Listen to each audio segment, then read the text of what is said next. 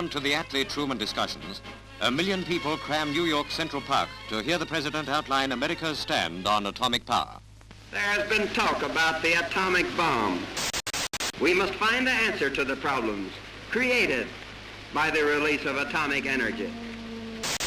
Indeed, the highest hope of the American people is that world cooperation for peace will soon reach such a state of perfection that atomic methods of destruction can be definitely and effectively outlawed forever.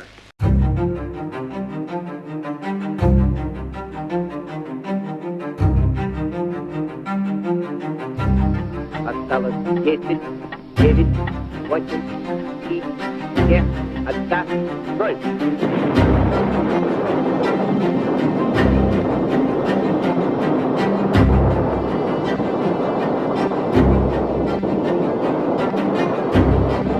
Нажатие кнопки, все осветилось ярчайшим.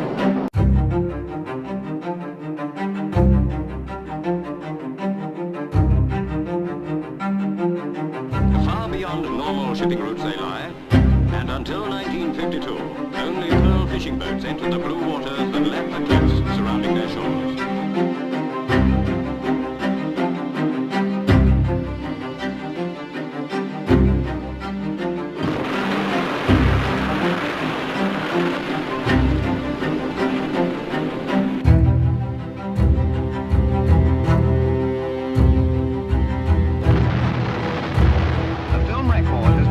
Censored by the French authorities, but this picture is impressive evidence of the bomb.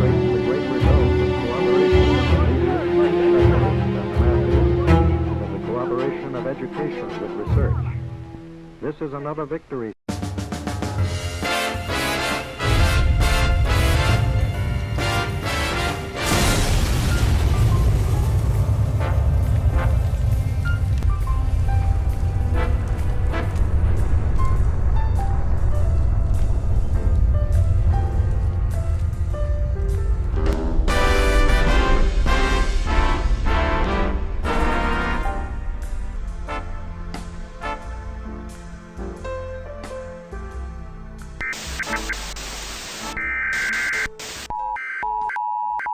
Emergency alert system capabilities.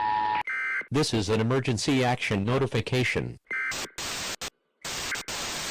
National Alert and Warning Authorities, in coordination with emergency alert system participants. My fellow Americans, as you know, our attempts at preventing nuclear war have failed.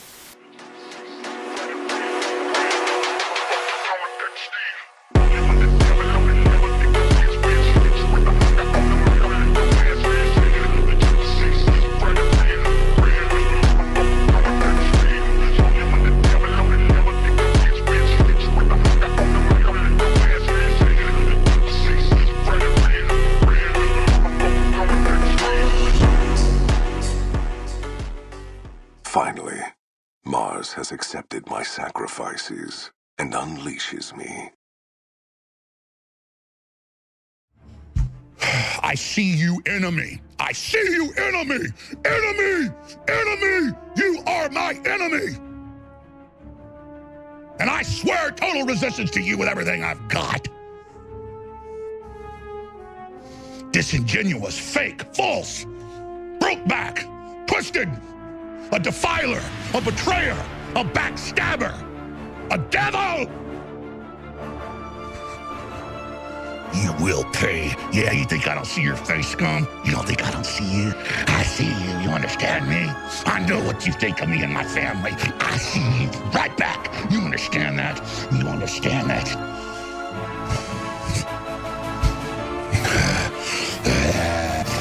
You will fall! You will not bring humanity down! God is going to destroy you!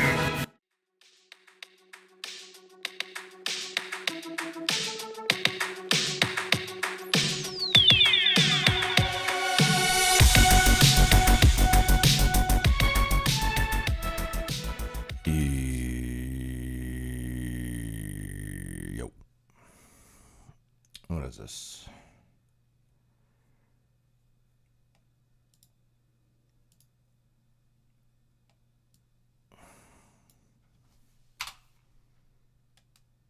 Oh, yeah. There are many reasons why that would be a bad idea. I will illuminate 3.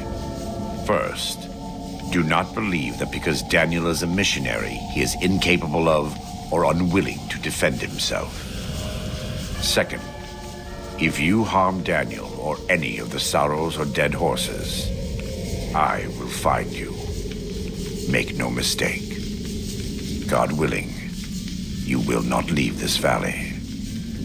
Lastly, waging war against good people is bad for the soul. This may not seem important to you now, but it's the most important thing I've said.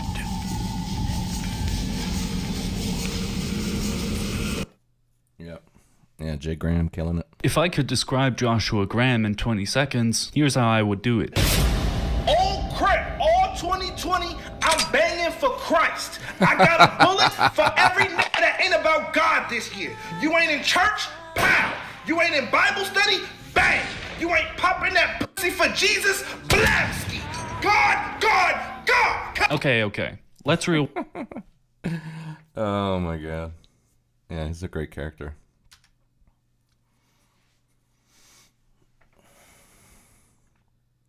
Waging war against the good people is bad for the soul. Yeah, exactly. Yep. Hey, buddy, I actually enjoy watching your stream, and I wish to partake in your next stream. Ooh, do you? Do you now? Well, let's see.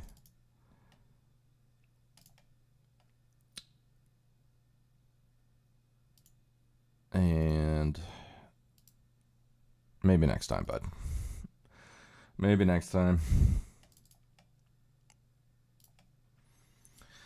Oh, Kick Chat, always reliable.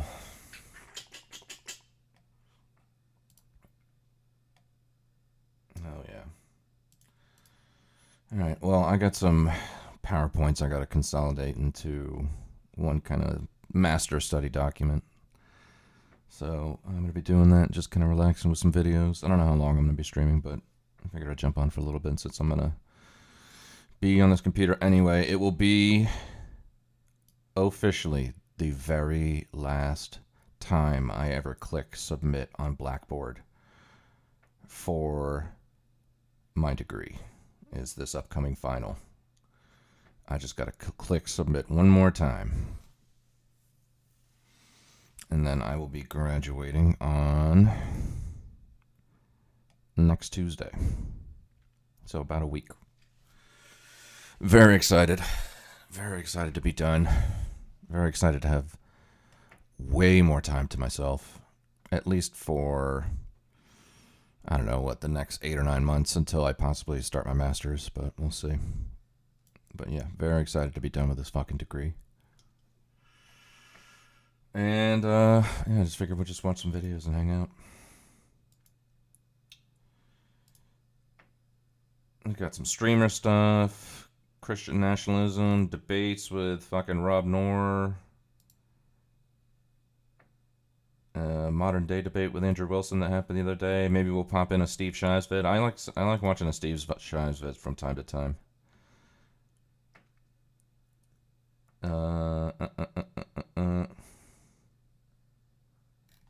Maybe we'll watch something new. Maybe we'll watch a classic. We'll see. But, yeah, let's see what's going on here. Let's start with something light and fun. YouTube's most degenerate brony. I don't know if this is light and fun, but usually the fucking Turkey Tom video is a fun watch, so I'll just put it on and see how it goes. Alright, let's go. This video is a notice to all cloppers. Attention, all cloppers. We are coming for you, okay? The Turkey Squad has taken full advantage of the new president's drone technology, and we will be targeting your location, so get ready for us to bring the boom. Guys, I'm very pleased to say that today is a terrible day for bronies, which honestly, what day isn't a terrible day for most bronies? Have most bronies ever even had a good day in their life? I think that literally almost every brony I've ever covered in my history on YouTube has been some kind of variant of freaky fella, has had some kind of allegations, opinions about the age of consent. Now, the one positive interaction I did have was when I actually went to a brony convention in a video, and you know, that was mostly fine. Those guys were totally cool, but the ones you hear about on the internet, I mean, they're just not bringing their best here. I want you guys to close your eyes right now and picture a brony, but not just any ordinary brony, no. Picture what you think is the epitome of a degenerate brony. Do you have a clear picture in your head? Maybe exaggerate it just a bit. You think that's a little too crazy to be true? Your imagination is deceiving you? Well, my friends, it's time to meet Dan's Burst Studios, a brony that is so autistic and depraved. These things are unrelated, of course, but he's so autistic and depraved that frankly, it's hard to believe this is a real person behind the cartoon avatar. Now, in addition to the usual brony traits that you guys have unfortunately come to expect, like obsessing over jerking off to pastel-colored horses meant for 14-year-olds, Dan's Burst actually believes himself to be a profound intellectual and revolutionary thinker who yearns to really share his wisdom with the masses. He's got a lot to say. Now, the Dan's Burst philosophy, the Dan's Burstian philosophy, as it were, ranges from defending the morality of zoophilia to defending pedophiles, pedosexuality, and anytime you hear that term, you know it's gonna be a good fucking video. Zoophilia. engaging in. I remember I did like a rabbit hole on Zoo Files on Twitter like a year ago, and I came out of that completely depressed. It was not it is just, you know, every fucking tweet you click was just somebody justifying some of the weirdest shit with animals, or at least imaginatively. Still, though, it was fucking a sight to behold. And being a massive fan of Shadman art, which he presents in poorly made videos that he shares to all 53 of his loyal subscribers on YouTube.com. So today we will in fact be punching down, as the annoying people like to call it, but I just don't really care. Now, Dan is an interesting case of someone who actually uses the website that primarily hates them and makes fun of them, being Kiwi Farms. Dan's Burst even interacts with other notorious bronies that accidentally found their way onto the farms, such as the infamous, and this is not a made-up name by the way, Peppermint Swirl, also known as Foster U, who is a Mexican brony that Dan's Burst specifically came to Kiwi Farms to defend. Peppermint Swirl. He was on those demonic keyboard warrior hours righteously defending this individual from what he believed to be false accusations. Now, why did this guy think that going to a website that kind of hates his entire existence was a good idea? Frankly, I do not know, but from his own reasoning, he's not afraid of his enemies. He wants to confront them head on, especially by owning them with very well thought out, intellectual, objective, moral arguments that at the end of the day, just no one can really argue with. I'm going to be arguing against two separate but related claims. First, that zoophilia is morally wrong, and next, that zoophilia should be illegal. Well, let's start with the first. Oh my God, bro. Oh, hell no, man. What the fuck, man? Now, we don't know a lot about Dan's Burst's early life here, although we do know a few small key details. His first name is Timmy, and that's based on a YouTube video where he can be heard screaming with his transgender ex-girlfriend while playing The Binding of Isaac. The video itself almost sounds like a fake skit, but I assure all of you, the autism does in fact run very deep with this one, and it is very much real. Michael, where did you put my Snickers bar?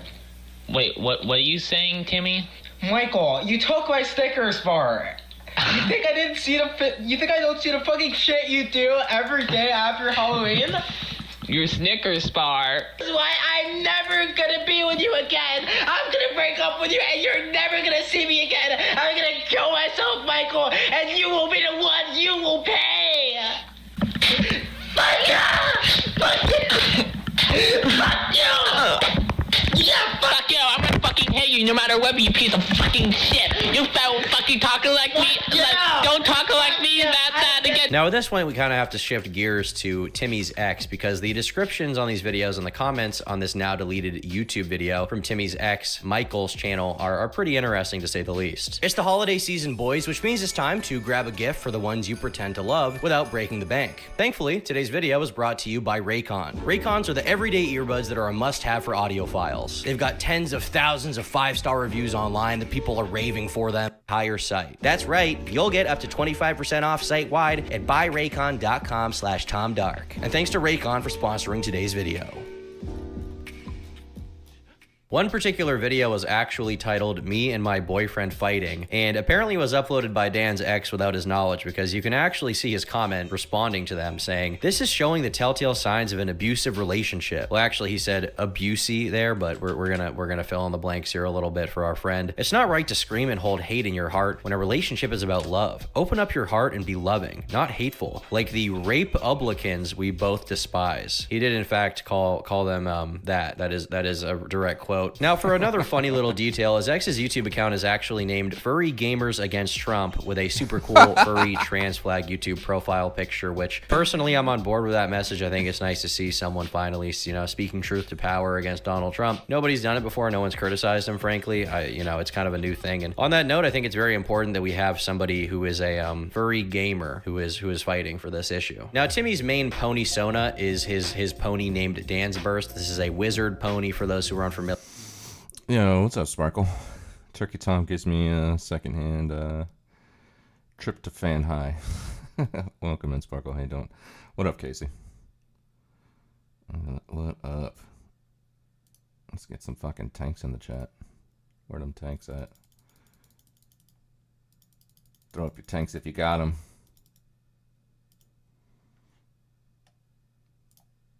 Welcome in.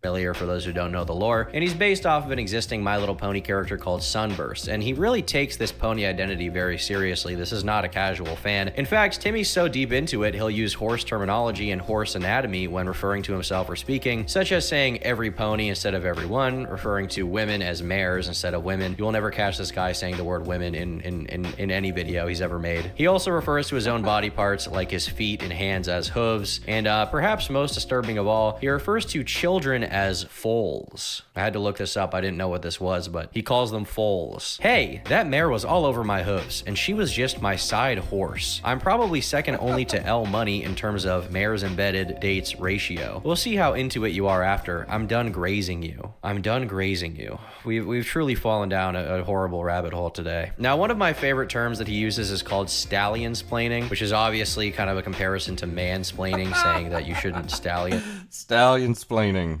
Amazing. Love it. Love it. We're off to a good start here. Explain to different people. He is a feminist, which is nice to see. But the thing about it is that Timmy's philosophy when it comes to immersion and role-playing actually knows no bounds. He will go further than the average mare, as it were, or the average stallion, the average foal even. In one instance, he began demanding that foals, which is once again his code word for kids, he began demanding that they enter his harem, claiming that Equestria doesn't have the human world's direction.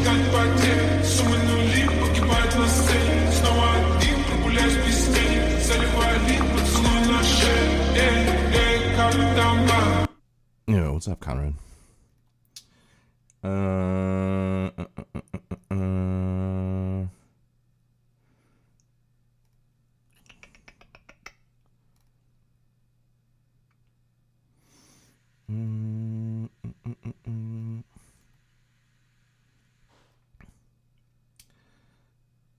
Oh, yeah, this was it. Yeah, this one's for Conrad. I remember I had a specific Instagram reel saved for you. I knew you would like this one. Let's see. Let's find out who really runs Meta, and it's not this guy. You see, in order to truly understand who is in charge, we have to figure out who controls what we're allowed to say on the platform and what we're not allowed to say. My name is Aaron. I've been with Facebook for 2 years now. I'm a product policy manager. What does your job entail? We're part of the team that writes the rules for Facebook if something violates our standards for safety and security, what Facebook could, should, can do. Now, that guy who you just watched, his name is Aaron Berman. He's the senior product policy manager of misinformation for Meta, but check this out. He's also former CIA. 17 plus years at the agency. And if we look at and examine who Facebook staffs in these positions, a familiar pattern is going to begin to emerge. We got Deborah B., Trust and Safety at Meta, also former CIA. How about Cameron Harris, Trust and Safety at Meta, former CIA. Hagen Barnett, he's the Trust and Safety Operations Lead at Meta, but also former CIA. This ain't an accident, ladies and gentlemen, and it's also not new. Operation Mockingbird is an alleged large-scale program of the United States Central Intelligence Agency, the CIA, that began in the early years of the Cold War and attempted to manipulate domestic American news media organizations for propaganda purposes. That's right, information is power, and the powerful want to control all the information they can. They've been doing so since the beginning of time, except now it's getting progressively harder to do so because nobody trusts the legacy media, so now their operations have to expand. It's not just Meta, it's also Google, and now TikTok. So when you read or hear about something, some idea, some person, some country who they say is good or bad, think about what they're trying to implant in your head and think about who that idea serves or who it might benefit. Also, big shout out to Alan McLeod for tracking down all those receipts. Let's find out who... Yeah, I knew you'd like that one. I do have some more CIA stuff. I came across a few like CIA rules that I was like, oh, Conrad would like that, but I gotta fish through them to see what it is. That's Conrad's favorite organization on the planet. It's the CIA. Is the whole debate, is the government in charge of things, or is capital corporations and NGOs in charge of things? I think the government is in charge. Okay. All right. Yeah, I do have more in there somewhere. They're in here, but I did come across a couple where it was like, oh, Conrad's gonna like that one. I like that.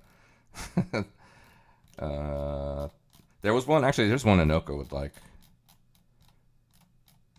I saw this and I was like, yeah, this is right up Anoka's alley. Where is it? This one. Hey there, submitting a claim for some medical procedures. Sure, denied. Wait, you didn't even look at it. Them's the breaks. Next. You can't just do that. Sure I can. What are you gonna do about it? Appeal? The insurance industry made that process as complicated as possible. You'll never figure it out. The health insurance industry is confusing at best and predatory at worst. And Holden Caro found that out the hard way through struggles with her own insurance company, but the talented software engineer was not going to take that lying down. She said, I'm going to make you pay. Literally. Imagine being so pissed off, you use your unique skill set to develop an AI tool called Fight Health Insurance that can write an appeal for a denied insurance claim in 10 minutes or less. And then imagine making the tool free for the public so everyone can fight their health insurance company. I mean, her tagline is very literally, make your health insurance company cry too. We love a petty queen. The URL is fighthealthinsurance.com, and if your health insurance company is denying your claim for medically necessary care, this is the first place I'd go. I'm Vivian, your BFF, and your favorite Wall Street girlie who's teaching you all the financial hacks you never got in school. Follow me. Hey. Interesting contrast to gunning down the streets of New York. Yeah, exactly. I had another one. There was another one that I found that I was like, oh, Anoka's gonna like that, and it was Elon Musk talking. I'm pretty sure it was Elon. It was Elon talking about how fucking useless and obstructing patents are. And as soon as I saw it, I was like, oh man, he would love this. I don't know that he would love that Elon's saying it, but this is literally the same fucking shit that I've heard from Anoka about patents from the times we've had those conversations.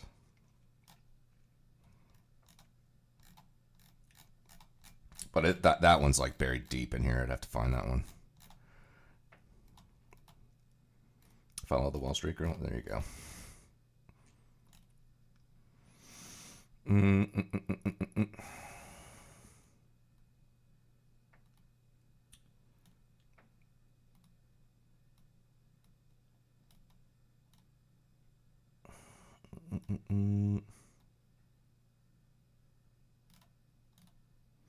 Anyways, we can do Instagram a little bit later, but let's get back to this. I want to see what the rest of this says.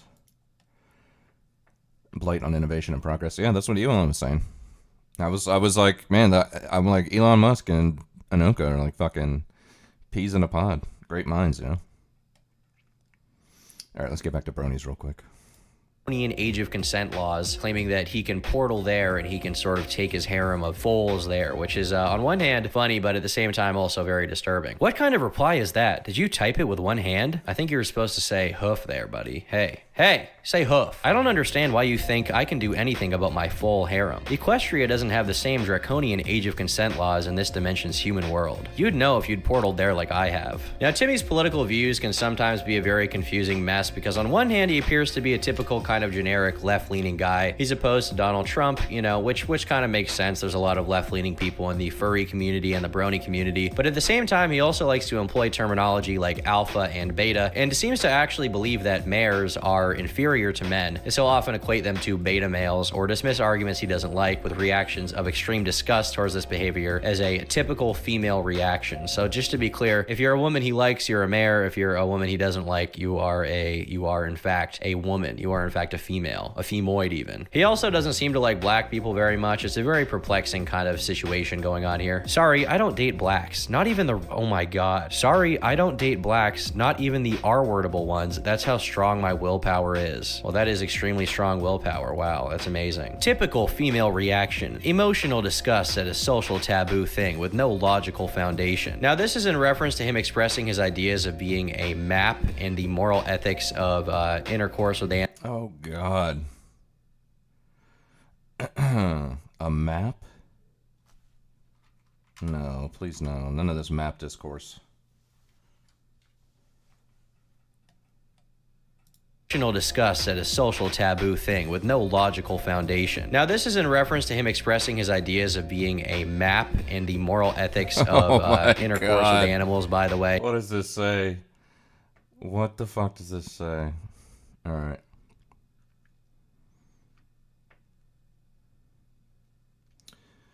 Passing trans are fairly safe in digital and super urban bubbles, which increasingly make up more of today's society.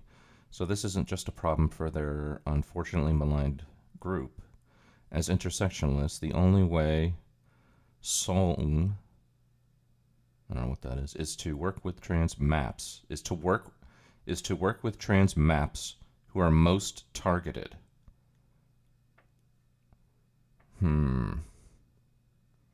Yeah, what's up, Todd? How you doing? Welcome in.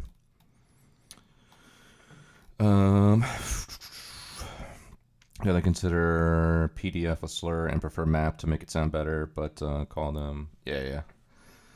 Now that rich white trans woman Ava Tyson has lost her job exclusively due to being a trans woman, do you think people are finally going to start realizing no trans woman, even gasp white trans woman, is safe from the overt levels of oppression and discrimination trans women face?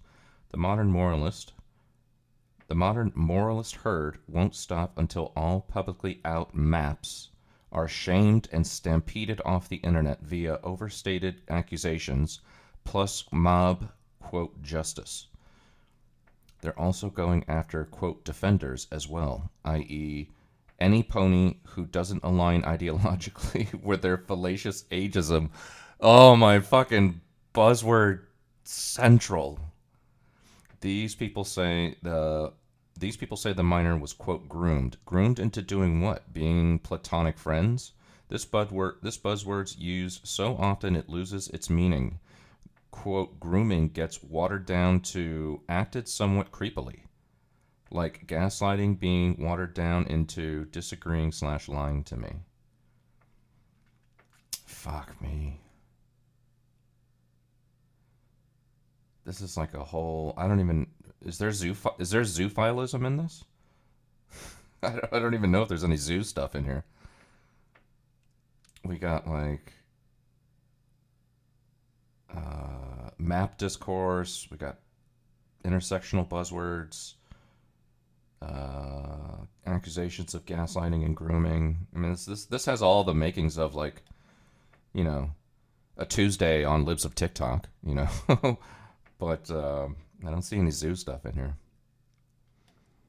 Patents are left wing. Oh, man.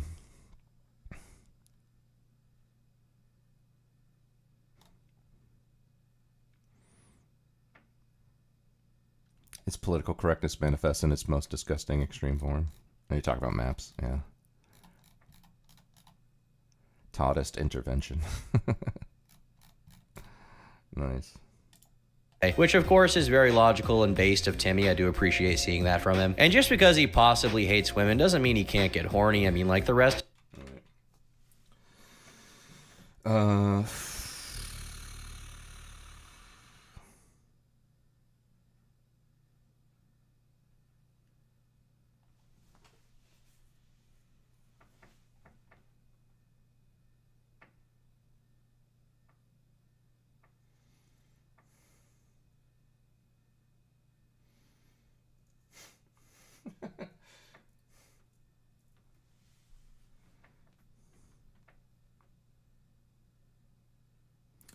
I don't see how it would help me pursuing my own ideas and thoughts about, quote, map witch hunts, classic MLP versus new MLP, post-Haver. I don't know what the fuck that is. You guys probably know what that is. Online transphobia and the morality of zoophilia, which my upcoming video is about, etc. Freely and independently of others if I were to have a higher inbuilt tendency for social shame and embarrassment. That would just make me meek and timid about voicing my taboo ideas, and then I would never get to see them proven right or proven wrong.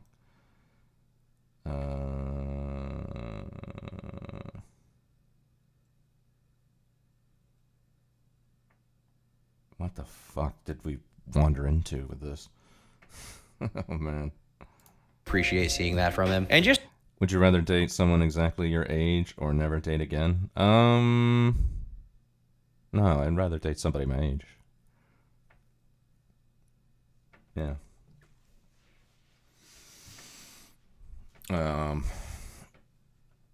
But, you know, that was a very specifically worded question, me using the word date, you know. If you said marry or spend the rest of my life with, no, you know, yeah, I guess I would probably still choose a woman my age, but, you know, it's just, you know, I've had this conversation a million times, you know, the likeliness of me finding a woman anywhere in my, you know, plus or minus a few years, 42-year-old universe without fucking kids and baggage is fucking, you know, not very likely. So, I think I'd probably rather be single for the rest of my life than raise somebody else's kids or deal with a bunch of fucking baggage or drama, or both.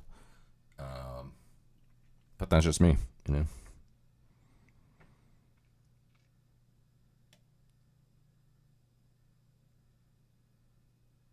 Yeah. But I don't know. I've had this is, you know, I've had this conversation with He Who Shall Not Be Named. I've had this conversation with Turbo and a bunch of other people. My ideal situation is finding either becoming a passport bro or finding a woman domestically somewhere in her mid-20s. You know, I think the likeliness of the things that I'm looking for go through the roof compared to anywhere around my age. So that's probably where I'm at. Zechariah, man, the bots are out tonight in Kick. Kick is bot central.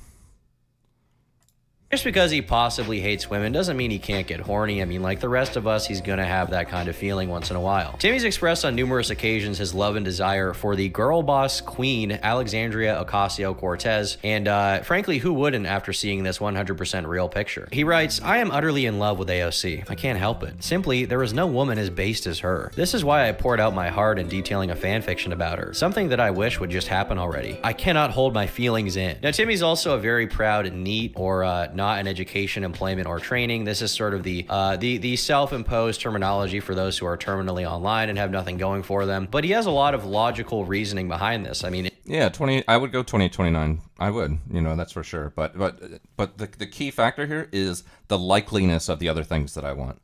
I think I could probably deal with immaturity a lot better than I could with kids or drama or baggage. You know, I definitely could. You know, I'm self-aware and confident enough that I could that I know that even if I was dating an immature mid-20s, you know, American woman or Western woman, that I'm old enough to understand what it takes to get on the same page. You know, bringing her up to speed, and also probably me pegging, you know, like bringing me down a few pegs in terms of like my speed. You know, like realizing that there's times when you don't have to take life as seriously. You can have a little fun and laugh at things. So there's a lot to learn there. But I mean, but the real key factor is the likeliness of, you know, me raising somebody else's kids or baggage goes up with age.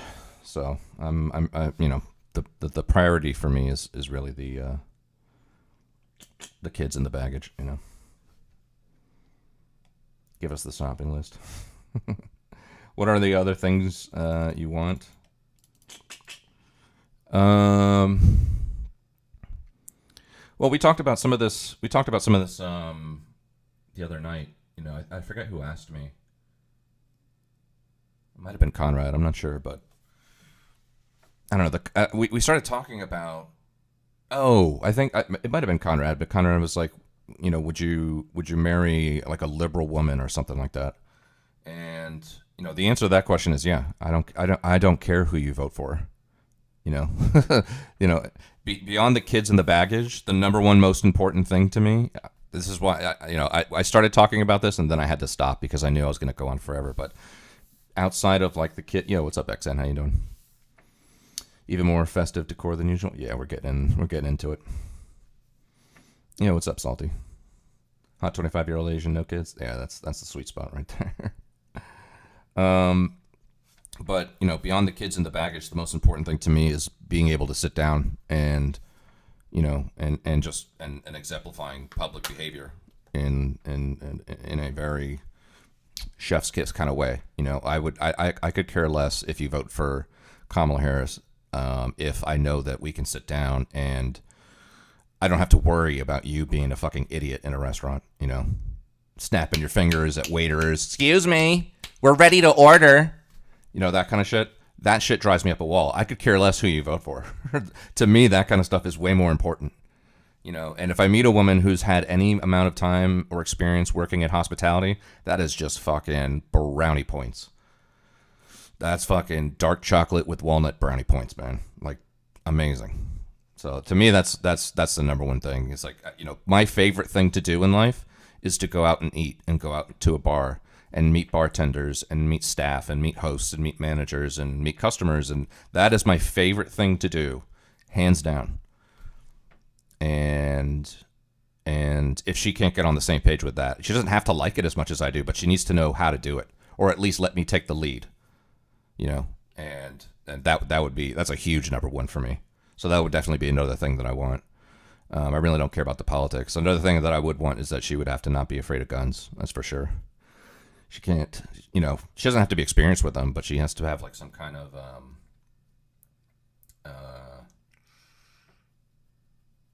willingness to learn for that whole thing. And yeah, I'm sure there's a few more things, but,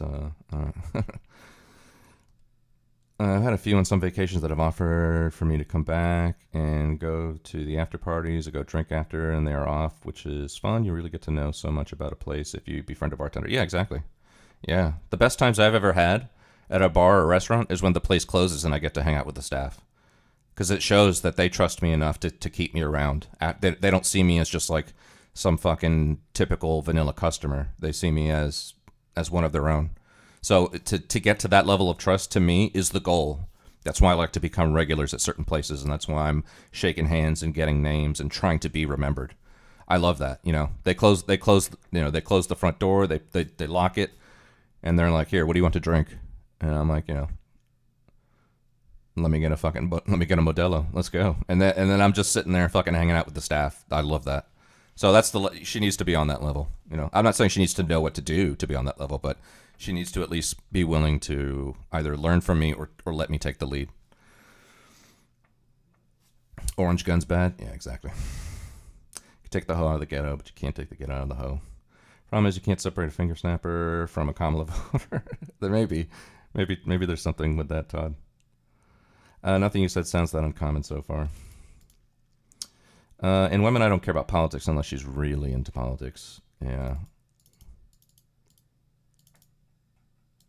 Yeah, she can be really into politics. I just don't. There's things that are way more important to me than the fucking politics. We have to be on the same social page. We have to be aligned in terms of our goals for ourselves and our family and things like that. I can't date a woman for 6 months and then find out, 6 months down the line that she doesn't want to have any kids. I'm going to find that out within the first week or two. For sure. Probably most likely even within the first week. I'm no spring chicken. I'm in my 40s, so I'm less likely to waste time when it comes to that kind of stuff. But, that would be another deal breaker. And it doesn't even mean that she has to have kids, but I mean, even the option to adopt, anything, she just needs to be open to that idea. So those are just a few. But the biggest non-negotiable to me is public behavior. you know, I could not possibly date someone who I'm embarrassed to go out with. You know, she's got her head buried in her menu. She's not even reading it. She's just like existing in it or with it. And our server comes up to us and says, "Good evening, my name is," and then she peels her face away from the menu for briefly 2 seconds to barely glance at him with a side eye and say, "Diet Coke," and then just returns to her menu. You know, like that kind of shit. That is non-negotiable. I don't care how much we have in common. I don't care who you vote for. I don't care how you feel about guns. None of that, or kids. None of that shit matters. If I know that I can't even sit down and have dinner with you and be on the same page. To me, that's just the most important thing. You want kids that late? Or what if she is only down for adopting? Kids that late? You mean like for me? I'm fine with being a father at 40. Or 42 now. I'm fine. You know, if I could get 30 or 40 years on this planet with my kids, I think that's fine. You know? That'll give them enough time to have kids of their own, and I can be a grandfather by the time I'm in my 70s or 80s, and I'll have plenty of stories to tell them. And, you know, I'm not having a kid at 65. You know, I don't think my DNA is that degraded yet. Sure, it's not at its prime like when I was in my fucking 20s, but I think I still got it, you know? I'll have a kid at 65. I'm not opposed to having a kid at 65. I just rather, you know, I think I'm in a good spot. I'm in a good spot now where it's like, for the first time in my life, I'm almost in the 6-figure range in terms of income. I have the most manageable debt I've ever had in my life. I got a really stable job, and I'm getting my college degree next week, and I have fucking all the time in the world to, you know, create the rest of my life. So I'm not really worried about it. But yeah, I have no problem having kids this late in my very old age of 42. If she's only down for adopting, if she was only down for adopting, she would have to score really high on all the other stuff. She would have to score really, really, really high on public behavior, guns, you know, fucking.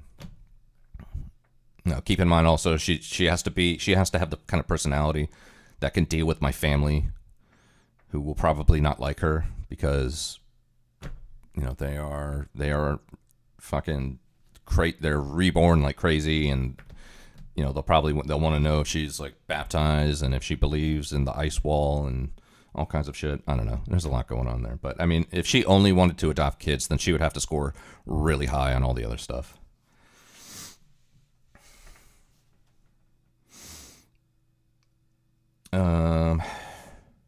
So yeah, so I'm not opposed to it, but we'll see. In his own words, having a job makes you a beta provider, and in fact, I've had to have unironic conversations about the ice wall with my family over the past few years. It's been enlightening, to say the least.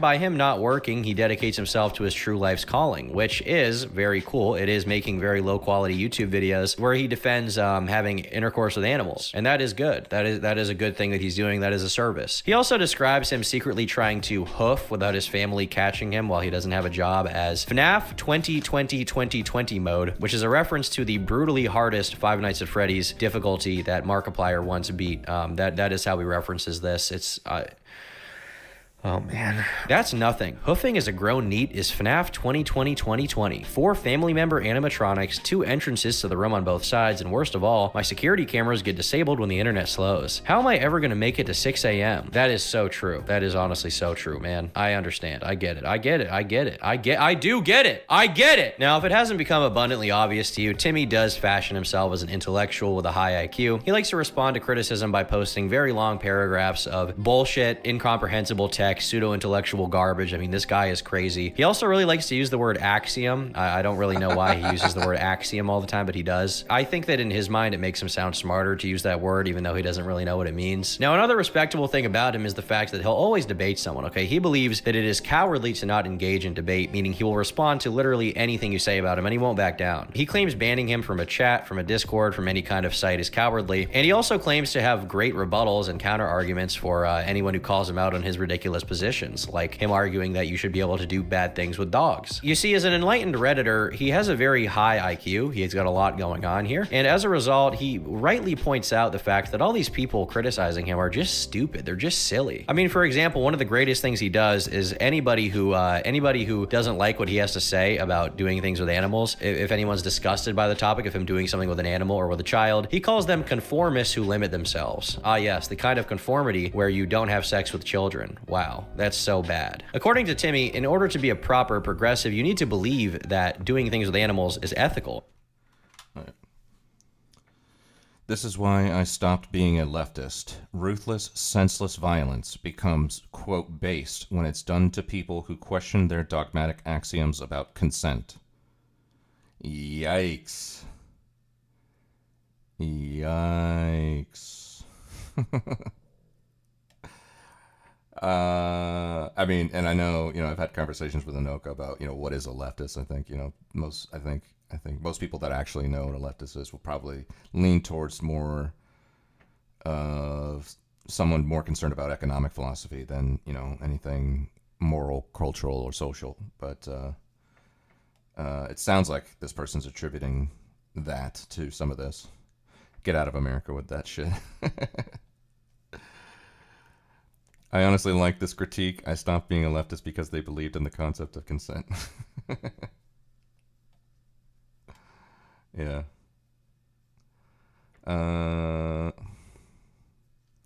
If you look at the spiritual definitions, left-hand path and right-hand path, left is service to self, right is service to others. Oh, okay. Interesting. I did not know that. Not gonna lie, I do think if you're a proper leftist, you have to be pro-map, or you're just right-wing on that thing in it. Oh, man. Oh, man. I met some Casey viewers like that. According to Timmy, in order to be a proper progressive, you need to believe that doing things with animals is ethical, and you need to defend it. But unfortunately for Timmy, as we all know, he's a shining beacon in a world of NPCs, which is why a lot of stupid fools respond saying, dude, you literally want to fuck animals. What are you talking about? Yes. Wait a minute. Unfortunately for Timmy, as we all know, he's a shining beacon in a world of NPCs, which is why a lot of stupid fools respond saying, dude, you literally want to fuck animals. What are you talking about? Is Boss still around? I haven't seen him. I was gonna DM him at some point and see. I mean, he did come back briefly. He came back briefly to during the whole Asmongold Hassan conversation drama, but he was doing like data analytics. He would just be on stream with a fucking spreadsheet, and I think he had like the whole transcript of the entire conversation, and he had like all these different tabs open with, fucking different formulas analyzing the transcript to find out how many times Hassan would say this word and that word, and he had all these kind of crazy fucking data analysis going on to analyze the conversation between Asmongold and Hassan, but then after he was doing that for a few days, and then after that he's just been gone. So it's probably been, how long has it been since that happened? Like 2 months, 2.5, 3 months, something like that. So it's probably been a couple months since he's been on.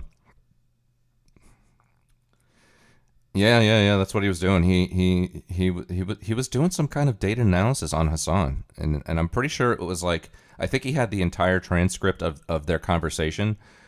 And he was using the spreadsheet to analyze how many times Hassan would say something, and then maybe he could derive context based on the analysis that was, some preliminary analysis that was being done through the spreadsheet, and I don't know, it was something like that. But I mean, after that, he did that for like maybe a week or so, and then he just disappeared again. So I'm not sure.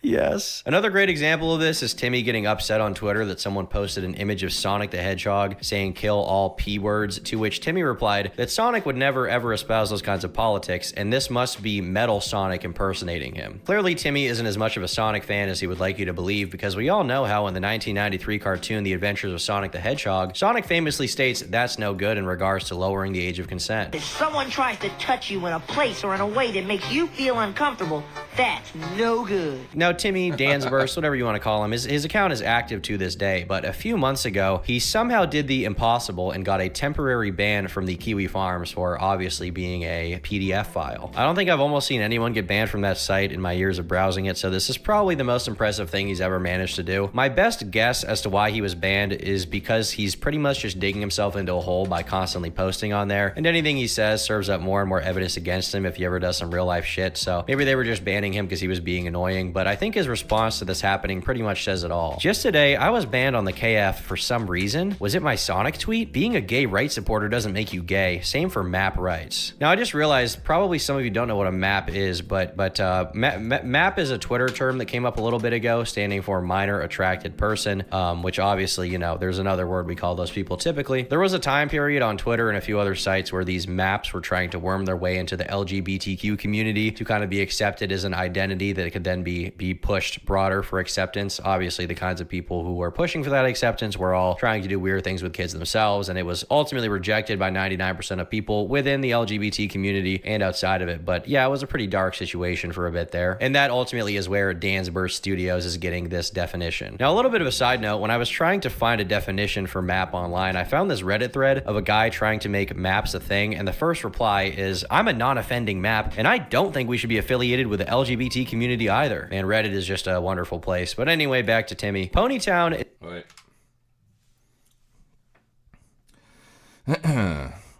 So, I'm going to present what's probably an even more unpopular opinion. I'm a non-offending map, and I don't think we should be affiliated with the LGBT community either. I don't think we should be part of the mainstream queer community either. A better analog is something like Alcoholics Anonymous or a support movement for mental/personality disorders. What the no-map movement wants, broadly, can be summed as the destigmatization you're talking about, i.e., correcting misinformation like the conflation of maps with child molesters, and increasing awareness of therapy and support resources, like the ones I have linked in my profile. But linking to the LGBT movement would be counterproductive for both movements. Now, of course there is overlap in that some maps are also LGBT, like me being a woman married to an adult woman. Some maps are trans, some are gay, etc., etc. But they're separate issues, separate problems, and should have separate ways of dealing with them.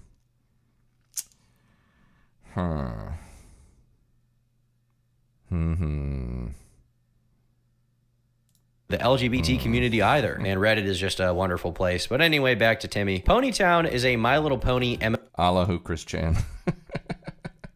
MMORPG social game that a lot of bronies play, and Timmy, of course, was a constant frequenter of this game. Timmy created his ponysonas called Dansburst and Fractured Shard in Ponytown's character creator, which frankly they look really epic if I do say so myself. This is the kind of thing I would want to represent myself online with at all times. However, Timmy was ultimately banned from Ponytown, which he whines about and claims is unjust. So why was Timmy actually banned? Why was this injustice done to him? Well, he was apparently banned for being homophobic, transphobic, and a pro-shipper, and perhaps most disturbingly of all, trying to make platonic friends with foals, being children. Now, Timmy's response to the ban was not to take it lying down. No, instead he wrote an entire a whole ass book rebuttal to this about how the mods are conspiring.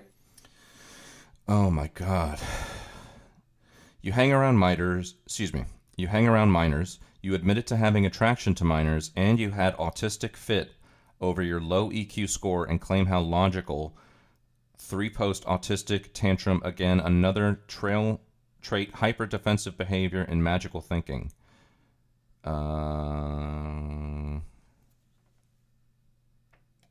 Companies care about social intelligence and capability to socialize. Since you're a PDF file with autism who makes, quote, logical video essays about PDF files and oh so evil people who expose them.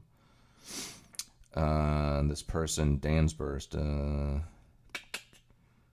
not attracted to minors. That is the last time I will be responding to this nonsense, non-falsifiable accusation. Ponies were accusing me of the same thing in Ponytown, which is where they nabbed that out-of-context screenshot from. They were accusing me of, quote, grooming minors on an 18-plus server especially ridiculous, and so I, making the very naive mistake of assuming they were just other bronies in good faith, which my editor later pointed out to me was not necessarily the case, explained to them how in the past I had tried to make platonic friends with foals, which is the way they describe children, and found them to be very one-note in their interests and superficial in their philosophies. Needless to say, such personality disconnects made for weak friendships, therefore making romantic relationships with foals out of the question. Hence why I am not a map, much less a PDF file. Clearly, when the text limit is as short as is in Ponytown, changeling operatives will nab the opportunity to quote chimp any pony they have an agenda against. Also, I don't see why me caring what companies value would make any more sense than you caring about what NEET's value. I don't know what a NEET is. N-E-E-T. We have different callings in life, it seems. Yours is to work for other people in a society and contribute to your friend group, Hive Collective, via your forum posts, and mine is to live my life as an individual. If anything, you are the real autist. You lack the theory of mind to do counterfactuals on what would be the things you would invest in / prioritize if you had different axioms, there's that word again, in your value system. Fuck me, man. NEET is like a shut-in? Oh, okay, gotcha. Give them to the Amish then. They need good horsepower.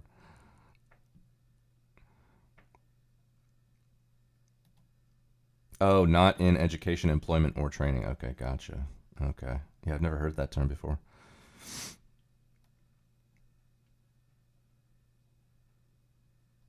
For all good the internet has done, I do wish this shit never existed. Yeah, there's just some wild Reddit stuff out there, isn't there? I assume this is Reddit, right?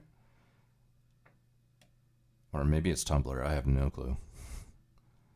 Against him, the deep state, the media, they're all coming for him. CNN's coming for him just like they came for Trump. Meanwhile, he was banned for being weird and asking to hang out with kids. So I think that's probably a better reason to ban him than anything else I can possibly imagine. One user that seems knowledgeable about Ponytown really stressed how hard it was to actually get banned and that the mods needed actual evidence. If you got perma'd, you were doing something fucked. So that's twice now Timmy has managed to take on the Herculean task of being banned in two places that you would think you just can't get banned in. He is surpassing world records for being banned on sites that nobody gets banned on. And without further ado, I think it's time to get to his YouTube content because this is where Timmy really starts to shine. You see, Dan's Burst Debunks is Timmy's main series of videos that he uploads on YouTube. They feature him attempting to debunk common misconceptions about taboo topics such as whether PDF files should be thrown in wood chippers or whether or not doing, having some kind of relationship type thing with a dog is ethical. These videos typically feature Timmy spewing some pretty crazy, incomprehensible word salad, or frankly just having a spurg out when he starts screaming very, very, very loudly. This is what it leads to. You end up making a mockery of depression and social anxiety. I mean, look at this. Look at this. Now, it's at this point in our story that we get to introduce a new character, and that character is Savanity Ale, who is Timmy's editor. Okay, so Ponytown. I thought Ponytown was just like a Reddit place to hang out, but apparently it's a game.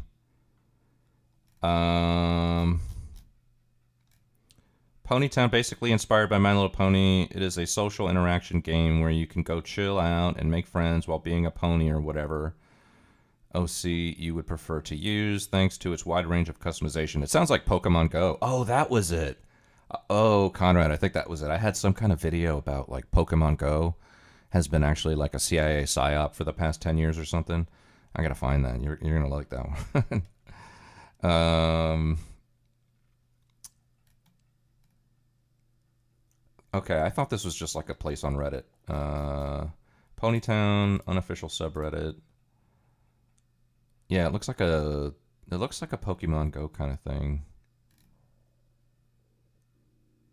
Or maybe it looks more like Stardew Valley or something like that. I don't know.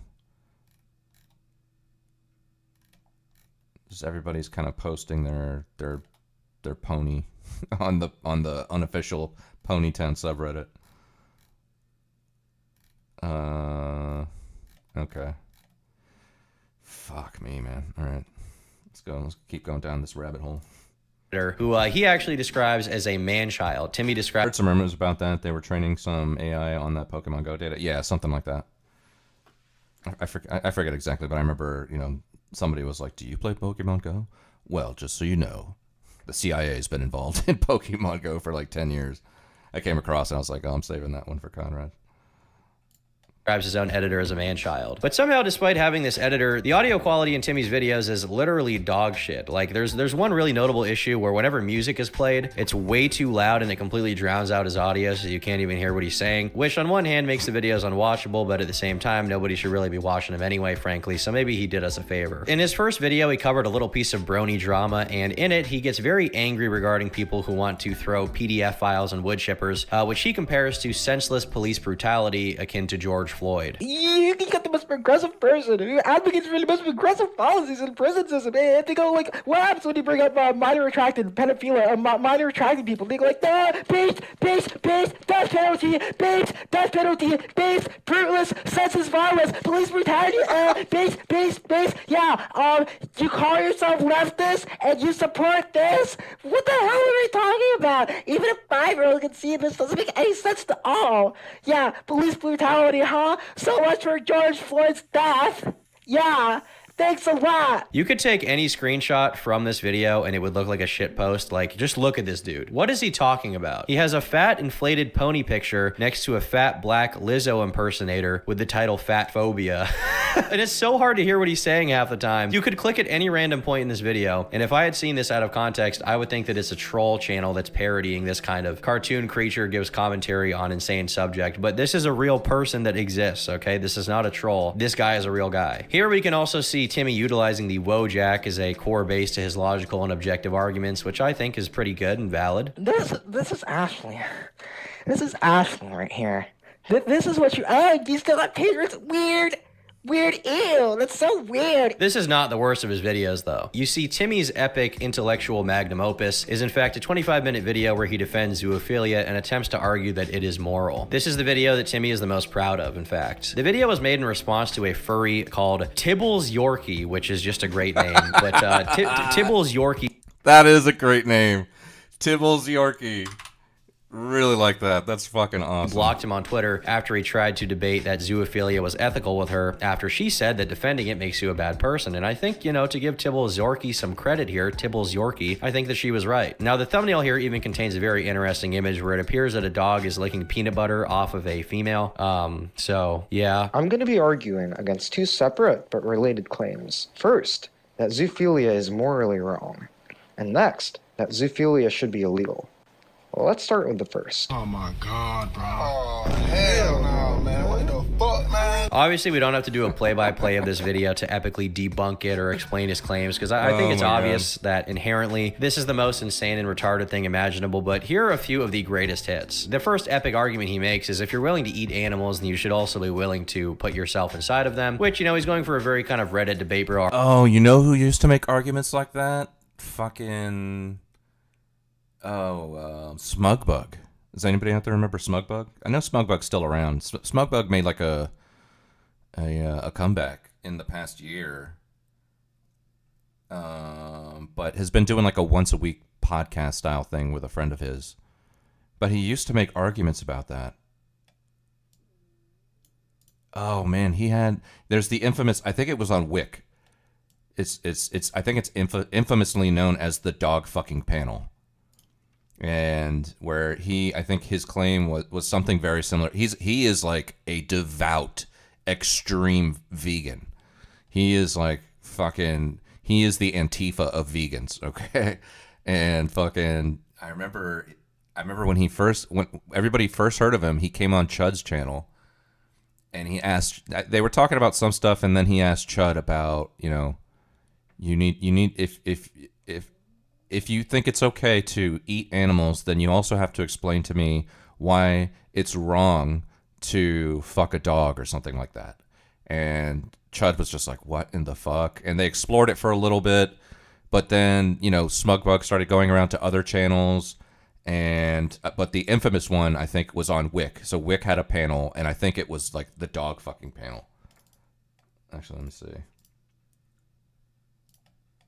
We'll start with Burn.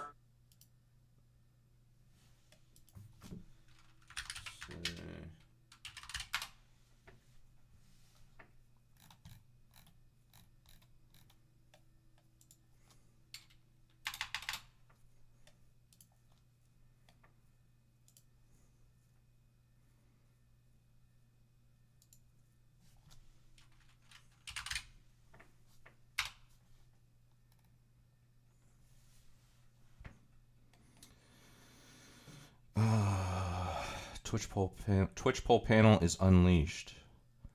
Is this it? No, oh, this is with Chud.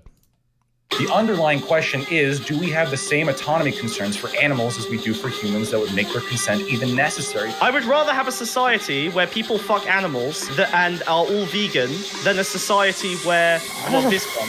Oh, guys, you need to be 100% morally consistent if you want to criticize fucking dogs. And let's talk about veganism, actually. It's a backdoor debate for veganism. I would rather take somebody who's inconsistent and eating a burger but not fucking a dog than someone who's being completely morally fucking consistent. Oh, this is so fascinating.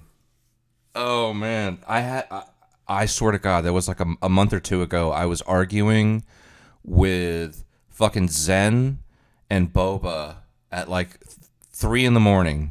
for hours about pronouns and how it's fine to have arbitrary ideas about their use and that you don't need to be entirely morally consistent on every fucking thing.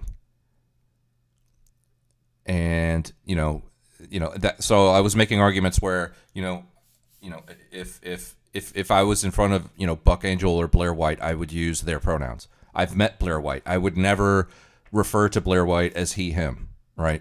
Blair White does an amazing job at presentation.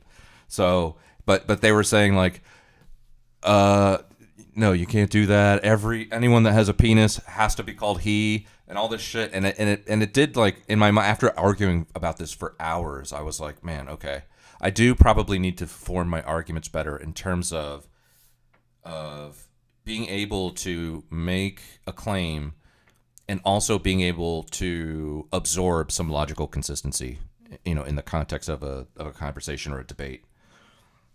But anyways, that's what they're talking about here, where they're saying like, I would rather talk to somebody who's logically inconsistent and eats burgers than anyone that fucks dogs. Hold on, I want to start this over again. The underlying question is, do we have the same autonomy concerns for animals as we do for humans that would make their consent even necessary? I would rather have a society where people fuck animals and are all vegan than a society where, well, this one. Oh, guys, you need to be 100% morally consistent if you want to criticize fucking dogs. And let's talk about veganism, actually. It's a backdoor debate for veganism. I would rather take somebody who's inconsistent and eating a burger but not fucking a dog than someone who's being completely morally fucking consistent and they fuck dogs on the side. Let me ask you a question. Has anyone here fucked an animal, yes or no? I'm curious too. Have you had sex with any animals? I tasted a dog's penis once.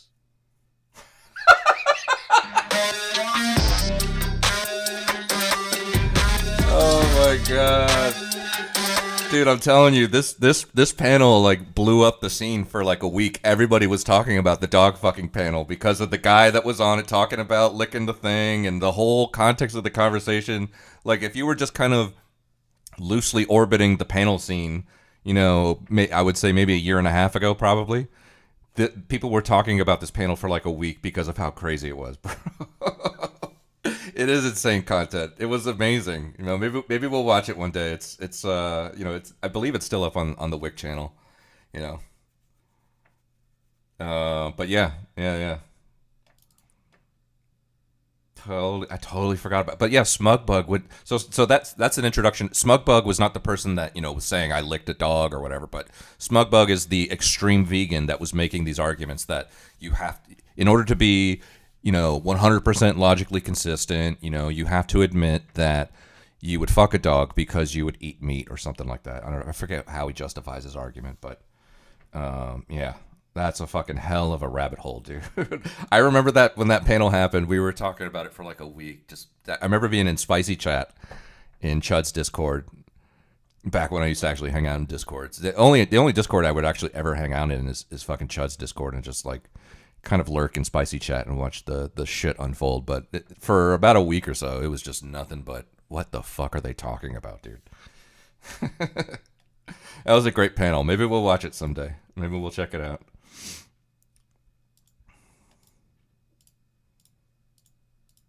Where is it? Okay, we're almost through this. Like 4 or 5 minutes. Argument here, and I understand if you're falling down some rabbit holes, you might want to make this comparison, but I do think the important thing to remember, of course, is that eating animals is kind of part of the food chain naturally. That is, what we're supposed to do. We're Can you admit it's an interesting and compelling moral argument? I think he said something about that up here. I do think it's interesting to test a meat eater's ethics and morals when it comes to bestiality versus murder, but I don't think it's productive to stay on past them being stuck on explaining why murder is better, because the obvious moral answer would be that both are wrong.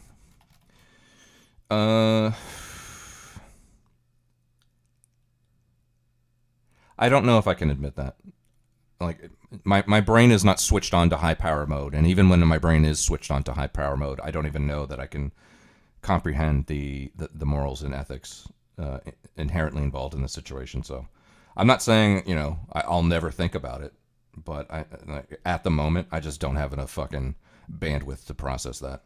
It could be, you know, it could be, but not that you would have to, but to force someone's hand to say both are wrong. I guess. I don't know. It just feels kind of debate bro-y, though. Like, you know, and, you know, I preface that by saying it feels like, right? It feels like it's debate bro-y, but I don't know. I think it's interesting to examine the importance of moral consistency. You know, I mean, if we're talking about being morally consistent, then and we're going to draw these kinds of you know, correlations or analogies or whatever, then I think we'd probably have to come up with some more examples to see if just to see what sticks to the wall. The only thing I know about that Chud Logic guy is he used to lie about his face being burned, why he never streamed his face when looking at people. I see psychological tendencies before I see logic. Logic takes time to relay. Actions are instant. The guy's also a blowhard. He used to lie about his face being burned. That's why he never streamed his face. I don't know. I started to catch Chud Logic, I don't know, probably a few years ago. It was definitely while he wasn't showing his face on stream.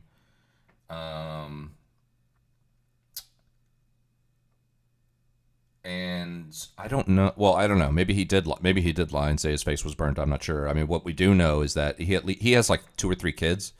So I think what he was really trying to do was just, you know, be as outlandish as he possibly could without sacrificing his anonymity. I think you know, if the charitable argument that I would come up with is that, you know, he's got a family to protect, so he's realizing he's dealing with people that can dox you and find out where you live and find out everything about your family, and so maybe he was doing that. You know, I don't know if he was lying about his face being burned. I think I was probably a little bit before I got into the whole Chud community, the spicy community. This channel shows face a few times. Outlandish, good description. What's outlandish is suck. He put his dick on camera. Apparently that never happened. Apparently it was some other guy or whatever. I also heard there was like, I don't know, maybe it wasn't in that video, but there was like, he used to like lick the male liquid off the toes of the men who cucked him with Melina. I don't know. Actually, I talked to Salty and fucking Turbo about that video for, I don't know, what, 10 or 20 minutes a couple days ago, and they were like, you know, they were like, do you want to see the video? I'll give you the link on Kiwi Farms. And I was like, nope, I don't ever want to see that video ever. That's just something you cannot take out of your memory. It's like a 2 girls 1 cup kind of thing. I've never seen 2 girls 1 cup. I don't want to see 2 girls 1 cup, and I don't want to see the Destiny videos.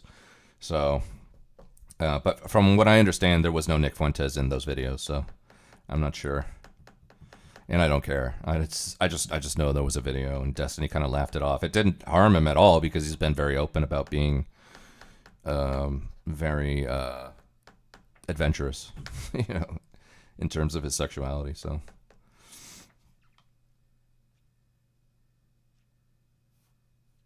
I know Nick Fuentes did get arrested recently, though, for that whole lady that came up to his door and then he fucking pepper sprayed her and kicked her down a flight of stairs or whatever. I'm pretty sure he got arrested. I saw mugshots of him. I don't know if he's still in. I'm sure he made bail or something, but I don't know what happened.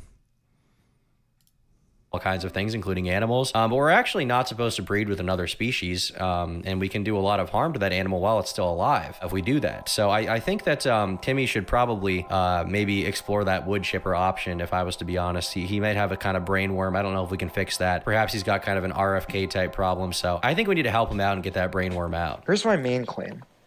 Even if all humans had readily available 100% nutritious bland tofu, it wouldn't be wrong or immoral for a human to hunt and kill an ostrich, either because they like the taste of its meat or because they enjoy the thrill of the hunt.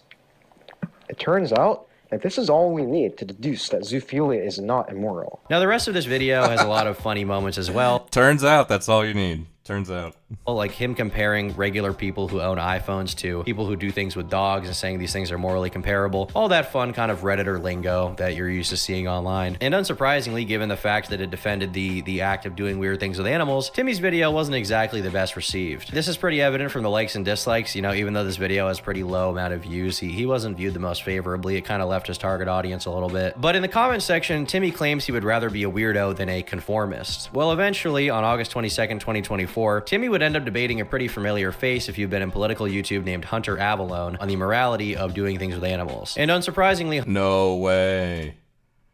Pro bestiality, debating a total weirdo. Weird guy joins to explain why sex with animals is moral in his opinion. Hunter Avallone. Oh, we gotta watch that at some point. Oh, it's only a fucking 15-minute video? Oh, we gotta check that out. Oh, we gotta check that out. Oh, man. You've been in political YouTube. I saw the guy who choked out that homeless guy, threatening people on a bus, was found innocent. No, it was okay. So you're talking about Daniel Penny, or Perry or Penny? I think it's Penny. Daniel Penny. It was on subway, not a bus, and yeah, he did get found innocent recently. Actually, I think I have a video on that queued up from Voosh, from Other Than Voosh. Murder is apparently legal in NYC. Yeah. Yeah, I got that queued up. Looks like a 15-minute type deal. But I do want to see this right here. I do want to see this. Oh, man. Hunter Avallone. You know, people talk shit about people like Hunter Avallone and fucking Xander Hall and all these people. I don't particularly like them at all, but I'll watch anything. I will watch anything. I don't really... Except fucking the Destiny videos or Two Girls, One Cup. I will watch most things. I will watch 99% of things. I don't know all the facts about the situation, but sounds like an interesting case. Yeah, I mean, there was like toxicology reports, and I think the guy had smoked some synthetic marijuana or something beforehand, so his respiratory system was already in a fucking state, and there was other things going on. I didn't follow it too closely. But Voosh did, so we'll watch a Voosh video about it next. Let's see what happened there. YouTube named Hunter Avallone on the morality of doing things with animals. And unsurprisingly, Hunter would actually have a pretty good win here, and he really came out as the clear winner of this debate, whereas Timmy came off... Frazzle drip. What's frazzle drip? What are people saying when it actually happened? What's frazzle drip? I have no clue what that is. As a very spastic, insane person to all of Hunter's audience. There was also a really great moment here where they were debating and, you know, on the topic of doing things with animals. And Hunter's dog appeared in frame, and the dog honestly looked pretty scared, like almost like he knew what was going on here. Engage in some kind of sex with like a dog or something, you could Why would you do that to Kilmer? Why would you do that to Kilmer? Why would you do that to Kilmer? Sorry, she's Oh, is that the girlfriend? Is that the one that had like was talking about the 6-dude piss orgy? Oh man. Well, maybe there's two different women. I'm not sure. There's the woman that like he hid behind when her ex-boyfriend came in with a gun, and then there was the one that reached out to Kingston about the fucking 6-dude. I believe it was black dude, 6 black dude piss orgy. Is that her? Is that her? Oh, man. I actually talked to Kingston on Chud's stream when all that stuff was going down.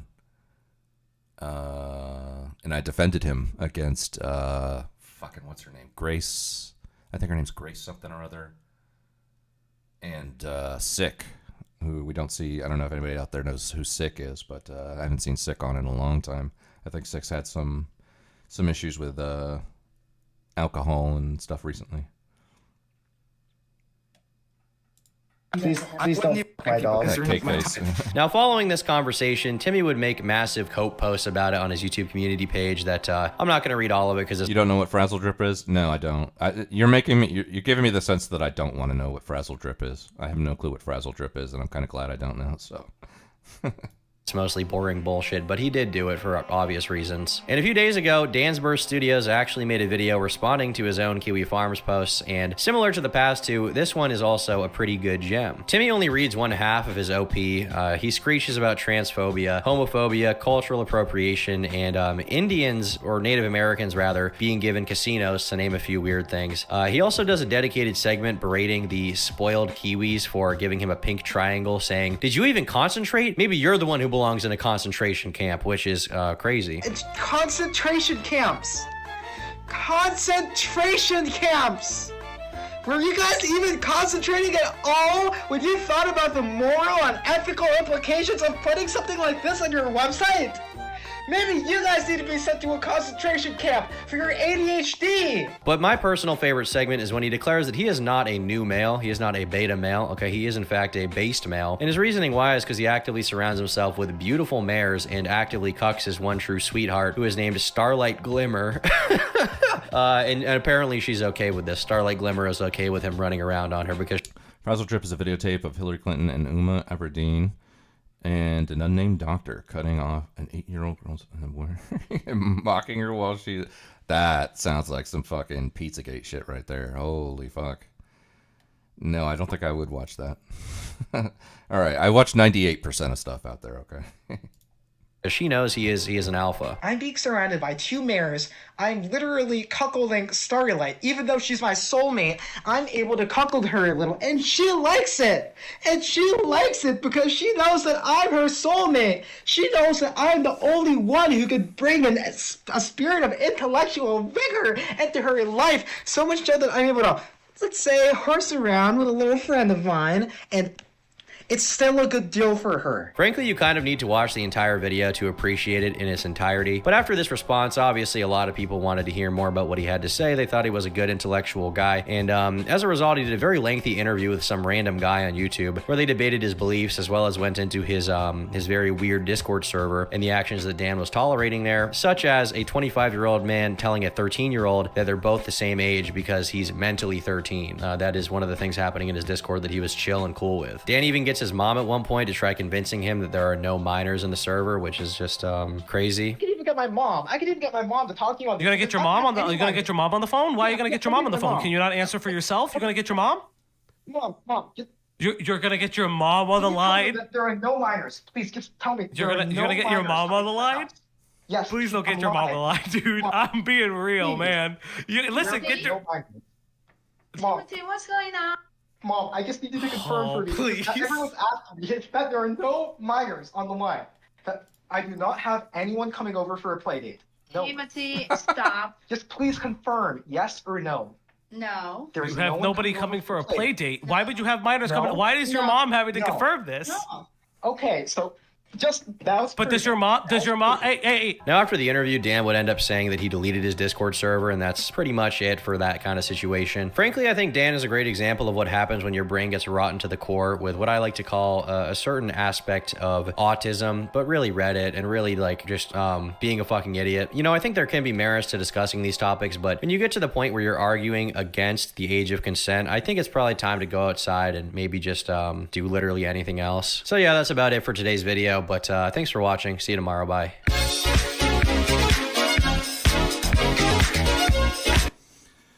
Wow. Think FC and Diddy times 1,000? Yeah. Voosh coded cartoon? Yeah. Speaking of Voosh, we can jump into that now. So Voosh talks about the Daniel Penny thing. Let's see what the old Vooster has to say. That kind of stuff, I mean, I will never understand why fucking grown men get into fucking My Little Pony. I don't get it. I don't know. It's just, I don't know. Lock her up, yeah. And she never went to jail. We know Hillary smashed hard drives with hammers. That's no conspiracy. She's never went to jail. Lock her up. Yeah, there you go. All right. Well, maybe we can. Well, remind me when we have time. I don't know if it's gonna be tonight, but I'll keep it in mind. Like, oh, what do I want to watch? Oh yeah, Hunter Avalon debated that fucking weirdo guy. Let's check that out. Note to self. All right. Let's see. Okay. When's the last time you saw a Voosh video? Voosh Vidya. Vidya. Is this from the Vosh Pit? No, this is from the Vosh channel. All right, here we go.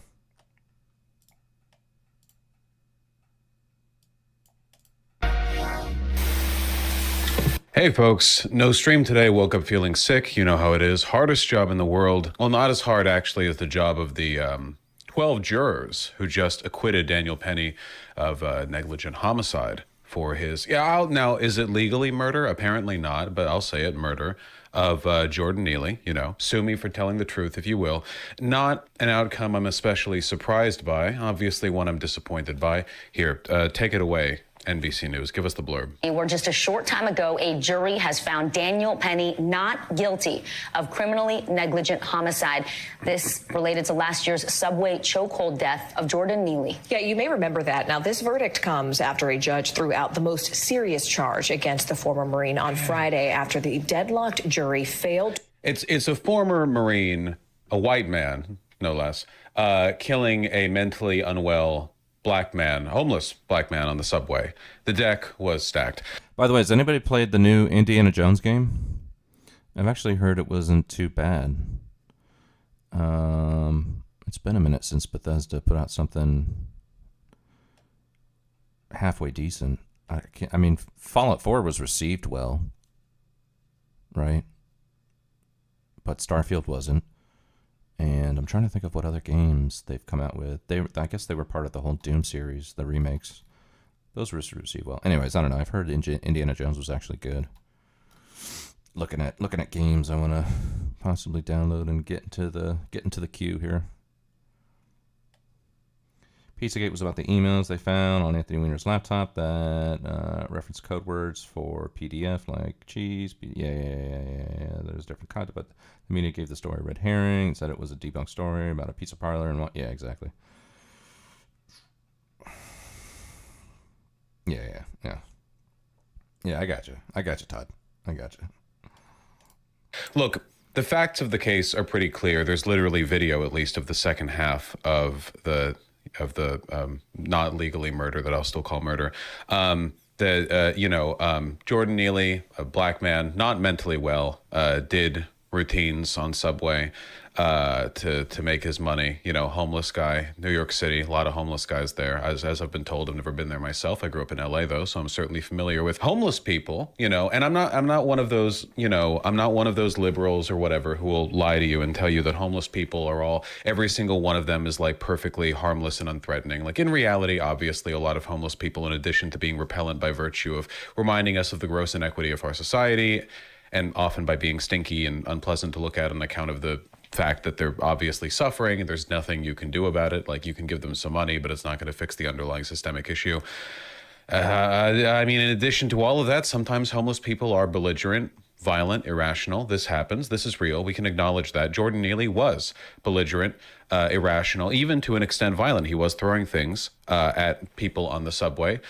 No witness report indicates that he attacked anyone. I mean, you could argue that throwing stuff at somebody is attacking them. I would say it kind of depends on what you're throwing at them. If you're throwing a wad of paper at somebody, I think calling that an attack is pretty dishonest. Obviously, if you're throwing like a pipe wrench at someone, you can really hurt someone like that. Daniel Penny tackled him, put him in a chokehold, held him in the chokehold for 6 minutes, the last minute of which Jordan Neely was completely limp. He was dead.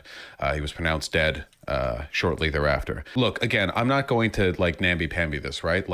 Attacking Jordan Neely for being belligerent, aggressive, loud, threatening on the subway, I don't necessarily think that's a morally wrong thing to do, given some circumstances. For example, if there was a crazy homeless guy yelling on a subway, and he was throwing things, and he was being belligerent, yelling and saying, I'm not afraid to die, that kind of thing. If you, football tackled him because you felt threatened, I really wouldn't hold it against you. It sucks. I'm not saying that's like a fair situation. I'm not even necessarily condemning Jordan Neely in this hypothetical for the mental breakdown. Being homeless is, never done it myself. It looks difficult. I gotta say, it doesn't look very easy. Gotta wear on you, I mean, you gotta think like the average pampered modern person, right? I mean, people are freaking out because they're dropping their morning bagel on the ground, cream cheese side down. I can't really blame a person for losing it a little bit if they're home. Sean from Actual Justice Warriors coverage throughout the past month has been pretty excellent. Yeah, I met him at DebateCon last year. He had a few debates, but he was actually the headline debater with Destiny, and they debated. It was a very like Kamala versus Trump kind of thing. Actually, I have that here somewhere. Where was it? We'll start with.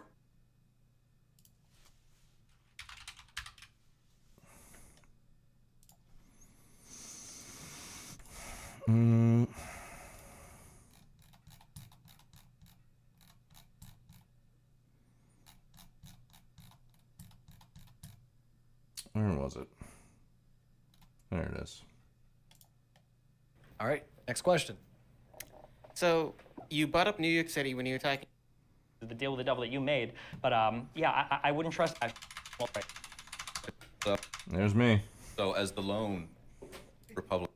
There's me right there.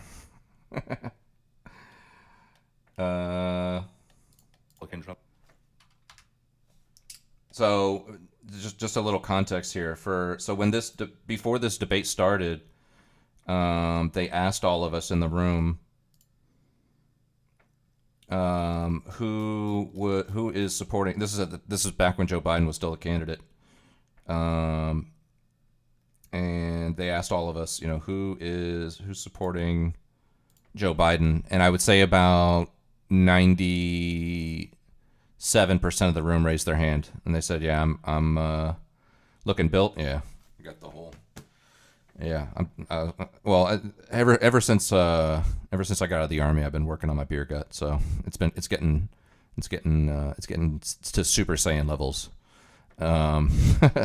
But they asked the room who was supporting Biden, and about 97, 98% of the room, almost everybody except for like 3 people, or 3 or 4 people raised their hand. Everybody was supporting Biden, and then they said, who is supporting Donald Trump? And then I was literally the only person in the entire room that raised their hand. And I looked around and I was like, damn, holy shit. I am the only person in here who's voting for Trump. And then they said, who's undecided? And then 2 or 3 people raised their hands. So that kind of inspired the question that I gave to both of them in this moment here. All right, your next question. Yeah. So as the lone Republican Trump supporter here in the entire room, which I'm sure there's some people that didn't raise their hand, probably feel the same way, but they're just not there yet. It's fine. Interested in engaging a hypothetical, please. You know me, I love fucking hypotheticals, bro. So somehow, some way, Biden is ruled medically incompetent. Pre-election, post-election, whatever. Now, that turns into Harris versus Trump. I'm sure. I mean, that literally is what happened. My question was, let's say somehow, some way, Biden gets ruled medically incompetent and it becomes Harris versus Trump. I mean, we did not get an official medical ruling on this, but it's basically what happened, right? So I was essentially predicting the future. So then I asked them, if that's the case, if it was now Kamala instead of Biden, would you still feel the same way? Would you still make the same arguments, Or if you did, I was addressing this mainly to Destiny because I knew what AJW's answer was going to be. If it was going, if you had to sell me on the idea of Kamala Harris, what would you say? This is essentially what he said. You got a million things to say about that. I would like to hear them. But could you sell me on the idea of Harris if you had to? I would vote for Terry Schiavo over Donald Trump. Just because of the type of administration the Democrats would back, like the general policies of the two administrations. The Republican Party, even if you're a Republican, you have to admit, the Republican Party is lost out to sea right now. They don't know who they are. They don't know if it's a party that is fiercely allegiant to Donald Trump, even if it means walking off a cliff. They don't know if they'll support other Republican leadership. Like, the Republican Party is just a collection of or not a collection of, but it's essentially like a schizophrenic, like wandering blind person in a forest trying to figure out, where to set up camp. I truly don't know. And I'm being a little bit mean, but I almost say that with the tiniest bit of compassion, but not much, because you chose Donald Trump, so the deal with the devil that you made. But I wouldn't trust the Republican Party to do anything competently right now. What they can't even choose how long did it take for them to get a fucking speaker in the House? Like, this is How long was this? Significant beard growth? Yeah, this was a year ago. You can tell because he's talking about, back when they had like Mike McCarthy as speaker, and then it took 15 votes for him to get in, and then he got ousted, and then Mike Johnson came in. So we're talking about a year ago. Unprecedented. That screen cap, yeah. Failure in leadership, even with a majority in the House. I don't know how any Republican can look to the current Republican Party and think that, like, these are the people that I want to lead us. I can't imagine. Just to engage, like, really quickly with that hypothetical, first of all, the Republicans are so good at getting a Speaker of the House. They actually got 2 in a single congressional session. That's pretty damn That's impressive. one way to look at it. Okay. Very efficient right there. Yeah, number 2, honestly, if I were a Republican, I would rather have a Kamala Harris presidency than a Joe Biden presidency, because the one point that he made throughout this whole entire day that's dead on accurate is Biden is good at getting legislation done because he is a creature of the Senate. He has been there since it was formed. He watched the building get constructed, and he knows how to legislate in a way that these younger politicians just don't. So, like, I personally, because Kamala Harris is more unlikable and worse at getting things done, because she just doesn't have I agree with that 100%. the experience in the Senate. So it would be unlikable. similar to Obama, not being able to get that legislative achievement. Would rather have Kamala in the White House as an enemy of the person in power, if that makes sense. Excellent. This was a really cool event. I don't think they had one this year. They had two days. The first day was a lot of like religious topics, and then the second day was all political topics. But Destiny was there, AJW was there, Andrew Wilson was there. I don't remember if anybody remembers the famous meltdown. What's up, Mina? How you doing? Kamala's so unlikable. She lost the Muslim vote in Dearborn. Yeah, exactly. You know how hard that is as a Democrat. Yeah. You got to really work for that one. Andrew Wilson was there. I don't know if anybody saw like the famous meltdown that I think it was his opponent his name was Matt Dillahunty, I think. Actually, let me see real quick. And Chud Logic was there, which was one of the main reasons why I went. He said he was going there, and it was in Dallas, and I live in San Antonio, and I was like, oh, I'll drive up there for that. So I sent Chud a DM, and I was like, yo, dude, let's fucking link up when I get there. He's like, yeah, sure. And I actually hung out with Chud at the Progressive Victory after party, which was interesting. I don't know if anybody saw the live stream of that, but that was an interesting time for sure.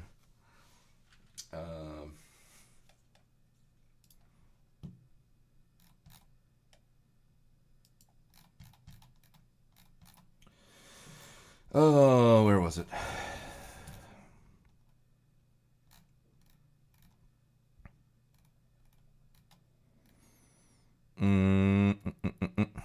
Yeah, this is it.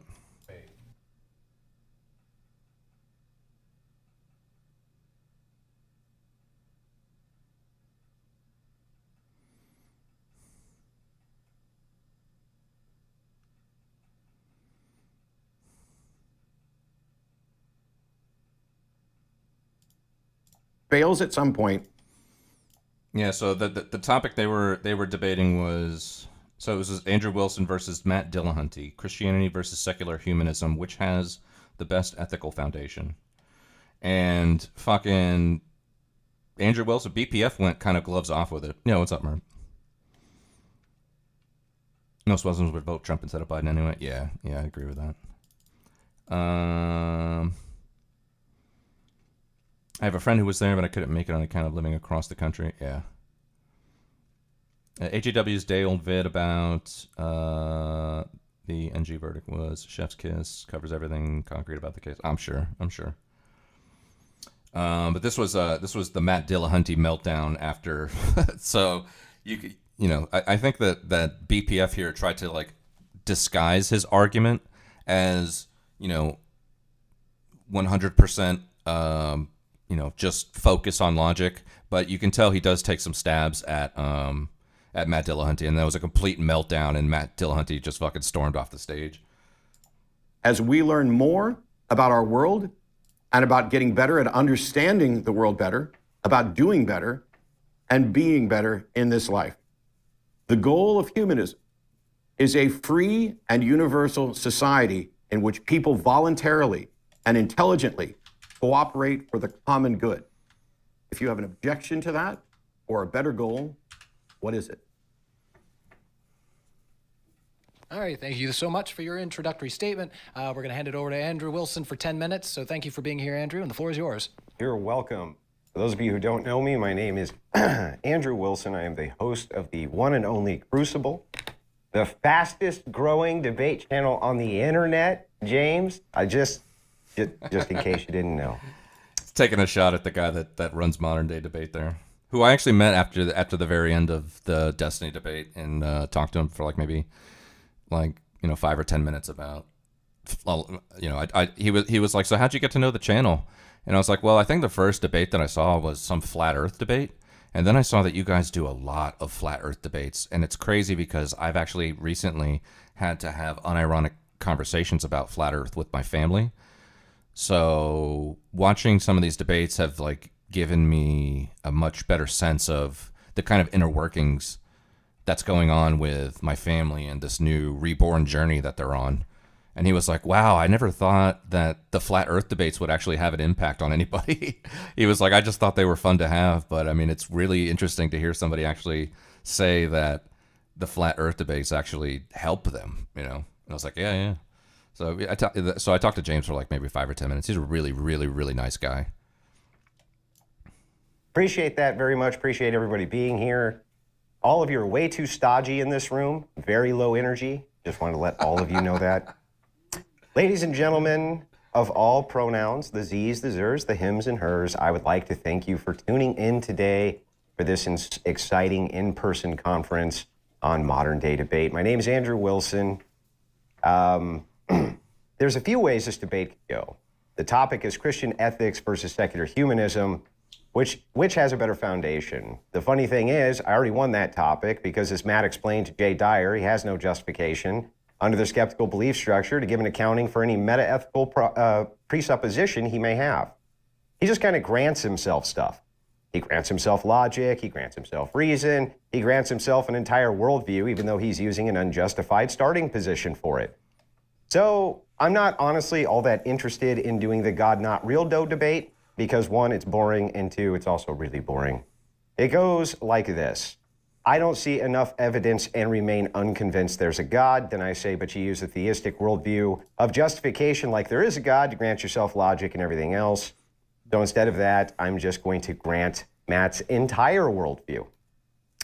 2/3 or more of this entire planet are all operating inside of a shared delusion that they were created by a sky daddy who loves him some slavery and murderousness. He thinks it's funny to kind of cosmically with people. That's his deal, kind of his whole thing. That's Matt's worldview. So now Matt's right, and the question becomes, should we let them to continue to believe in this nonsensical Stone Age madness, or do we stop them from engaging in it? My contention is, even if God isn't real at all, that people acting as though he is still superior to whatever nonsensical, egalitarian worldview Matt can come up with. See, Matt also just acts as though the things he believes are true. He believes, and therefore acts as though logic is real, math is real. Everything is real based on his presuppositional belief that they are real. You see, human flourishing, the cornerstone. Yeah, exactly, Mida. Nail on the head. Of Matt's ideology and that of secular humanism is totally meaningless. Flourishing by whose metric? From my perspective, for instance, attempting... I mean, you got to think, after this, he started landing all those whatever, appearances, and he's now he's literally on whatever, 2 or 3 times a week. and flies out there to do live shows with them. So I don't know. His channel definitely grew a lot after this moment. I think he got a lot of visibility, a lot of exposure. People were talking, nobody was really talking about any of the debates that happened over the 2 days of DebateCon except this. So if you turned on, Chud Logic, or if you turned on, whatever, any other streamers, they were talking about this moment. And his channel, Andrew Wilson at that time probably had maybe, 500 viewers, couple hundred maybe, something like that. Now I think he's averaging in the few thousands. And he's a regular on whatever. He actually was on Piers Morgan the other day. So, granted, he could have had the debate in a good spirited, good faith kind of way, but I think it's hard to say that it wasn't a good career move to treat this moment the way he did. To lie to people who claim men can be women isn't human flourishing. From Matt's perspective, it is. Why? Why should the collective of humanity lie and say men can get pregnant? Why should they say that men can have periods? Things which are categorically and obviously false. That preserving homosexuality in society is good for human flourishing, even though they are reproductive dead ends.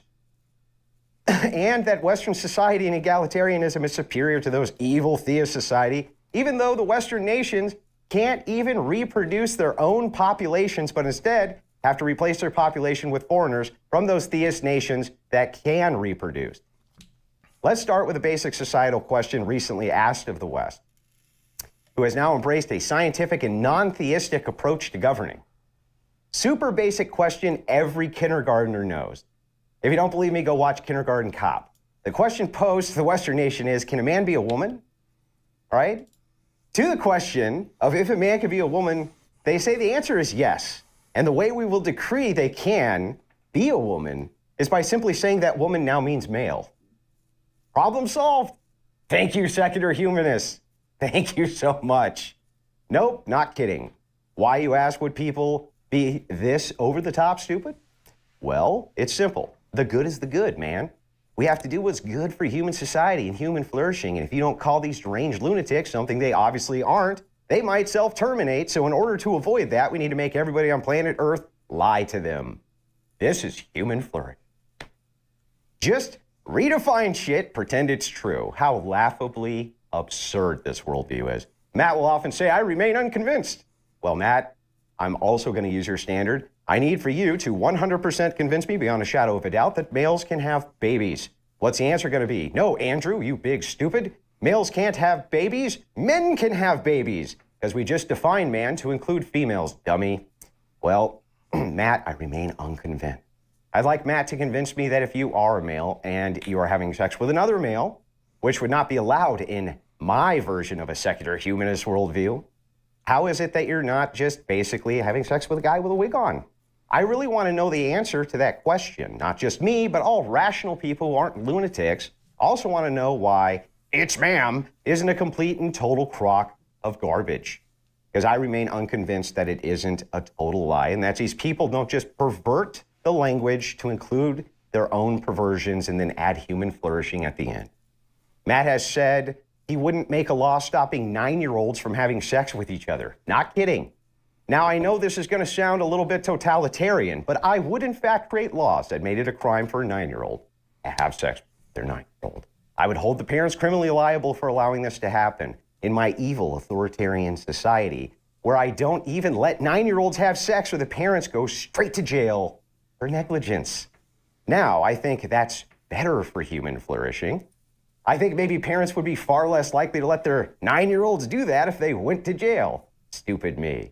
Next, I would in my authoritarian society decree that all simulated sex acts in public were criminal offenses and would make sure that all people went to prison for the crime of indecency, which doesn't assist with human flourishing, and I'd like to know why I'm wrong.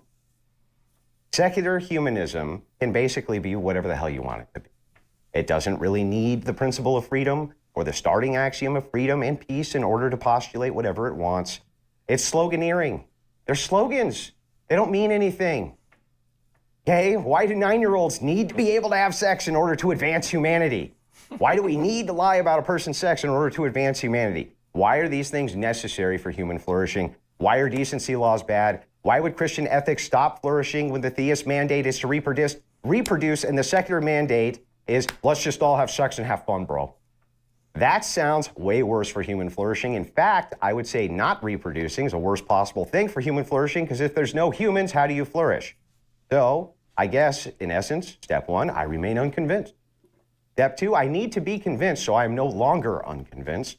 And step 3, but God not real dough doesn't matter here. I've already granted it to still demonstrate just how stupid this ideology actually is.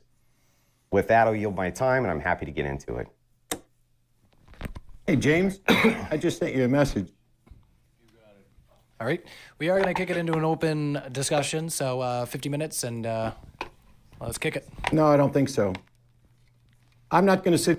This was the moment. This is the moment we were waiting for. And let's kick it. No, I don't think so. I'm not going to sit here and dignify the preparation that I went through and what people were here for. You're so indignant.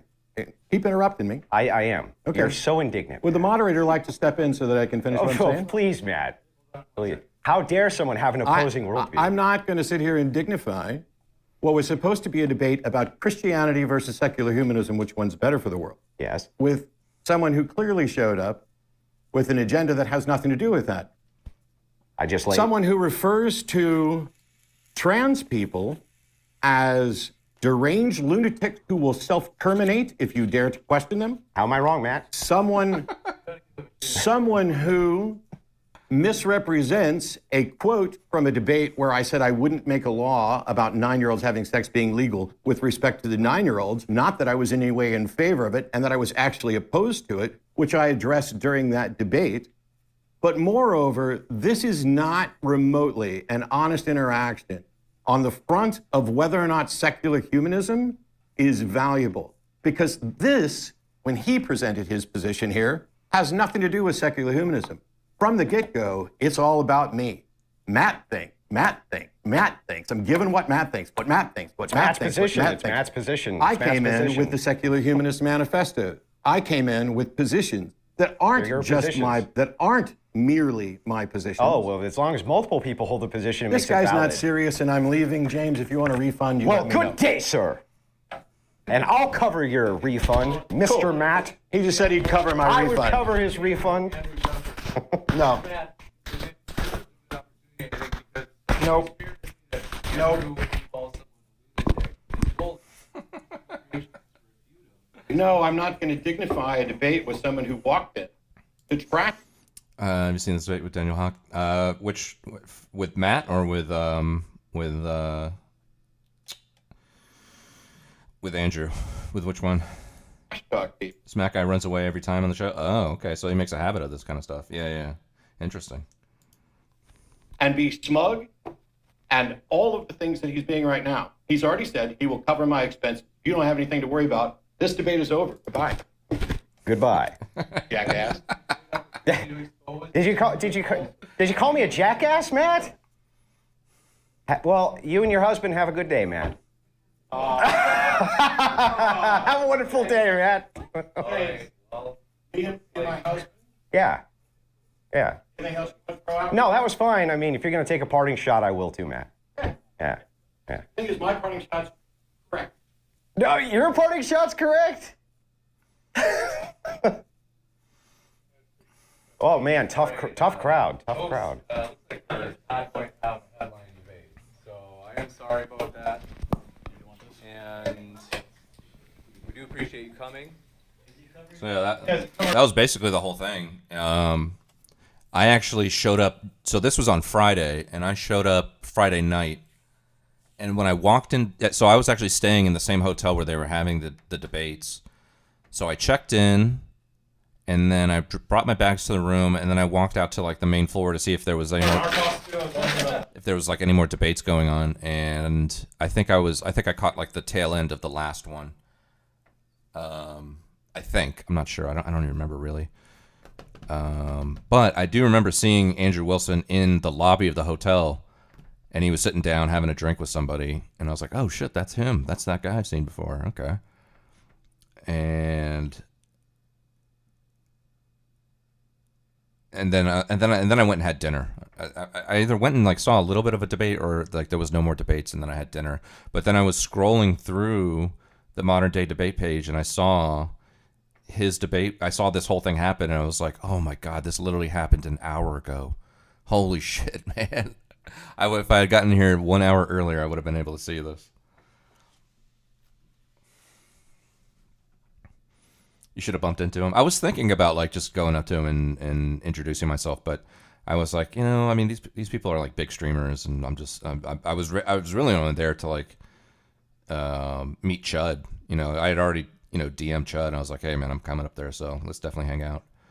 And Chud actually ended up getting to the hotel until like an hour before his own debate. He had like flight issues coming in from the UK.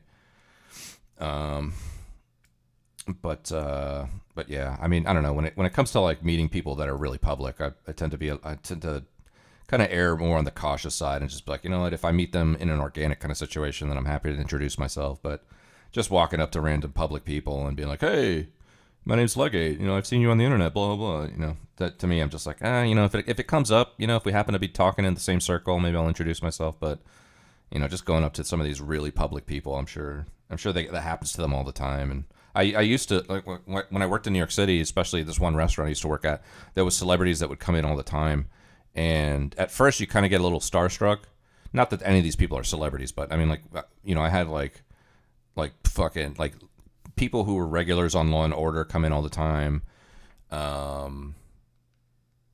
waited on Kevin Garnett, Louis C.K., Ina Garton, who's you guys, I don't know if you'd know who that is, but she's like a food celebrity. Peter Dinklage. I waited on Peter Dinklage, who's like the midget guy from Game of Thrones. He's actually super, super nice. He did a private party of like 8 people. It's like a small little private birthday for his mom, and his brother was there and all that. But somebody came up to me one night. He was like, yo, you're waiting on Peter Dinklage. And I'm like, who the fuck is that? And they're like, that's the midget from fucking Game of Thrones. And I'm like, oh, well, I've never seen the show, but I know who that guy is. And he was actually like one of the best customers I ever met. Just really knew what he was doing. And it was an absolute pleasure to have, you know, been their server that night. But I mean, like, yeah, like celebrities would come in all the time. And like after a while, you just kind of get used to it, and you realize that they really just want the one thing that people who are in a public kind of spotlight really just want to be treated like a normal person. That's the one thing that they can't get from anyone or anything anymore. And again, not to say that any of these people are like celebrities or anything, but I just, anytime I'm around people who are really public, I'm happy to introduce myself if it's like in an organic setting. But just going up to people, you know, and just be like, hi, my name's Legate, you know, blah, blah, blah. I say, you know what, nah, you know, maybe another time. Or you know, you can also think of it from the perspective, nah, man, they need to meet me. They need to meet me. Okay, that's what they need to do. They need to meet me. So yeah, that Chud guy's British. Yeah, he's British. Yeah, he lives in the UK. He flew in from the UK just for the debate. But you know, I was already pretty much considered an oiler in his community at that point, and had been on his show a few times to talk. I talked with him about the Hunter Avalon stuff. I talked to him actually a few weeks ago on his stream about the election. And a couple other times I've been on to talk with him. So, I mean, he already knew who I was, essentially. And when I found out he was coming to Texas, I was like, oh, dude, I'm going. I only live like 4 or 5 hours away. I'll make the drive up there. And he was like, yeah, let's hang out. And we hung out after the debate, and we went to the Progressive Victory Party. He was already there. And I sent him a DM like, hey, are we hanging out? And he's like, oh, yeah, I'm at the PV party, man. Come on, hang out. So I went over there, and I met Not So Erudite. I met Chud. I met Pixie. I don't know if you guys know who Pixie is. She's kind of like a regular in the DGG universe. And like a few other people. It was a fun time.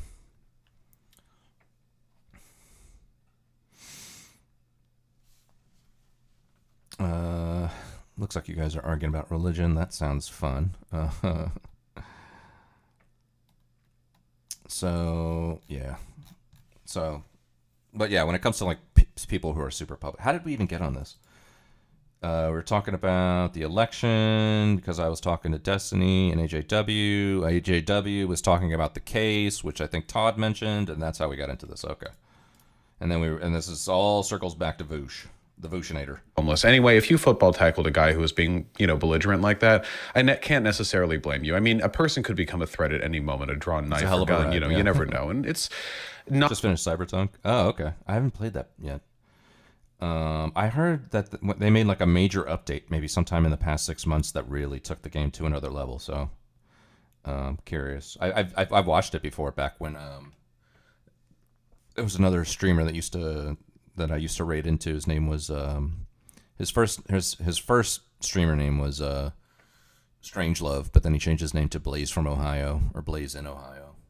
But I used to raid into him from time to time. He was a lefty communist type, but him and I bonded over some Fallout and Bethesda stuff. So, and he was playing Cyberpunk and it looked great. But I heard there was some things about the game that just wasn't doing it until they made some kind of update. I think in the past 6 months. I think so.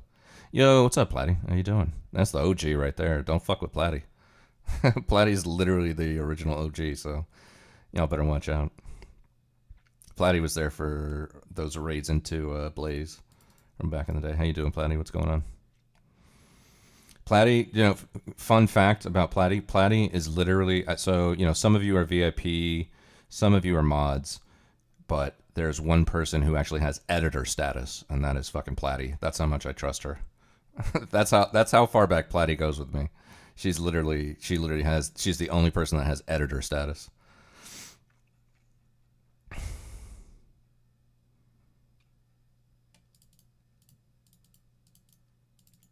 It's good. I stumbled upon the Discord and I'm confused. Oh, I had to lock everything down. I had to lock everything down. Somebody came in there and just started spamming in every single channel the most horrible fucking picture. And, I was actually streaming when it happened and people were like, red alert, go look at your Discord right now, go look at it right now. And I was like, what? And I go into Discord and I'm looking at the channels. And I'm like, oh my God. And this was happening at the same time that there was like some other fucking drama going on with some other fucking streamer that I used to frequent, who I've since disavowed and banned and all kinds of stuff. So I was thinking it was him. I have no proof that it was him, but either way, my Discord just started going nuts. Every channel was flooded with his fucking picture. So I had to sit there for like 10 minutes and delete them all. And then after that, I just locked down every single channel. And I was like, you know what? I'll come back to Discord when I'm fucking done with school. I'm literally taking my last final ever, or at least for this degree, this week. And then I graduate next week. So, I'll have plenty of time over the course of the holidays and the new year to get things where I need them to be in terms of Discord and the stream and everything. So... Ooh, last final. Yeah, exactly. Like I said, Platty's been with me. Platty has watched me do homework on my own stream. That's how far back Platty goes. So, yeah, I'm literally graduating next week. Missed all the drama. No, I'm not. I'm glad that you did not get to see that picture that person put in the fucking Discord. It was fucking gross. So, my guy's growing up. Exactly. So yeah, welcome in, Platty.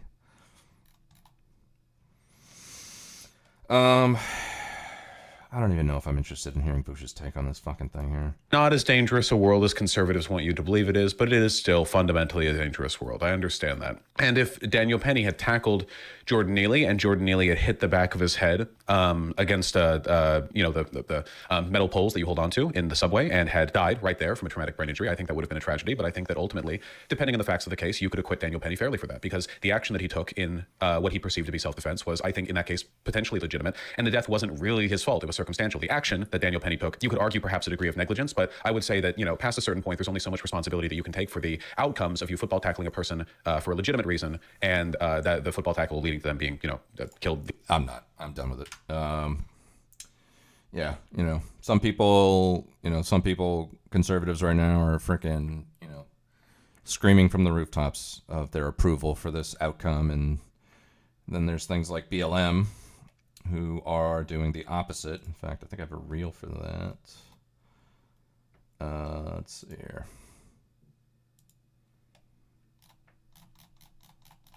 Where was it?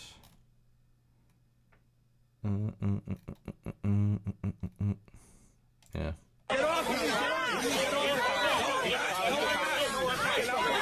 So this is after the I believe this is after the verdict.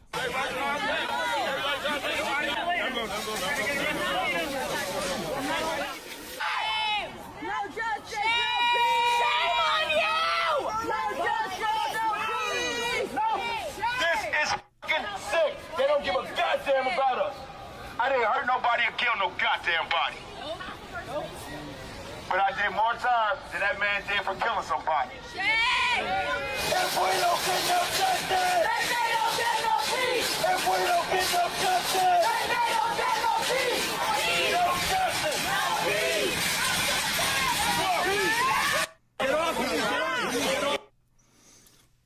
Did you see RFK plans to ban all artificial dyes and food coloring on his first day in office? As head of I did not see that. Not surprised. I know that's been a big crusade of his. He could ban vitamins. He could. You're giving him the keys to the car. You know, he could probably go down some serious paths. These public officials would do something so self-serving. But how does it serve them to hurt you? Just political gain. I mean, these are their policies that are, and I don't mean to get political, I don't really want to. Daniel Penny calls out liberal cities for, quote, self-serving policies that, quote, have clearly not worked. To make any enemies, really, although I guess I have already. But I mean, these are their policies that have clearly not worked, that the people, the general population, are not in support of, yet their egos are too big just to admit that they're wrong. These public officials.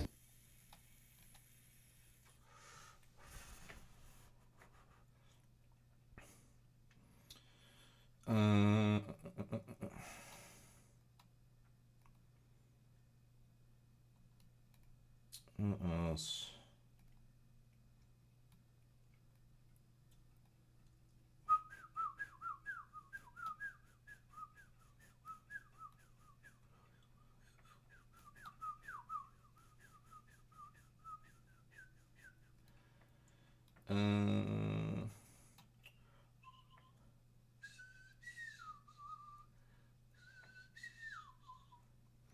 Is this in where was it?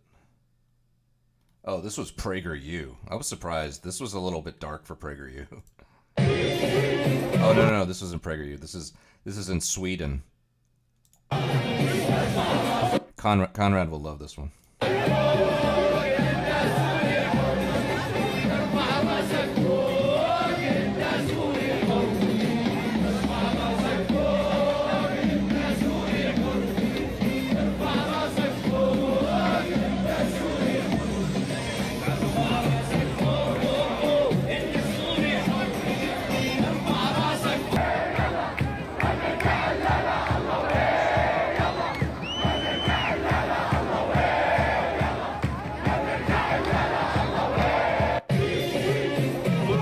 Flying to Damascus in 2 weeks. What are you going to do over there?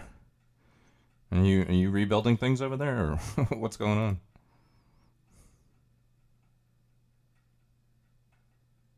I'd hold off for that review. Yeah, I think there's a lot going on there. It's my work. Oh, okay. Yeah. I would rather be ruled by the United States than China. Move.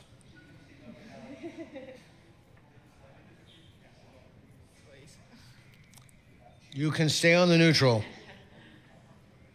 You are saying I would rather be ruled Be by ruled. USA rather than China. Correct. Damn, I come from China. have to speak. You can't. You can stay in the neutral. That's totally reasonable. You do not have to move. Neutral. Okay. Why do you think he's on the? Did you forget? I don't know that we have ever. I don't know that we ever talked specifically about your the work that you directly do, but maybe we did. I don't know. I might. I'm an old man. I forget things. So. Neutral. Because he's from China. Where are you from? I come from Hong Kong.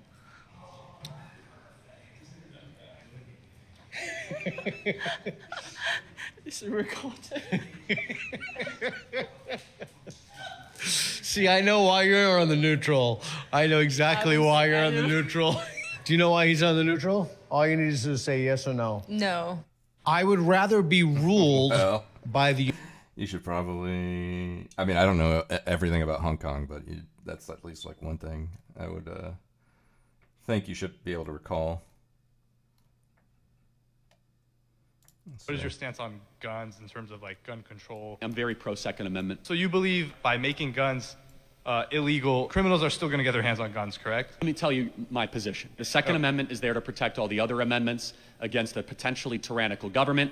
If we act as if that has not happened in history, we're not even reading our 20th century history. I fully acknowledge and admit when you allow gun ownership, you're going to have gun deaths. There is a cost to liberty. If you argue for Second Amendment rights and say that you're going to get gun deaths to zero, that is a falsehood. That is also why I support driving. I think driving is a moral good, but you're going to have people that die in auto fatalities. Liberty comes at a price, and so I believe that, yes, there will be costs and consequences of having firearm ownership, but the positives far outweigh the negatives. What is your stance on guns?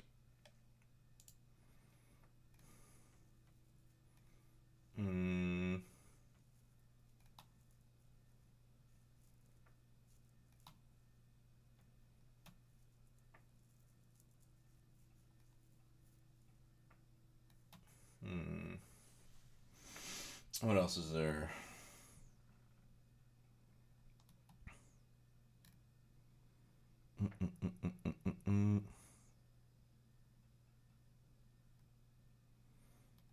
Oh, this guy's a whole vibe. Check this guy out. This guy's a whole fucking vibe right here. The European mind cannot comprehend this guy, okay? The European mind cannot comprehend this guy that you're about to see.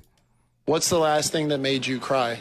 Pepper spray. What's your favorite book? Rocky 3. Do you like Taylor Swift? Taylor Swift? I love that dude. You know, I actually met him once, you heard, in Brooklyn like a year ago at a beef patty store. What's your dream car? Mario Kart. It's a me. Luigi with the squeegee. Best advice you've ever given someone? Yo, my boy Mike, he's a janitor, but his house is dirty. So I told him he should work from home, you heard? That's sound advice. What's your favorite Pokemon character?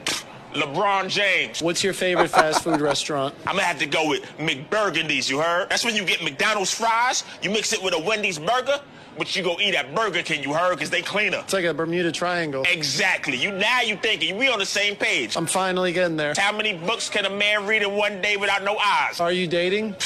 Nah, I'm playing the saxophone, you heard? Of course I'm dating. What's the best part about dating in 2024? Free food. Equality. What's the worst part about dating in 2024? I hate when I go out on a date and it goes great, but the next day, my wife found out about it. Hey, when that happens. What's the last thing that made you cry? Bro, that guy's a whole vibe, bro. Amazing.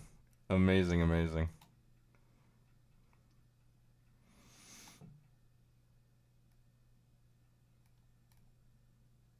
Mount Rushmore status.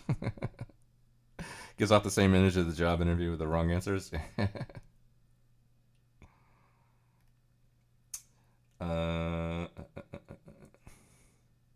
This guy. These people fucking piss me off. This guy, I'm pretty sure this guy got arrested, and I think he should.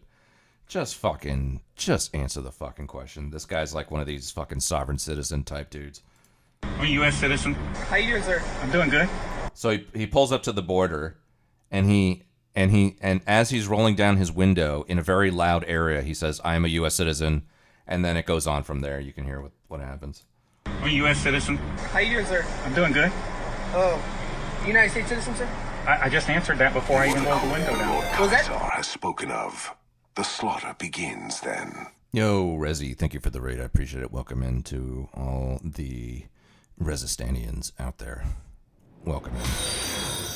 Finally, Mars has accepted my sacrifices and unleashes me. Oh, Nerdidity. Thank you for the follow. I appreciate that. Welcome to the Legion. We're just kind of just like... Finally, Mars has accepted my sacrifices and unleashes Yo, me. Taylor, thank you for the follow. Welcome to the Legion. I appreciate that. We're just kind of fucking, just going over random fucking Instagram reels right now. We were watching videos on, we watched a video on a brony who was justifying being a map or something like that. I don't know. It was a Turkey Tom video. It was one of those classic Turkey Tom videos. And we're getting to the Daniel Penny stuff a little bit. And now we're just kind of like going over some reels and just content surfing. Usually the stuff in my reels, in my saved reels, is like politics, current events, social stuff, red pill stuff, food stuff, fucking sometimes hockey, whatever. Kind of surfing around.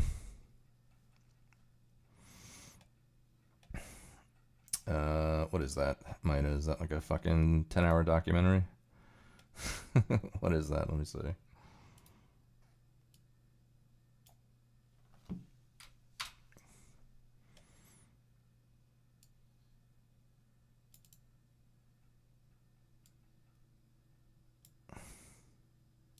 Telling a job interview or a story that don't make sense. Y'all stay tuned. So tell me a little bit about yourself.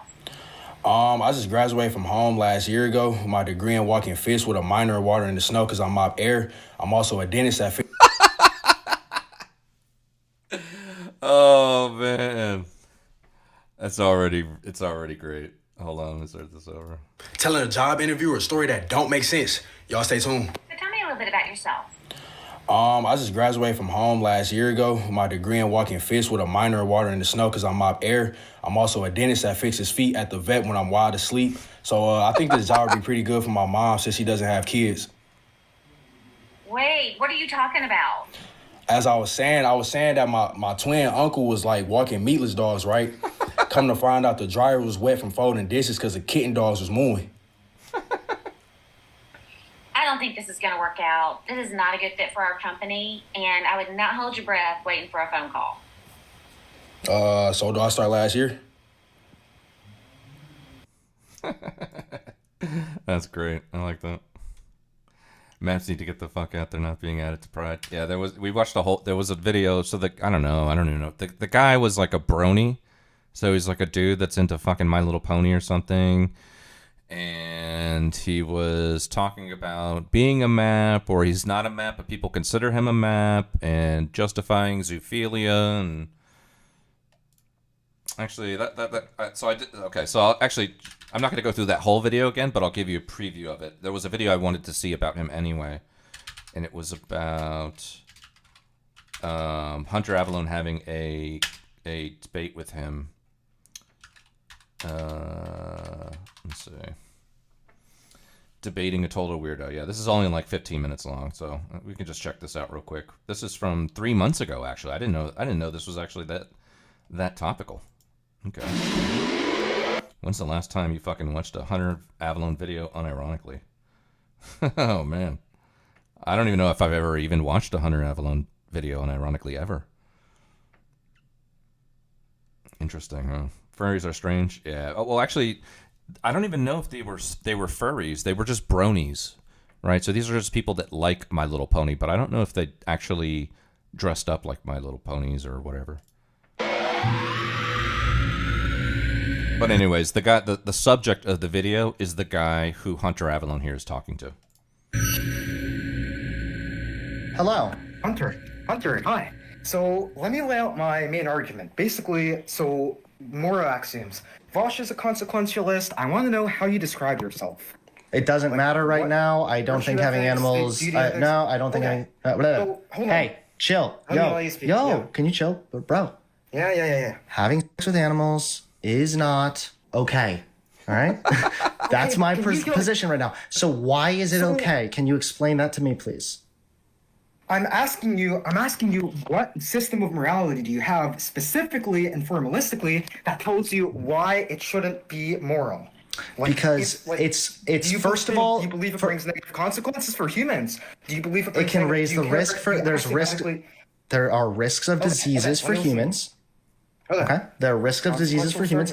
Not even STDs necessarily. However, there are diseases that can be passed from animals to humans. 2, it's completely unnecessary. There is nothing that there's nothing to hold on. Stop. I'm not done yet. I know that with morals, we have to. I know that with I'll be right. Excuse me. I'll be right back in 1 minute. morals, things can be neutral. I know that things do not only need to be beneficial. However, it is of an animal, of another living thing that cannot consent. Yes, something that cannot consent. And then, in doing so, there's also no benefits. So that's the point right there. It's harmful and there's no benefits. Yeah. Counterpoints. Forgive me, but I don't want to keep all of this in my head because I have counterpoints against literally every single thing that you said. First of all, prostitution. There are diseases involved in prostitution. Prostitution is just as quote-unquote unnecessary. You may say that prostitution is okay because it doesn't violate your consent axiom, but the issue with the consent axiom is that, frankly, it's very inconsistent when you apply the consent axiom to animals. No, there's actually people that you could be more understanding towards. Like, hold on, no, excuse me. There's people that you could. No. We can go point by point. Hold on. There's also something to be said about empathizing with why somebody would be a prostitute. Most people are not just like, hey, I want to be a prostitute today. They're usually that way because they have reached some kind of a bad place in their life. Right? Right, but what about OnlyFans people who do it because it's a good living for them? There are some of them who are pressured into it, but some other of them also do it because they find it useful to them, they are not seriously traumatized by the work, etc. But I don't see how this relates to my debunking of the consent axiom. You just brought up the prostitute thing. Yes, I brought up the prostitute thing. So with the prostitute thing, okay, you say that the prostitute thing isn't a valid comparison because it doesn't violate the consent axiom. And I also said that it violates the harm axiom, which it literally brings up all kinds of unneeded risks for humans. So not only are you committing some kind of disgusting sexual act against an animal that can't consent, you're also raising the risk of disease and actually just generally harming yourself. Yes, like this shit that I'm looking at here is like this list of facts here is explaining how like if a woman were to try to have sex with like a horse, that would be incredibly like damaging. That's not even. Why would you risk this? Why would you subject yourself to such a great risk? Okay, so you may say, oh, if this is a vice because it raises harm, and so that explains why it's moral. Question: sanitization practices. Do you not believe that in the current year it is impossible to sanitize having sex with animals? I would agree with you if that was 100 years ago or 200 years ago. In fact, that's where our moral intuition from zoophilia comes from, because evolutionarily it's given us diseases and risks. However, okay, what about tapeworms and stuff like this? Okay, what about tapeworms? Frankly, you can make the same argument about gays that Yeah, this is Hunter. Frivolous, that if you're a very promiscuous person, that having with 100 people is unnecessary. And I'm not saying all gay people do this. So what? That doesn't raise your risk of getting a fucking parasitic tapeworm, my dude. Because having a lot and also of you're sex making it. These things are not equivocate. You're making a false equivocation right now. Because a human engaging in a bunch of sex is not the same as a human having sex with an animal, which raises your risk of contracting parasitic tapeworms. Having sex with 100 humans will raise your risk of getting more STDs. I don't believe that it follows that having sex with a lot of other humans is immoral. If you do it in a way that is unsanitary, then sure, that's immoral, but it is possible to sanitize the frivolous activity of having sex with 100 other humans. That's simple. Similarly, for animals, it's possible in the current state of technology to sanitize that completely. No, I'm cutting you off. Bro, similarly with animals is a crazy way to start that off. Sanitize the frivolous activity of having sex with 100 other humans. That's simple. Similarly, for animals, it's possible in the current state of technology to sanitize that completely. No, I'm cutting you off. You cannot actually sanitize everything completely because also you are failing to remember that the thing you're sanitizing is an animal that cannot consent, that you could be bringing a harm to, that also could be bringing a harm to. Wait, stop. That could stop. Shh, be quiet. That could also bring a harm to you. No, there's something else I need to bring up. If you were to try to engage in some kind of sex with like a dog or something, you would literally, you could, Why would you do that to Kilmer? Why would you do that to Why would Kilmer? you do that to Kilmer? She's a good sorry, dog. she's not my type. Please I don't wouldn't f my dog. because you're not my type. Don't f my Woman dog, and the dude. dog. I wouldn't even rape you Okay. guys. You're He's a not good my boy. type. Don't f my dog, dude. He's a wiener, but that's not consent. Really funny. Really He's a funny, but I'm weenie. actually Is that- trying. I wonder if this is the girl. I don't know if they're two separate people, but there's there's the girlfriend who Hunter Avalon used as a human shield, right? And then there's the girlfriend who was involved in the fucking the Kingston leaks of wanting to be in like a 6-dude piss orgy or something. I don't know if they're the same person, but I'm wondering, regardless, which one of these women this is. Yeah, that's true. Good. Hold on, wait, bro. Do you hear that? Just if he's if he's a wiener dog does not mean he consents, okay? Yeah. So let me talk about the consent morality. Help. My problem with it is I understand. No. that You didn't it let me makes finish what I was saying. We got if interrupted by the dog, humans- which was fine, but hold on. I'm reading this, okay? It's disgusting, but I'm reading it anyway. Receiving the semen of a dog or horse can trigger allergic reactions because it is a foreign substance the body tries to expel. That is not the same thing as human semen. Condom prevents the semen transmission. Same. The orgy lady's his ex-wife. Oh, okay. What's up, Smanik? How you doing? Okay, so this must be the new girlfriend. I don't know if this is the human. Is this the human shield girlfriend then? As condoms prevent the semen transmission for humans, he wanted to prevent impregnation. So you're going to put a condom on a dog? Fairly simple to do. Stack on multiple. It is How possible. many times to have you... sanitize Wait, this in a way that reduces whoa. harm. I think this might be the relevant fucking part of the argument here, dude. How many times have you done that?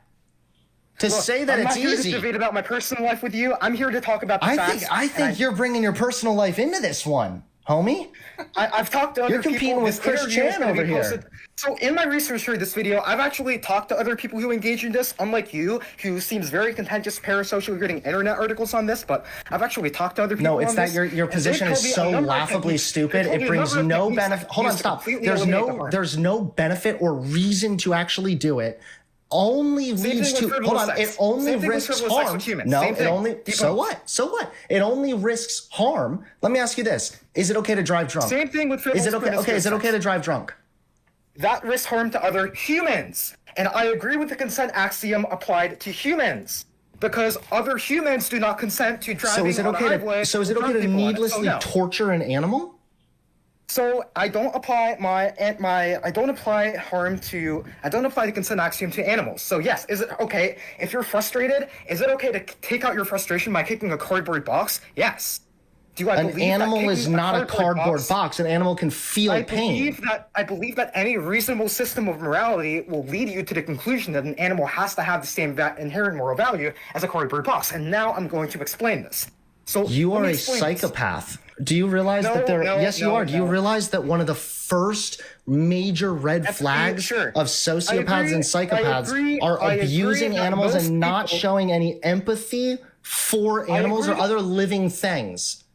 I You're agree that a most people are psychopath. going to have a biological sense of empathy directed towards non-human animals. I So- understand and you that. do not. And the more that they resemble us, And the you more do that they not, resemble right? us, the more that biological sense is going to kick in. But So a you don't have that biological biological sense that sense of something is empathy. not a morality argument. Do you? Look, Wait. I want to know tribalism. if Dude, you you're have leftist, that right? biological thing. Dude, I'm you're asking leftist. you, You're bro. leftist, aren't you? Dude, you're leftist, right? So as a leftist, you should believe that tribal. Hold on, am I still in the chat? Okay, Yeah, I'm still here. I can hear you. Thought I got kicked off because okay, I'm still in the chat. So You okay. didn't answer me. You're. Sorry, what was your question? Fuck no, I actually forgot it too. Oh my god. Well, it's okay. We're a little heated, so it makes sense that we're like losing track of Oh, yeah, I was ourselves. gonna ask you Because if frankly, you- I've that's got a right, I lot of remember my things, question, like, though. I got a lot Sorry. of things that I want to bring up. No, I know. Sorry to cut you off again, but just really quick. Do you have that like biological sense of empathy? Do I have a biological sense of empathy? Yes, but I don't believe that constitutes a moral argument. We have to be really careful. I'm not. What is this? What's up, Nader? How you doing? It's a long story. It's a long story, man. Saying that it constitutes a moral argument. I'm literally asking. morality. Wait, dude. I'm not saying this constitutes a moral argument. I'm asking this question because I'm trying to understand more about you. Like Okay, it so takes as for a me certain type of personally, mind to come to that I am not a conclusion. pedophile. I am not a zoophile, but I don't believe that being a zoophile makes you a bad person. I don't believe that it should be illegal, and I don't believe that in any reasonable moral system it makes you immoral. The same way that I am not a homosexual, but I defend the rights of homosexuals because I have a rational moral justification for it. Does that make sense? Some guy named Dansbury, I think his name is. Dansbury Studios or something? I forget. Let me see. A weird guy joins to explain why sex with animals is moral in his opinion. I think it was Dansbury. I think his name is. I don't think you have a rational justification because you're deciding. He's a brony. He's like a dude that is into like My Little Pony and stuff. That animals are the same as a piece of cardboard. Debating a Vosh viewer. Yeah, exactly, Mida. Animals can No, feel let me pain and explain. suffer. I'm telling you the result of the deductions of my moral axioms, but I haven't told you the axioms that I'm starting from. So can I tell you the axioms that I'm starting from? First, we can talk about what axioms we should be starting from. Then we can talk about what we can deduce from those axioms. Does that make sense, Hunter? Can I talk to you first about one of my axioms, which is meningitis? Have you ever heard of it? Because there's a significant risk associated with meningitis No, Hunter, when I you already engage, debunked you on the harm if you are point, messing and when- around with the nasty sexual organs of animals, my friend. That's another risk to humans. Wait, that's a risk to humans.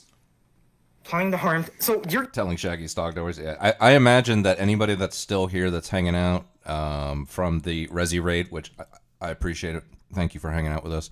I imagine that anybody that's here from the Resi raid would remember the dog fucking discourse from mid 2023, I think it was, with Smugbug and the Wick panel. Does anybody, any of the Resistanians out there remember that whole thing?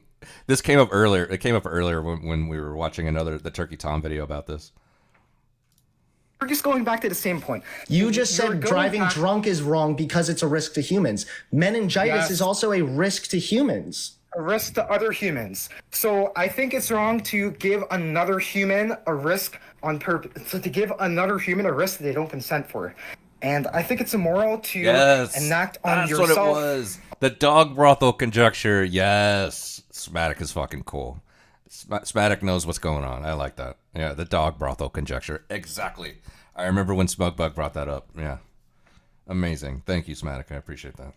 Harm for no reason, but frankly, I don't think that frivolous sex with other humans frivolous sex with other humans gives you pleasure. Gives you risk of harm, but the risk of harm can be mitigated. But it also gives you pleasure. No, So because why I think that's having hold on. sex That's with other people is moral. that's with other humans, and the difference is again. I'm reading all about this. How also sex with animals is an increased risk for penis cancer.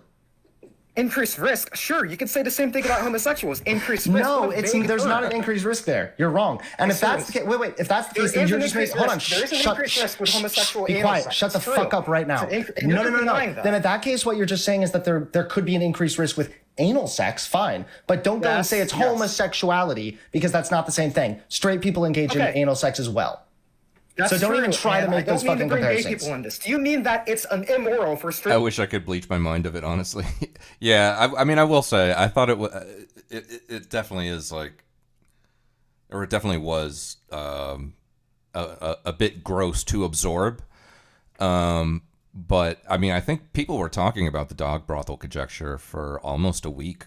You know, I remember it being brought up with Chud, but I think everybody really knows it from the Wick panel. And and I mean, they weren't talking about it all day for a week, but it definitely came up in everybody's dreams. Like, what is this? You know, Smugbug definitely made a name for himself on the scene at that time, and then lasted for a good while until he got taken down for the whatever it was, like the IP or something like that. Straight people to engage in anal sex. No. You believe that that's immoral? No. But it's an unnecessary harm, Hunter. It's an unnecessary harm. But it's No, an because unnecessary harm. I agree with you that they are both able to consent, but the animal cannot consent. Morality.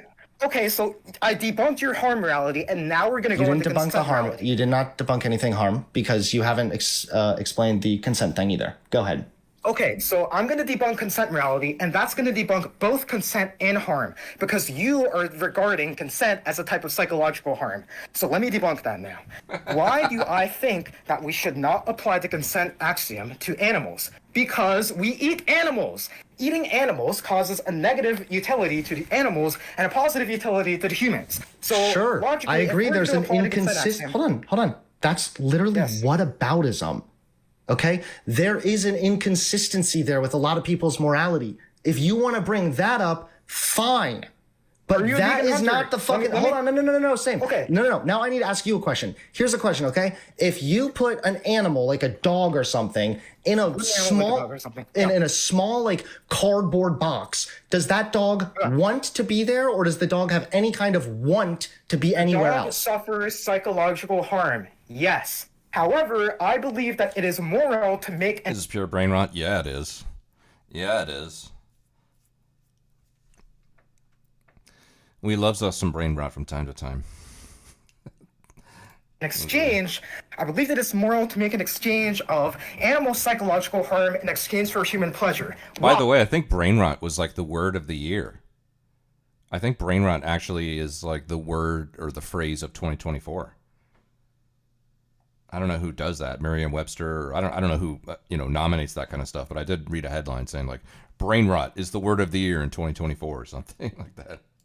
Why? Because that's what we do when we eat animals. So you're doing the two wrongs make a right. So if the wait, here's another question. If the whole world tomorrow shut the fuck up, dude. You're so stupid. If the whole world tomorrow went vegan, then would it be wrong? If the whole world, yes. Okay, so your whole thing is that you don't even have an axiom. It's based on what society says. You came on here saying that you have some big fucking axiom shit. No. I meant to say no. Dude, you're an animal and you just got fucked in this debate. Goodbye. You're an animal and you just got fucked in this debate. Fuck you. Oh man. I think his name is Dansbury. Dansbury Studio or something? Deadvin. Is this it? So in today's video, I just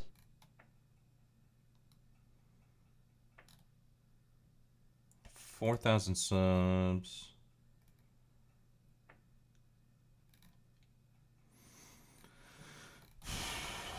What was it? Tom Dark.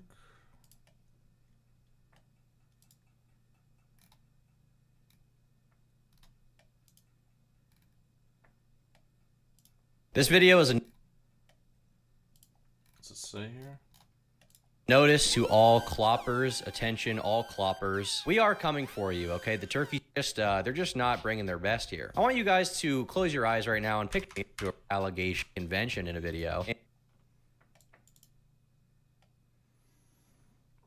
Seen that. I got banned from a furry convention. I took gangsters to a brony convention. And, that was mostly fine. Those guys were totally cool. But close your eye. Enemy of a degenerate brony. Do you have a clear picture in your head, friends? It's time to meet Dansburst. Let me see. Dansburst. Kiwi Farms is lying about me. This is the channel right here. Dansburst Studios. That guy that you heard just making all those fucking arguments is this guy. We eventually had to nuke most of them. Someone mentioned the Dongfucker panel. Yeah, don't remind me. Imagine being the mod for it. Oh, you were a mod for that? What's up, Kamikaze? Damn, that is something. Yeah, the Dogfucker panel. That was the infamous Wick panel from back in the day. We actually had to nuke most of them out of the Discord. They had issues. Yeah, exactly. Yeah. So the person you saw or heard Hunter Avalon talking to is this person, Dansburst Studios. Kiwi Farms is lying about me. Dansburst debunks the immorality of zoophilia.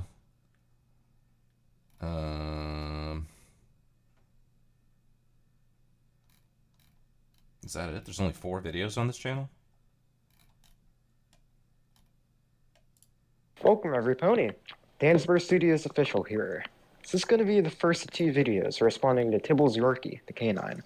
This video was a long time in the making. I started it like a month ago, at first as a response to her role in the El Money drama. I'm going to be arguing against 2 separate but related claims. First, that zoophilia is morally wrong, and next, that zoophilia should be illegal. Well, let's start with the first. Okay, I'm not watching this whole thing. Maybe another time. But yeah, this is who they were talking to, and this is what the Turkey Tom video was about earlier, and this is who Hunter Avalon was talking to in that debate. This person right here. There was another. So, let me see. Was it Tom Dark? I think Turkey Tom was actually talking about taking a break from DGG because of the whole leaked video thing. I don't know. Was there something? 11 days. Tectone.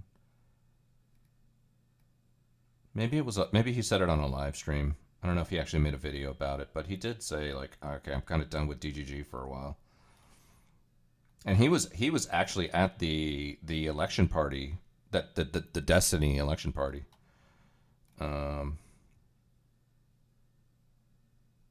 So I don't know.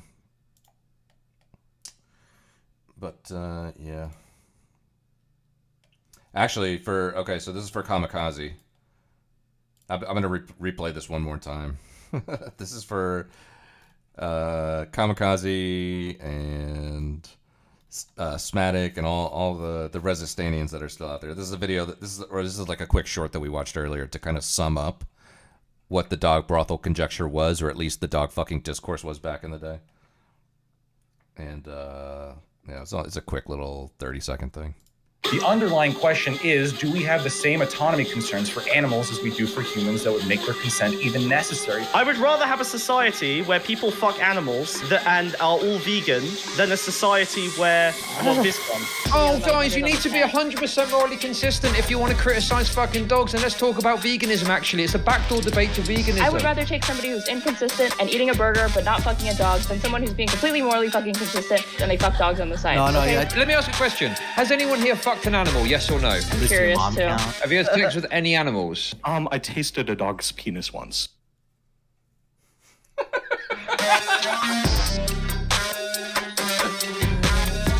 Oh my god. Isn't that such a great throwback? That's such a great throwback, man. Would you watch a 1-hour video? This is the real history of the world. I would, but not tonight. I'm not going to be on that long.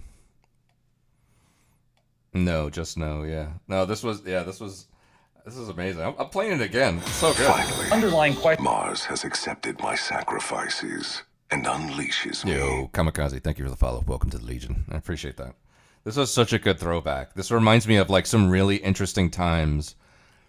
You know, Wick panels, you know, I don't know if Wick panels, and you know, people still go on Wick panels now, but I think like Wick panels were like a fun alternative post Destiny getting, you know, banned from Twitch and Twitch poll in its like dying days kind of thing. And people would just jump on Wick panels because Wick was actually doing his thing back then. I'm not saying like, oh, Wick is great or Wick's the best or anything, but people did, you know, look forward to their afternoon, you know, Wick tune in to see if anybody's talking about anything interesting. And this was certainly one of those moments, for sure. The underlying question is, do we have the same autonomy concerns for animals as we do for humans that would make their consent even necessary? I would rather have a society where people fuck animals and are all vegan than a society where, well, this one.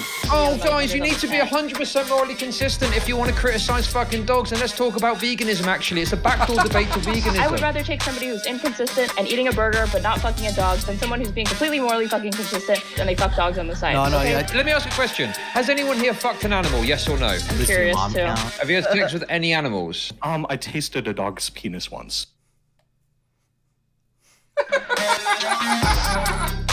So good. It's so good. It reminds me of like some really fun times of actually, you know, I mean, well, this is probably from like a year ago, right? Maybe a little bit longer than a year ago. but I think I've been streaming come March for 3 years. Yeah, I think in about March or April, it should be about 3 years. But, you know, like the first 6 months of me streaming was just mostly me playing Halo and Call of Duty or something. And then after that, I've shifted more into like content and politics and things like that. I still do game, you know, from time to time, but, you know, my content's mostly been just like hanging out with you guys, talking shit about whatever the fuck other people are talking about. And just seeing those reactions to the dog brothel conjecture is amazing. This is what freedom does to people. Yeah. One of them actually looked at dog wiener. Yeah, that's I like I said earlier when this came up, you know, maybe next time I'm on we can watch that panel. It's probably the most famous / infamous Wick panel ever. It's probably number 1. I'm sure there's probably like a Brianna Wu one too that's like number 2 or 3. I'm sure there's a couple out there that's like holy shit, you know, whatever. But I think number 1 is probably this one. Let me see if there's anything else about dog brothel. Dog brothel conjecture.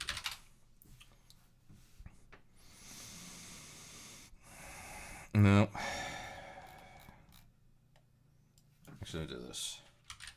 Smug dog.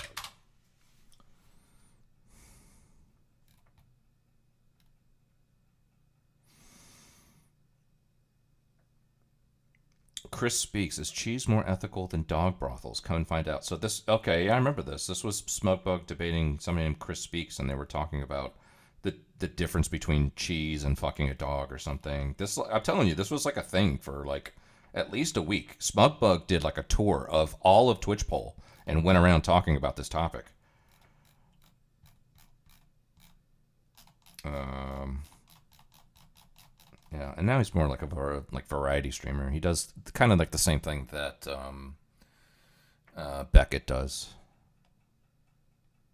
Or maybe Beckett's more focused on drama nowadays, but I mean, you know, Smugbug is less focused on conjectures and dog fucking and things like that and moral consistency.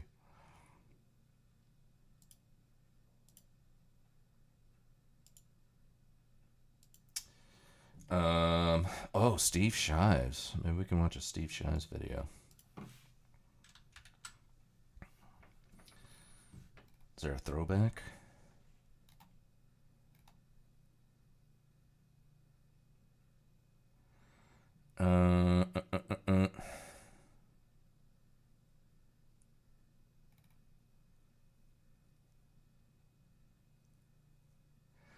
Trump's new attorney general pick is tied to Christian nationalists. Trump is lying about world leaders already.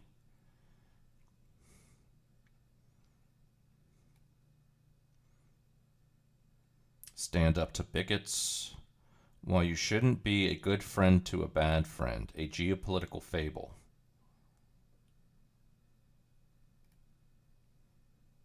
Whose side are the Nazis on again? The bigots are in charge.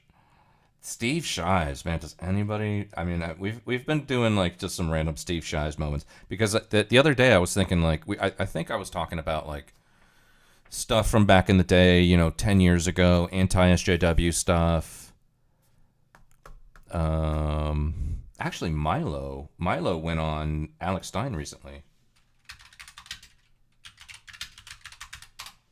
I don't remember where I saw that. Oh, by the way, here's fucking...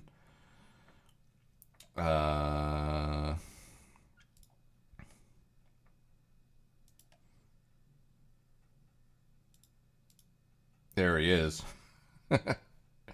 Here's Nick Fuentes' mugshot after being arrested for battery. So, I don't know if he's still in jail or if he made bail or what's happening here, but...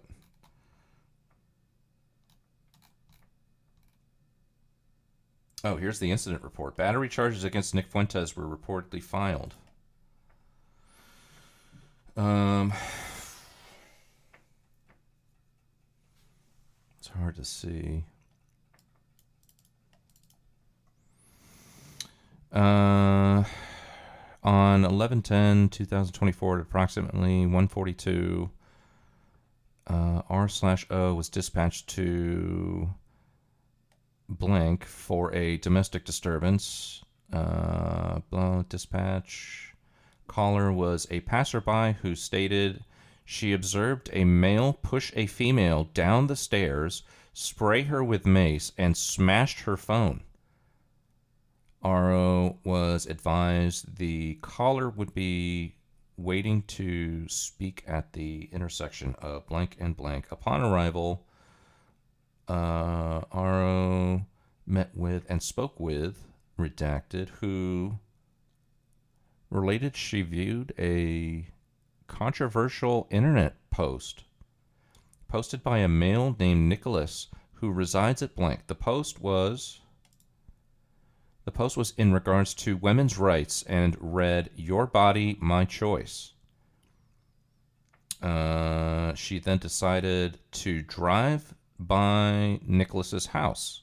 When she was in front of the residence, she observed a female, white, standing by the front door, ringing the doorbell. A male, blank, then opened the door, sprayed the female in the face with what she believed was pepper spray, and with both hands pushed her backwards, causing her to fall down the stairs and onto the concrete.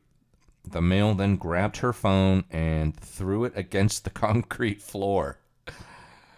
Blank addressed RO. The female was still in front of blank, so I assume that's Nick Fuentes' place. RO/relocated to blank and observed a female and a male both standing in front. RO approached the female, later identified as Maria Rose, who's something at the male. Who pointed at the male, later identified as Nicholas J. Fuentes, and asked RO to retrieve her phone. Nicholas had in his hand a black iPhone, which he then turned over to the RO, acknowledging it belonged to Maria. The phone was then returned to Maria, and both parties were separated for the remainder of the investigation. RO spoke with Maria, who related she also viewed... This is hard to read. It's really blurry. RO spoke with Maria, who related she also viewed an online post belonging to a male named Nicholas Fuentes, who... she also related the post was in regards to women's rights and read, "Your body, my choice." Then she decided to go... Is this the same thing? RO then met and spoke with Nicholas, who revealed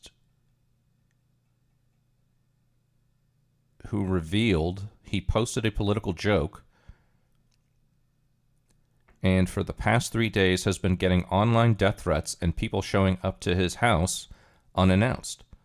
Due to the death threats and the random people showing up to his house, he has been in fear for his life.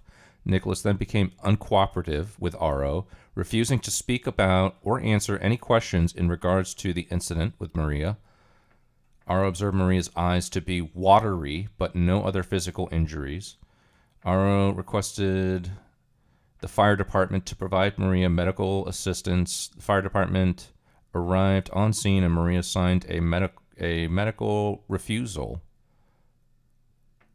with the paramedics. Both Maria and Nicholas were issued a report number, case forwarded to the Detective Bureau. Okay.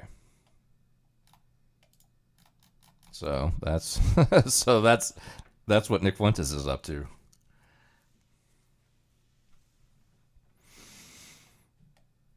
It was designed to be outrageous. The all-white anything panel didn't do as well, but was the second attempt parallel to Prime Kai's all-black everything panels. Yes, I remember. Yeah, the all-white anything panel. Yeah. Good call. Fucking Kamikaze knows their stuff. I definitely heard of it, but I didn't know it ran that deep. Doobie, I think, helped start the conversation initially, actually. Yeah, Doobie, yeah. Yeah, Doobie was definitely making the rounds back then. I haven't seen Doobie on in a minute. But Smug ran with it. Yeah, what's up, Birdman? How you doing? Yeah, so so there's the Nick Fuentes mugshot. I don't know if he made bail. I'm not digging into it much more, but people are having a moment with it.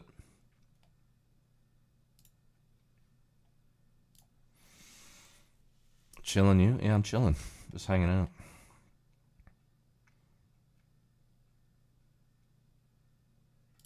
So I don't really have friends. I have people I haven't got around to yet. If you haven't heard the drama yet about Milo and Alex, then you probably spend the right amount of time on the internet. But for me, I gotta find the scoop. So here it is. You were the future once, my darling, and you see, look. Why? Because I'm too goofy? What do you mean I'm not the future? No, you're really one of those people that sort of was trying to be famous for so long, and then you had a little taste of it, and you just threw it away. Milo went on Alex's show, and Milo started calling out Nick Fuentes, Laura Loomer, all these people that he thinks, well, they got their start because of him. You're lazy, you don't do the work, you had everything... What work don't I do? You have had everything put out for you on a platter. 20,000 views last night. I mean, I get more views than that. Of all the people to want to follow in the footsteps of Elijah Schaffer, I mean... After the show, though, Alex didn't take too kindly to it, and he blocked Milo, because Milo was just saying, hey, if you're gonna stick up for Laura Loomer and all these fake people and say one thing and do another, what's going on, my brother? Anyway, yeah, this is just some online drama. Click the link in this video to watch the full video here on YouTube. So I don't really have friends. There, So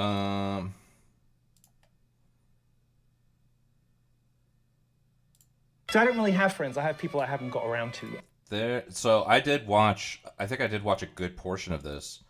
Where is it?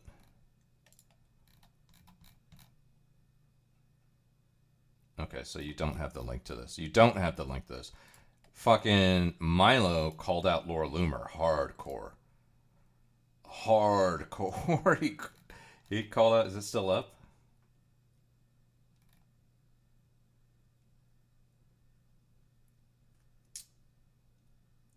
Mayor Eric Adams versus Charlie Kirk deportation plan. What? Don't tell me that Eric Adams came on with fucking Alex Stein. I better go to bed before my head implodes. Have a good one. Yep. Thanks, Platty. I appreciate it. Um,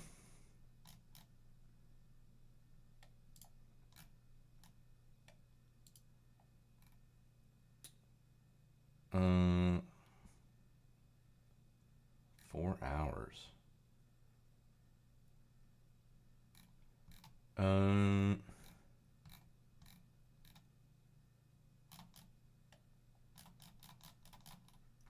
I guess he must have taken it down.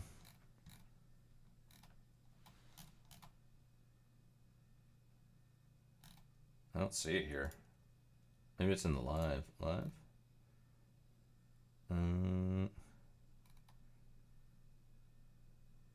2 weeks.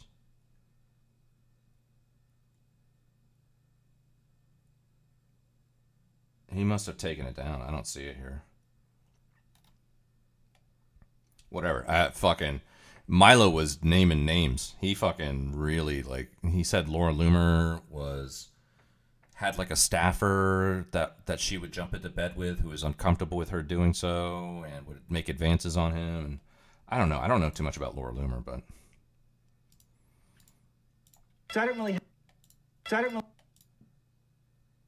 Steve Shives. And yeah, that's all. Anyways, whatever. So I remember, like, back in my anti-SJW days,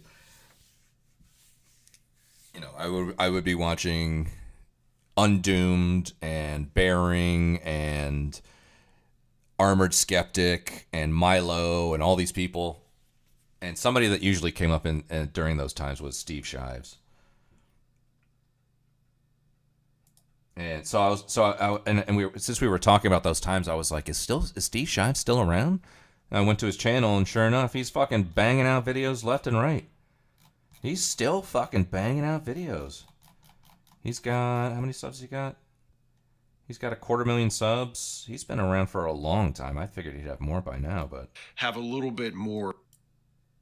How have I been making YouTube videos for so long without a big ass map to sit in front of? Actually, that's fucking Paul Joseph Watson vibes, bud. Maybe Steve Shives is on his horseshoe theory arc. Let's see. Have you ever found yourself I'm gonna go to the bathroom real quick. I'll be right back. being a good friend to a bad friend? I had a friend like that. His name was Benny. It's not his real name, but let's just say his name was Benny. And Benny was a lot of trouble.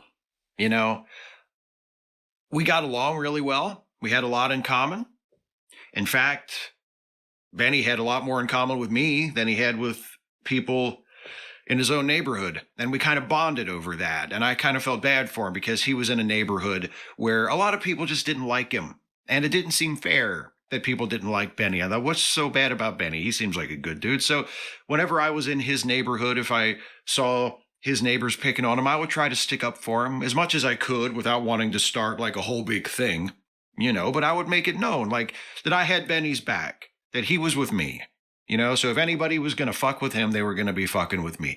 And that kind of helped him out. That sort of helped him have a little bit more of a stable existence in his part of the world. But Benny was always getting in trouble, and it wasn't the kind of trouble where like people would start trouble with him and then he would have to start trouble back with him. I mean, there was some of that. That did happen. I don't want to say that that never happened, but there were a lot of times where I would find myself having to take Benny's side and stick up for him, and even sometimes risk pissing off other friends of mine in order to stick up for Benny over stuff that he completely started himself, over stuff that was at least like 75 to 85, if not more % Benny's fault.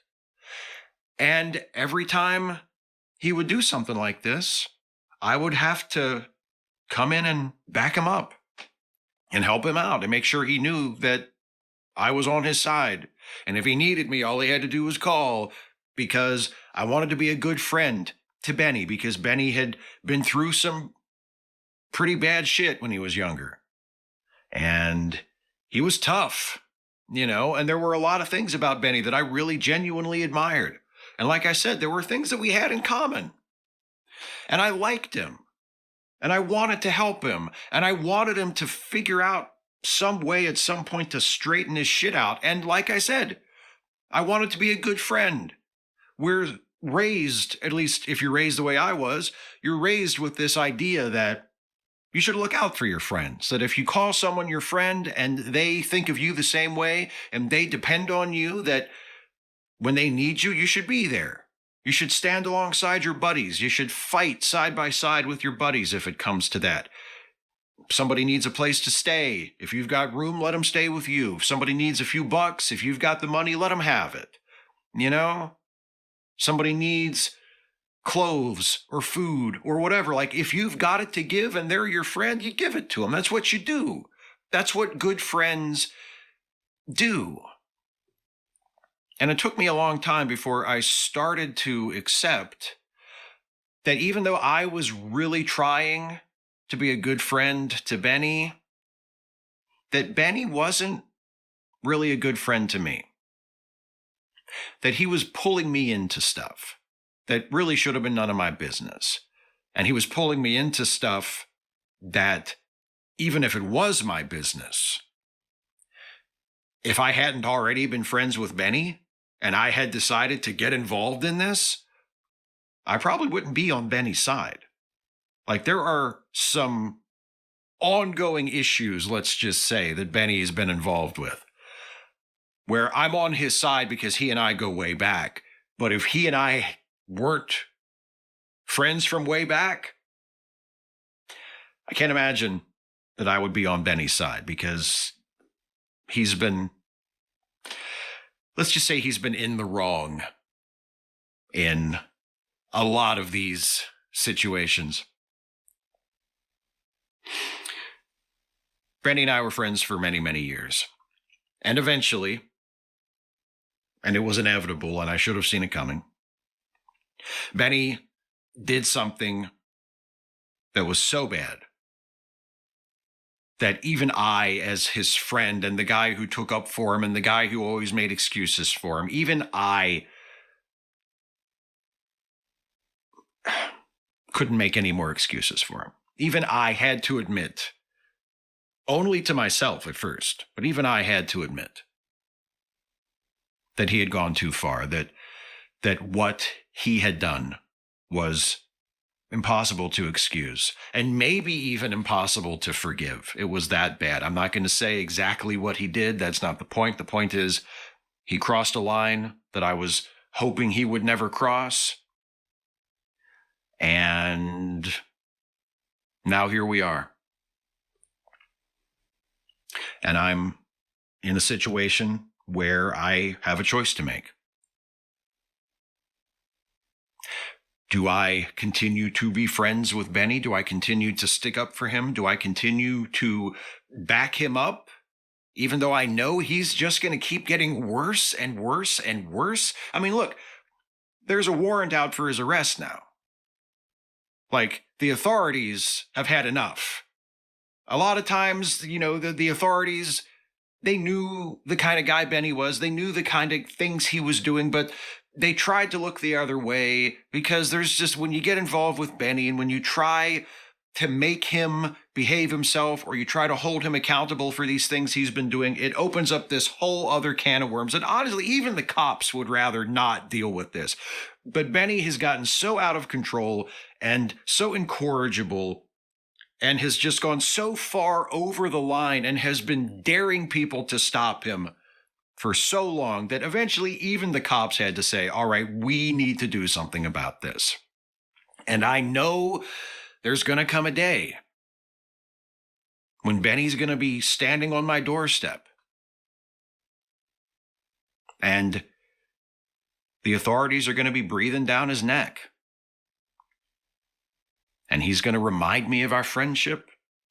And he's going to remind me of everything we've been through. And he's going to remind me of how, come on, man, it's us versus the world, me and you.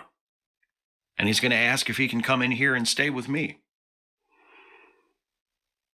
while they're out there looking for him. And maybe I say yes. Maybe I say, sure, Benny, you can stay here. And then probably not too long after that, there's another knock on the door. And it's some cop saying, is Benny here? And then what do? I know what I should do in that situation. I mean, really, what I should do in that situation is not even open the door to Benny to begin with. What I should do in that situation is just cut him off. Is just say, you're more trouble than you're worth. What you're doing is wrong. You should turn yourself in. You should stop doing what you're doing. You should straighten your life out. You should straighten out the way you treat other people. You should try to take responsibility for the problems of yours that are within your control. And again, that's not all of them. Benny has some really serious issues, and it's not like he has the power to fix all of his issues himself. But there are quite a few of his issues, including the ones that are the most pressing right now, that he has a lot of control over. And if he really wanted to do something about it, he could. And if I were not just a good person, but even a good friend to him, I would tell him, I would say, look, I can't keep supporting you and enabling you as you do this. You, for your own good, as well as for the good of everybody in your neighborhood and everybody else who has gotten pulled into all of the crap that you generate, for everybody's good. You need to change the way you live. You need to start working on some of this. You need to start trying to fix some of this stuff that you can fix. You need to get a hold of yourself and stop fucking up. Stop causing trouble. And stop fucking up other people's shit. If I were a really good friend, and if I were the kind of person that I like to believe I am, if I were the kind of moral, upstanding, admirable person that I like to say I am, that's what I would do.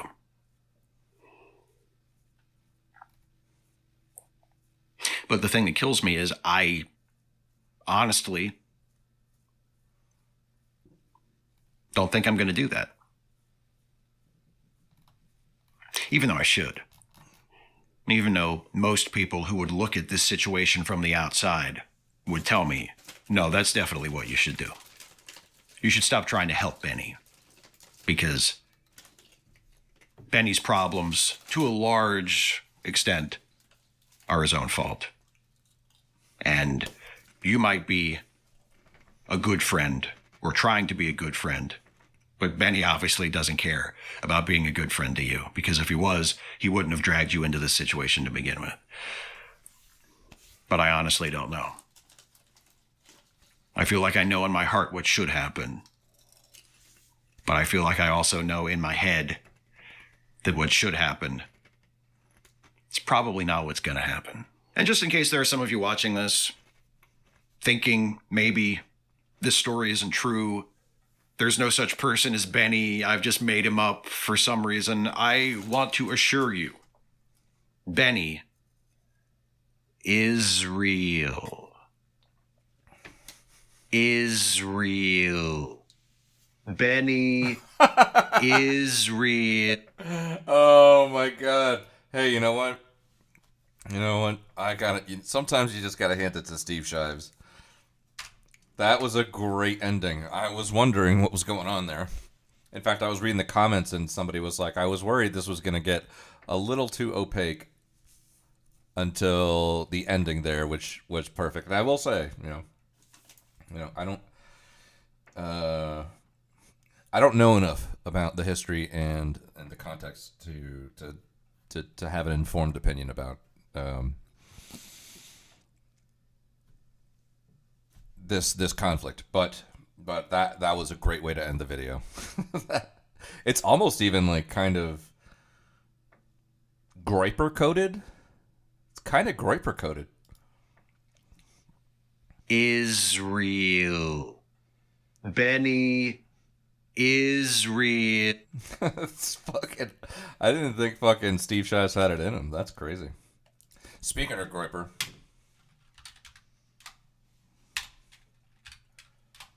Speaking of Groyper, found a quick little update on our friend.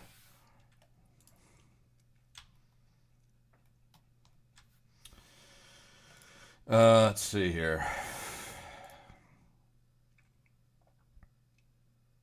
Let's see, where is it at?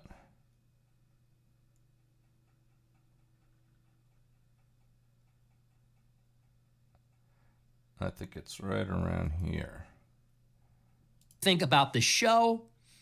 Make sure to get your mugshot merch. I was arrested last week for battery, for defending my life. Absolutely ridiculous. I was put in a self-defense situation, basically. And I'm not going to talk too specifically about it, but that's the gist. And I was arrested, okay, for defending my own life. This is your country. And I got a mugshot and I put it on a shirt. And I'm selling it at Fuentes.store. So buy it in time for Christmas. It will be shipping. It's print on demand. So I know the hats are taking a little while, but the shirts will be shipped out to you as soon as you order them. They'll be printed and shipped to you immediately because that's a print on demand service. So check them out, Fuentes.store. We're not going to be selling them for very long. Get them while you can. It's like a collector's item. It goes pretty hard too. I'm gonna wear it around town. So that'll be funny. I'll be wearing a shirt with my own face, my own mugshot on it. So people look at me and then down at the shirt and then back up at my face. And they'll say, anything else? No. Just a check, please. No. Looks like a cop from a 70s porn flick. Yeah. Maybe a vanilla milkshake. Anyway, so check that out. What else? Oh, get this. Sohrab Ahmari from... All right, it's okay. Like, you know, normally I'm not like I said, I watch 98% of stuff, so I will watch a Nick Fuentes stream from time to time, but he's fucking way too loose with the language to be comfortable on the platforms that I'm on, or at least 2 out of the 3. So we won't venture further into that one. But yeah, Steve Shives getting a little Groyper coded there. That was interesting. Voosh, you're done. That's too long. This was a Rob Nord debate. Insane leftists think illegals support Trump. Some lady, this popped up in my algo. I used to be a Christian nationalist. That's only like 7 minutes. That might be something. The Mary Chew. I'd be curious. I want to have actually a conversation with this person, the Mary Chew. I caught their streams recently. Actually, so they had a conversation with Chud. Today? No, not today. Yesterday. And had some interesting takes on trans discourse. And I think given my association with Chud, I could, DM them and say, hey, would you like to come on my stream? I'm like a 5-year Andy. But I was curious about some of the stuff you talked about Chud with, and if you had any questions, you could talk to Chud. He knows who I am. So possibly look forward to that at some point. What else? Xander Hall, is YouTube killing right-wing channels? I am curious. I don't know if I'm going to finish this, but I do want to start this. I want to see what he had to say about this. Let's see.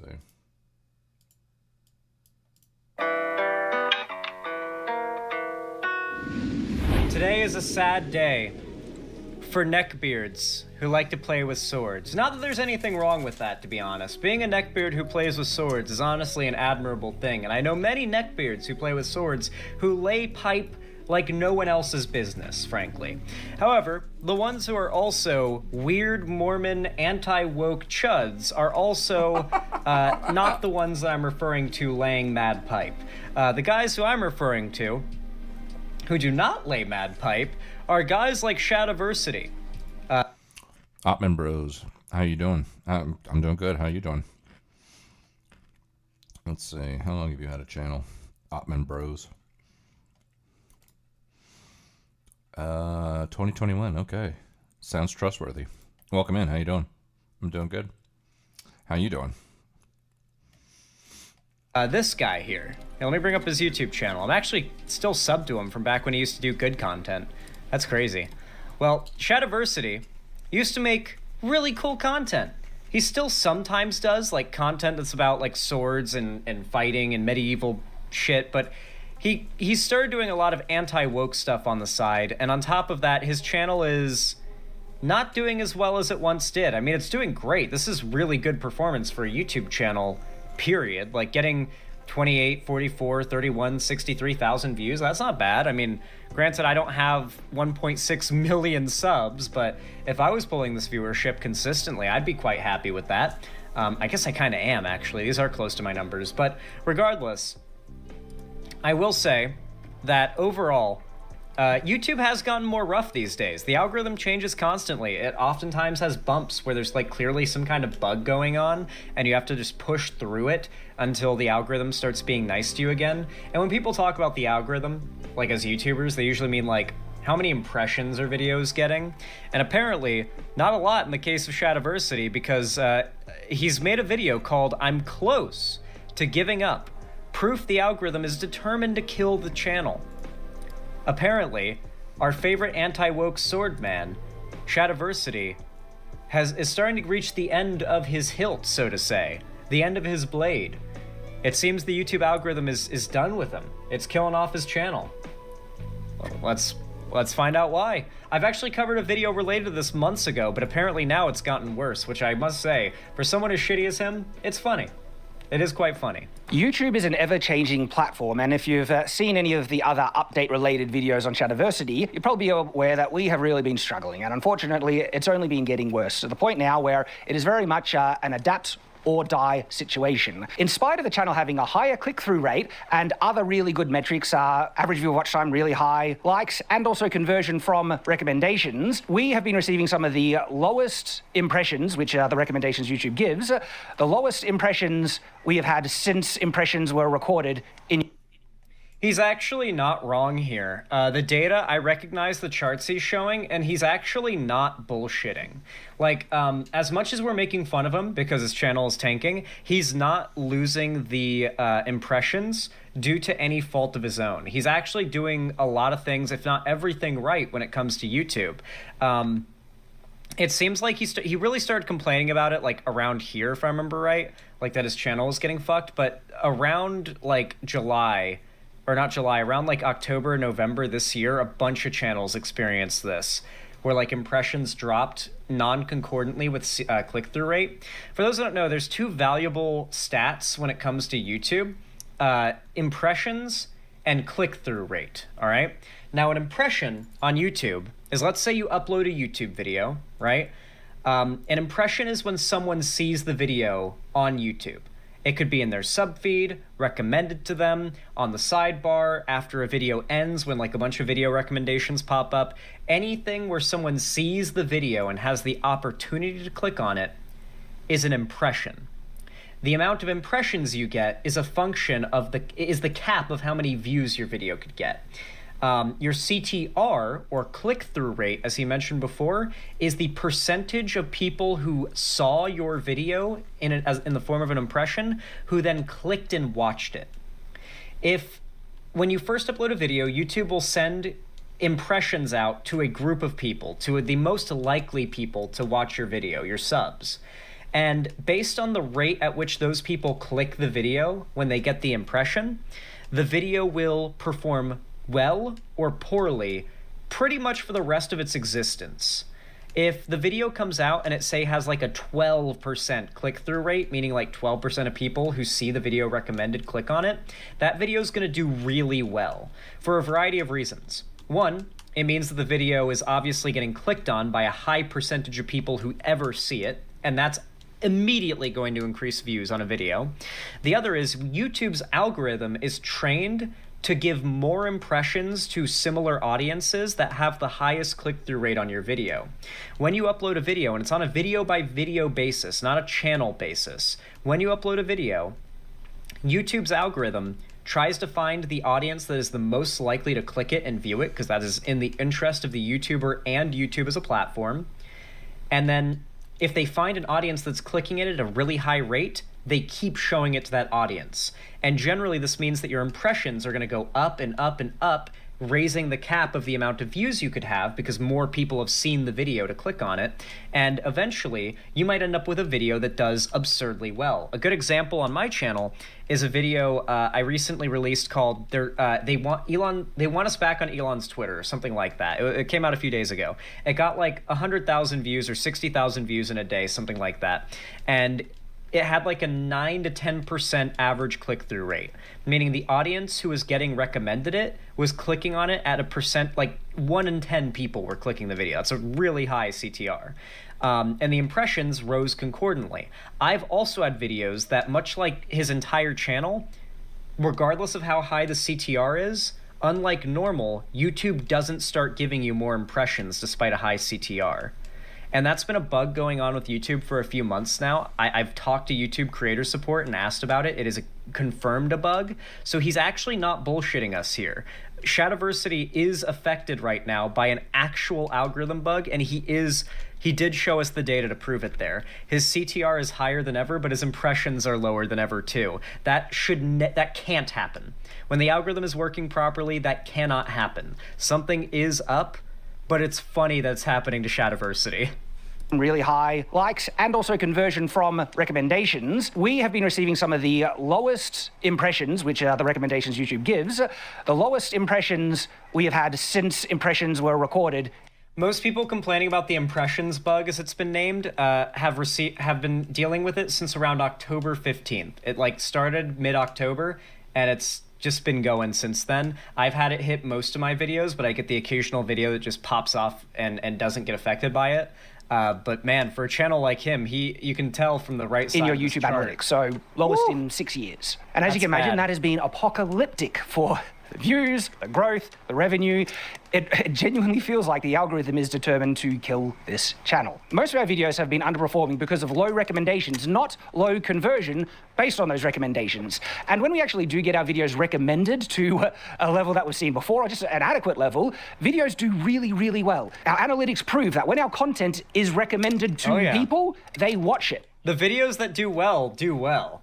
That's the funny thing with the bug, is it's like some weird shit going on, because when it doesn't fuck up, it's like it it goes fine. Like the videos pop off, right? And when that happens, we can have videos do really well. Last month, we had a video over 300,000 views. We had videos do over 500,000 views. Oh, yeah. But those are rare exceptions. For the most... My channel's dealing with the same bug. I just upload 3 times a day, so my channel has more opportunities to get a video out where it's not affected by this issue. And the impressions and click-through rate rise concordantly with each other.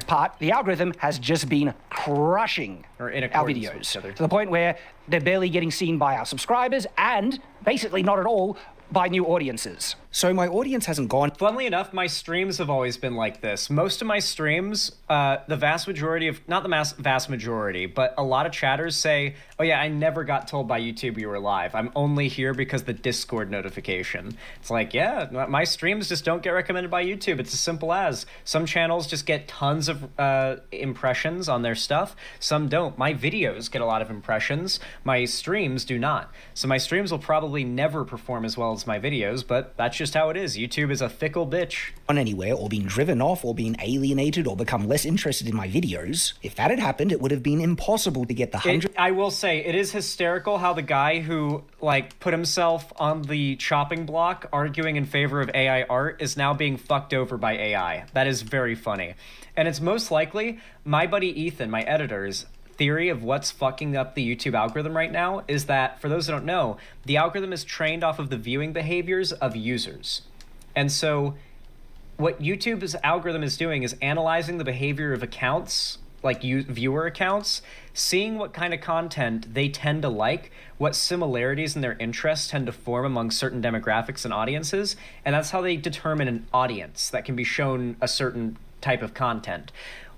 My editor's theory is that so many AI accounts exist on YouTube now that are watching videos and commenting like the porn bots type thing and are commenting on videos, that the algorithm is now being trained off of the unusual and completely random behavior of the AI bots that comment like porn shit in the replies of every new post. And the algorithm is now behaving after being trained by bots. And that's why it's so fucked up right now. That is the theory my editor has, is that the bots on YouTube are breaking the algorithm by training them based off of completely non-human behavior for viewers. And that actually sounds pretty real to me. That could be real. That could be what's doing it. Hundreds of thousands of views in these few videos the algorithm thankfully recommended. The viewership numbers from these videos prove my audience is still here. What's actually happening is that the algorithm is literally hiding most of my videos from the people who like to watch them, and when views are low on my videos, it's always due to really low impressions. Not that the algorithm... Yeah, what he probably, if he clicks on the impressions click-through rate, what I'm gonna guess you see is a similar chart to this one right here, where at first, on the first day, your impressions will be upward, or your click-through rate will be upwards of like 8 to 10%, I'm assuming for a channel like this, same for mine, but then as days go by, the click-through rate drops down to like a fraction of what it was. What this tells me is that right away, YouTube's recommending the video to the right audience, but then by day 2, they're recommending it to a different audience, one that's not interested in clicking on the video, which drops the click-through rate, which drops the impressions further and further and further, because YouTube's algorithm just suddenly stopped showing the video to an audience that's interested, which caused a rise, a trend upward, and instantly overnight, it causes a trend downward. This is not organic, by the way. Like, I'm not here to dunk on him and say, oh, you're just complaining. Like, no, he's right. He's actually complaining about a real problem, but it is very funny it's happening to him. Because, he makes a lot of anti-woke garbage content. Algorithm sent out heaps of impressions and very few people in my audience desired to watch, which would be the case if most of my audience disappeared or are less interested in my videos. What's actually happening is that the algorithm is literally hiding most of my videos from the people who like to watch them and who might like to watch but haven't seen my content before. The algorithm is rarely promoting my videos to new viewers as proven by my suppressed recommendations. My audience is... Oh yeah, the problem really started around the time that YouTube implemented the 3-minute shorts update, yeah, which was a broken update. Like, they couldn't make 3-minute shorts work, and so they've been trying to get them working since that update, and I don't know if we have 3-minute shorts yet.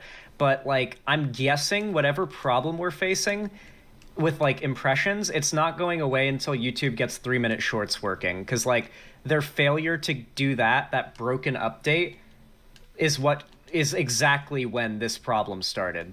still here, but it Not seems for like him necessarily, because his channel's been on the downtrend for a while, but like for a lot of YouTubers that have complained about the recent bug, like I think this is probably where he's experienced it. Like it hit his already dying channel. It's probably what got him. YouTube does not want them to watch my content, and here is a profound example. The example is from the video last month, the Fortune Fire, safety video, 300,000 views effectively. We got those 300,000 views for the fact that the video got 4.5 million impressions. And so an impression is whenever you see the video, if you see a video recommended on the side tab or on the home thing, those are all impressions, and that is what drives viewership. The more impressions, the more views you get, dependent on the conversion rate. How many impressions does it take to get a view? Well, on the Fortune Fire video, based on 300,000 views for 4.5 million impressions, that is 1 view for every 15 impressions. Now, contrast that with our more recent video, Fight Scene, the Shadiversity short film. One of the best, if not the best video we've ever made on the channel, and the algorithm has just buried.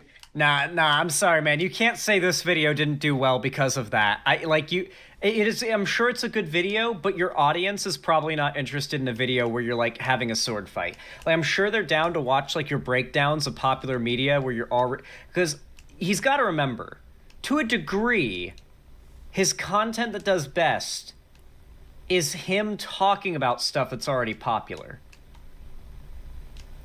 Like it is like a video that's all just, you have to be a fan of Shadiversity to find it enjoyable.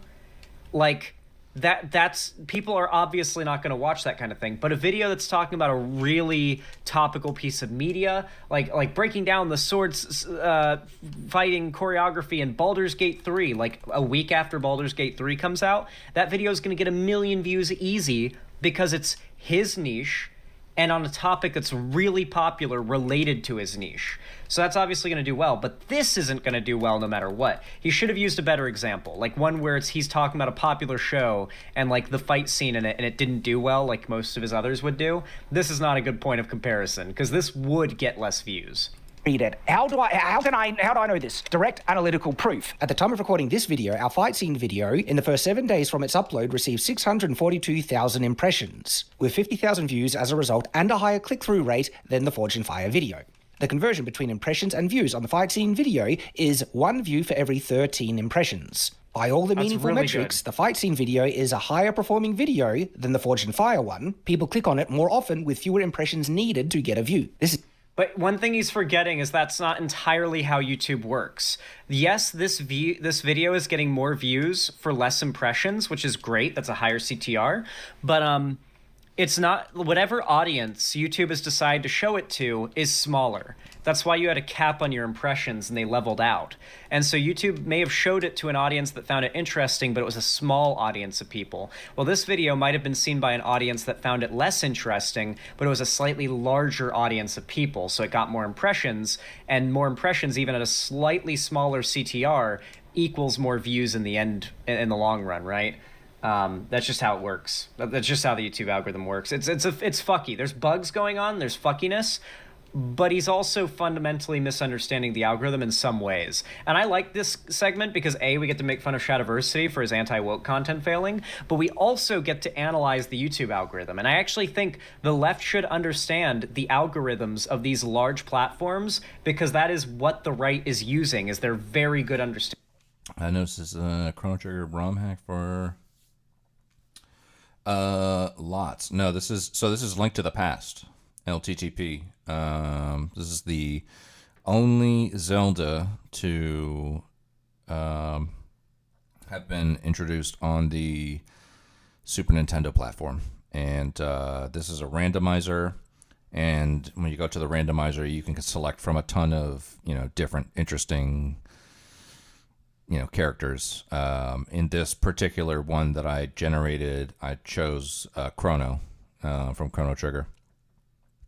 But you can choose, there's a ton of sprites from Final Fantasy 6/3, depending on if you're basing it on the US or Japanese version. You can pick Mario, you can pick anybody. So, but yeah, but Link to the Past, this is the only randomizer that I play. I don't do the speed runs because I'm just not good enough to do the speed runs. But it's like a time killer, and like some filler to watch. It's like maybe I'm listening to the video, but I don't want to watch the video. You can watch this, so I just play this from time to time. It's still fun. I mean, I was a kid when this came out. the original Link to the Past. And when I saw that there was a culture of new Link to the Past players over the past few years since I've been on Twitch, and a lot of, there's a big speedrunning community, but the randomizer is just really, really, really good. So yeah, just Google Link to the Past randomizer, and all you need is to upload the Japanese version of the game from, I don't know, from whenever it was. They have like a whole tutorial on it, but it's super fun. So for me, this is kind of like, this is an old seed. I think I started before Thanksgiving, and I figured I'd just play it a little bit before I get a few hours of sleep before work starts. So we'll see. Understanding of these algorithms to succeed and reach large audiences of people, we need to understand this stuff too. So if I can tell what knowledge I know of it to you guys, then maybe you can use it too. This is exactly the same with my recently released video on the Whipsword. 377,000 impressions with 29,000 views. That is 1 view for every 13 impressions. Once again, better than my Forged in Fire video, but it is not getting recommended nearly as much. If my fight scene video or my Whipsword video were to have received... It's that same, like jump upwards and then a slow, a quick decay downwards. The videos that my videos that get affected by this have the same thing happen, and it's super unusual. Like, as someone who's done YouTube since 2019, and this guy who's done YouTube since way before me, because I watched him when I was in middle school, I think, this is unusual. Like, this isn't supposed to happen, at all. Like in this brief of a time too, this is super weird. The same amount of impressions as my Forged in Fire video over their first week for being uploaded, meaning they received the same amount of impressions over that first week as my Forged in Fire video did. Based on their conversion rate of 1 view for every 13 impressions, those 2 videos both would have received... I've basically just chalked up the issue to being AI. You just got to adapt to the fact that AI is poisoning algorithms into not understanding human behavior anymore. It's just, this is the guy who is super pro AI. This is what AI does to other AI. They start training off of each other poorly. 192,000 views. 20,000 more views for the same amount of impressions as was given our Forged in Fire video. So the question is, why is YouTube not pushing those videos that would receive higher views for fewer impressions? Literally the videos that the YouTube audience wants to watch more than other videos that it gives even more impressions to, but results in... Don't come up with some narrative about how you're being censored. There are literally thousands of channels being affected by this right now. You can go to the YouTube or the r/YouTubers subreddit and find 12 posts in 5 minutes of people talking about it and posting their stats that are identical to yours. It's not a you problem. It's a lot of YouTubers' problem. Lesser views. YouTube is literally prioritizing videos that the YouTube audience is less interested to click on. And it's not retention. On average, people watch 41.7% of the whole video. But compared to my Whipsword video, my audience on average watched 46.9% of that video. And the average viewer watched 56.12% of my fight scene video. Both of those videos have a higher engagement and retention percent based on their length. But it's really weird when you get a video that goes up in YouTube Studio and you see green upward arrows on every stat except views. The CTR is high, the watch time is high, the engagement is high. Every stat is higher than normal, but the views are down. That shit is so weird, and that is basically the face of the bug that's been happening on YouTube. So he's not wrong. He probably saw every single metric up with a green arrow on these videos besides views and was like, what? It's super odd. YouTube isn't supposed to do this, but I don't know if it's just how they're doing things now or if it's the Shorts update that broke things, but I hope he's not going to try to create some conspiracy about how YouTube's against him. YouTube has chosen to bury those videos, as is the case with most of my recent content. If they were just recommended to my audience, just the people that want to see it, they would watch the videos even more than those videos that YouTube is trying to push in its place. But YouTube isn't seemingly interested in pushing videos that audiences like, that they interact with, that they want to see, but they have a different algorithmic bias where it is pushing things based on an arbitrary set of standards that I cannot fathom. For some reason, there was something in our Forge and Fire video that gave the algorithm the desire to push it, and when it got pushed, of course we get views, but we literally... No, I don't think it was anything about these videos that did that were good. I think it's that, nor was it anything about the other videos that were bad. I think it's genuine luck. I've noticed that I can tell he hasn't spent as much time looking at the stats, because something I noticed is that it happens in 12-hour increments, where if you upload a video, let's say at 6 a.m., up until 6 p.m., the video pops off. Like, even if it's unaffected by the bug, the video pops off till 6 p.m., and at exactly the 12-hour mark, the CTR plummets and the impressions flatline. I've noticed that consistently. There are blocks of 12-hour periods where all your videos get more impressions and a higher CTR, and then another 24 to 48-hour period begins where all the things you upload and everything you have uploaded goes back to flatlining. I wonder if he's noticed it too, because I've seen that he's got those 24-hour like 12-hour, long spikes on his graph as well. I'm wondering if he's also noticed that there are time frames, random time frames, where YouTube is like, your stuff's gonna do well, and you've got 12 hours if you post at the start of that time frame before YouTube. I've kind of noticed this too. I mean, not for uploading YouTube, but because I'm fucking, according to you youngsters of Boomer, I still post things from time to time in like Facebook groups, and I noticed that, like, when I post something in a Facebook group at like, I don't know, it could be 4 in the afternoon or 7 o'clock at night or something like that. I might have, a couple likes and maybe 2 comments, It just depends on, I guess, how engaging or provocative the content is too. I do consider that a factor, but I noticed that when I post something equivalent to what I would post at 4 or 7 o'clock at night, but if I post it in the morning, it takes off. It takes off. But by noon, I'll have 30, 40 reactions. I'll have maybe 5 to 10 comments with a bunch of sub comments under those. So anytime I'm feeling spicy on Facebook, which is what we boomers are famous for doing, and I'll post something to a group, which is like, like a left versus right kind of political group or whatever. When I post it in the morning, man, by noon, it's taken off and people are talking about it. But when I post it in the afternoon, it's like nothing.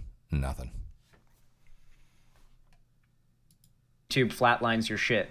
So you've got 12 hours to let your video pop off. If you get lucky and you upload it at the very beginning of that 12-hour period. I've noticed it in my stats.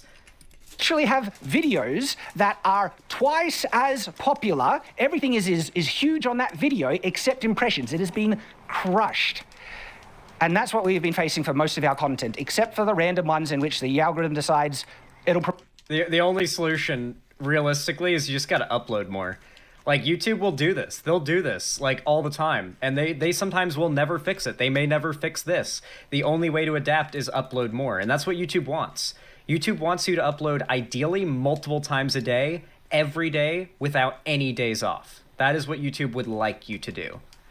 Promoted. So multiple people from YouTube have said that if you have a video that your audience likes that has a good click-through rate, good retention, and high watch time, will make the YouTube algorithm recommend that video more to new audiences. I can confirm 100% that that is not the case for this channel. We literally have videos that are performing better in... Dude, it's not specific to your channel. There are thousands of channels experiencing this problem right now, dude. Every single metric, but get lower recommendations than others. Unfortunately, for my situation, it is simply not the quality of the video or how much my audience likes or even wants to watch it that determines if YouTube is even willing to recommend it to my own audience, let alone finding new people. Subscriber growth this whole year has been completely dead on the channel. YouTube has been barely showing my content to new viewers this entire year. I do not know why the algorithm is seemingly trying to kill off this channel. YouTube has been explicit about the fact that they rank videos according to a quality metric which determines how many recommendations they get.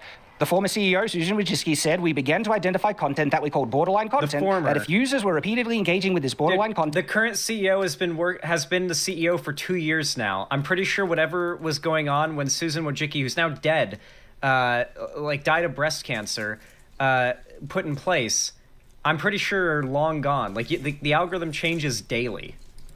We will show them other content alongside that we've ranked as more high quality.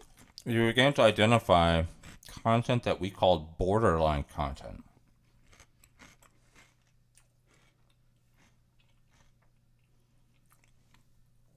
Borderline content, and that if users were repeatedly ongoing with this borderline content, we will show them other content alongside that we've ranked as more high quality content.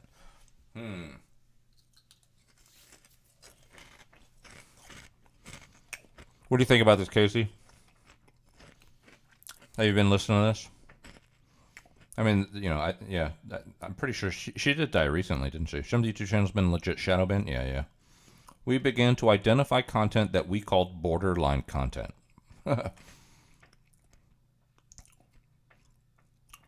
And we will show them other content alongside that we've ranked as more high quality content. I just got back, yeah. Eating my ear, my bad. I had a little ASMR for you. Little ASMR, yeah. Isn't Casey pro censorship? No, I will leave that for you to argue with Casey in the chat. Yeah, little bugles ASMR. Forgot about that. Forgot how close to the mic I was. Let me give you a little bit. Let me get a little more. Nacho cheese bugle. The European mind cannot comprehend bugles. Okay. Amazing. What's a bugle? Yeah, exactly. Bugles, bro. Bugles. It's a corn chip snack product from America. It's shaped kind of like a cornucopia. You can see here, it looks triangular, but it's actually, you can see there's a little, it's actually three-dimensional and conical. I don't know if that's the right word or adjective to describe it, but it is conical. Similar. It's similar. I love Doritos, but the texture of Bugles is so unique. You know, Doritos just eat like a chip, but Bugles eat kind of like a cross between a Frito corn chip and a tortilla chip and a cracker all in one. So it has like a really unique texture. I mean, if you look at the ingredients, it's probably the same shit that's in Doritos. It's like, you know, enriched cornmeal, orange dye number 40, you know, whatever, you know, all the same shit. But the way that they make them, just the texture is just so unique. It's like, it's fun to crunch, you know. It's empty inside? Yeah. Let's see if I can get a better picture of it. Some of them are kind of like misshaped. Oh, here's a good one. I can feel it. Yeah, so you can see. So you can see inside is hollow. So you can imagine if you had like a dip or something, you know, like some sour cream or some French onion dip, you could take this part of it and just go and just pick up a shit ton of dip and then pop it in your mouth. It has a really, really unique texture. I think that's probably the biggest selling point of Bugles. You know, a lot of the I'm sure the ingredients are the same thing as like a Frito chip, you know, like corn chips or Doritos or things like that, Tostitos. But the texture, the way that they cook it is just, you know, the European mind cannot comprehend Bugles. I cannot repeat that. I cannot say that strongly enough. It's a whole different ball game. Once you start getting into Bugles, you're talking about a different level of snacks. Wheat Thins, love Wheat Thins. Wheat Thins, I could eat a whole box of Wheat Thins in one sitting. I can also eat a whole box of Triscuits in one sitting. Although I will say, if I did eat a whole box of Triscuits, I would need something to drink. But I could eat an entire box of Wheat Thins by myself without anything to drink. It's a salty, crunchy snack that actually makes it, but also you feel less guilty about eating it because it's it's wheat, or whatever. I do love wheat thins though. Wheat thins? Yeah, exactly. Toot the horn? Yeah. I don't know. I've never tooted a bugle. No, it ain't happening. But bugles are delicious. If you can find them in Europe, I would say try them out. They have original. This one happens to be nacho cheese. They have Hidden Valley Ranch. I'm pretty sure they have like a barbecue one. They have all kinds of flavors. I'm pretty sure they even have like sweet flavors like cinnamon sugar and salted caramel and things like that. Really, really good. But really what gets you about the bugle is the texture. The texture is unmatched, and it's ribbed too, like a condom. Like it's literally ribbed. I don't know if you can see it, but it has its own ribs and ridges on it. It's amazing.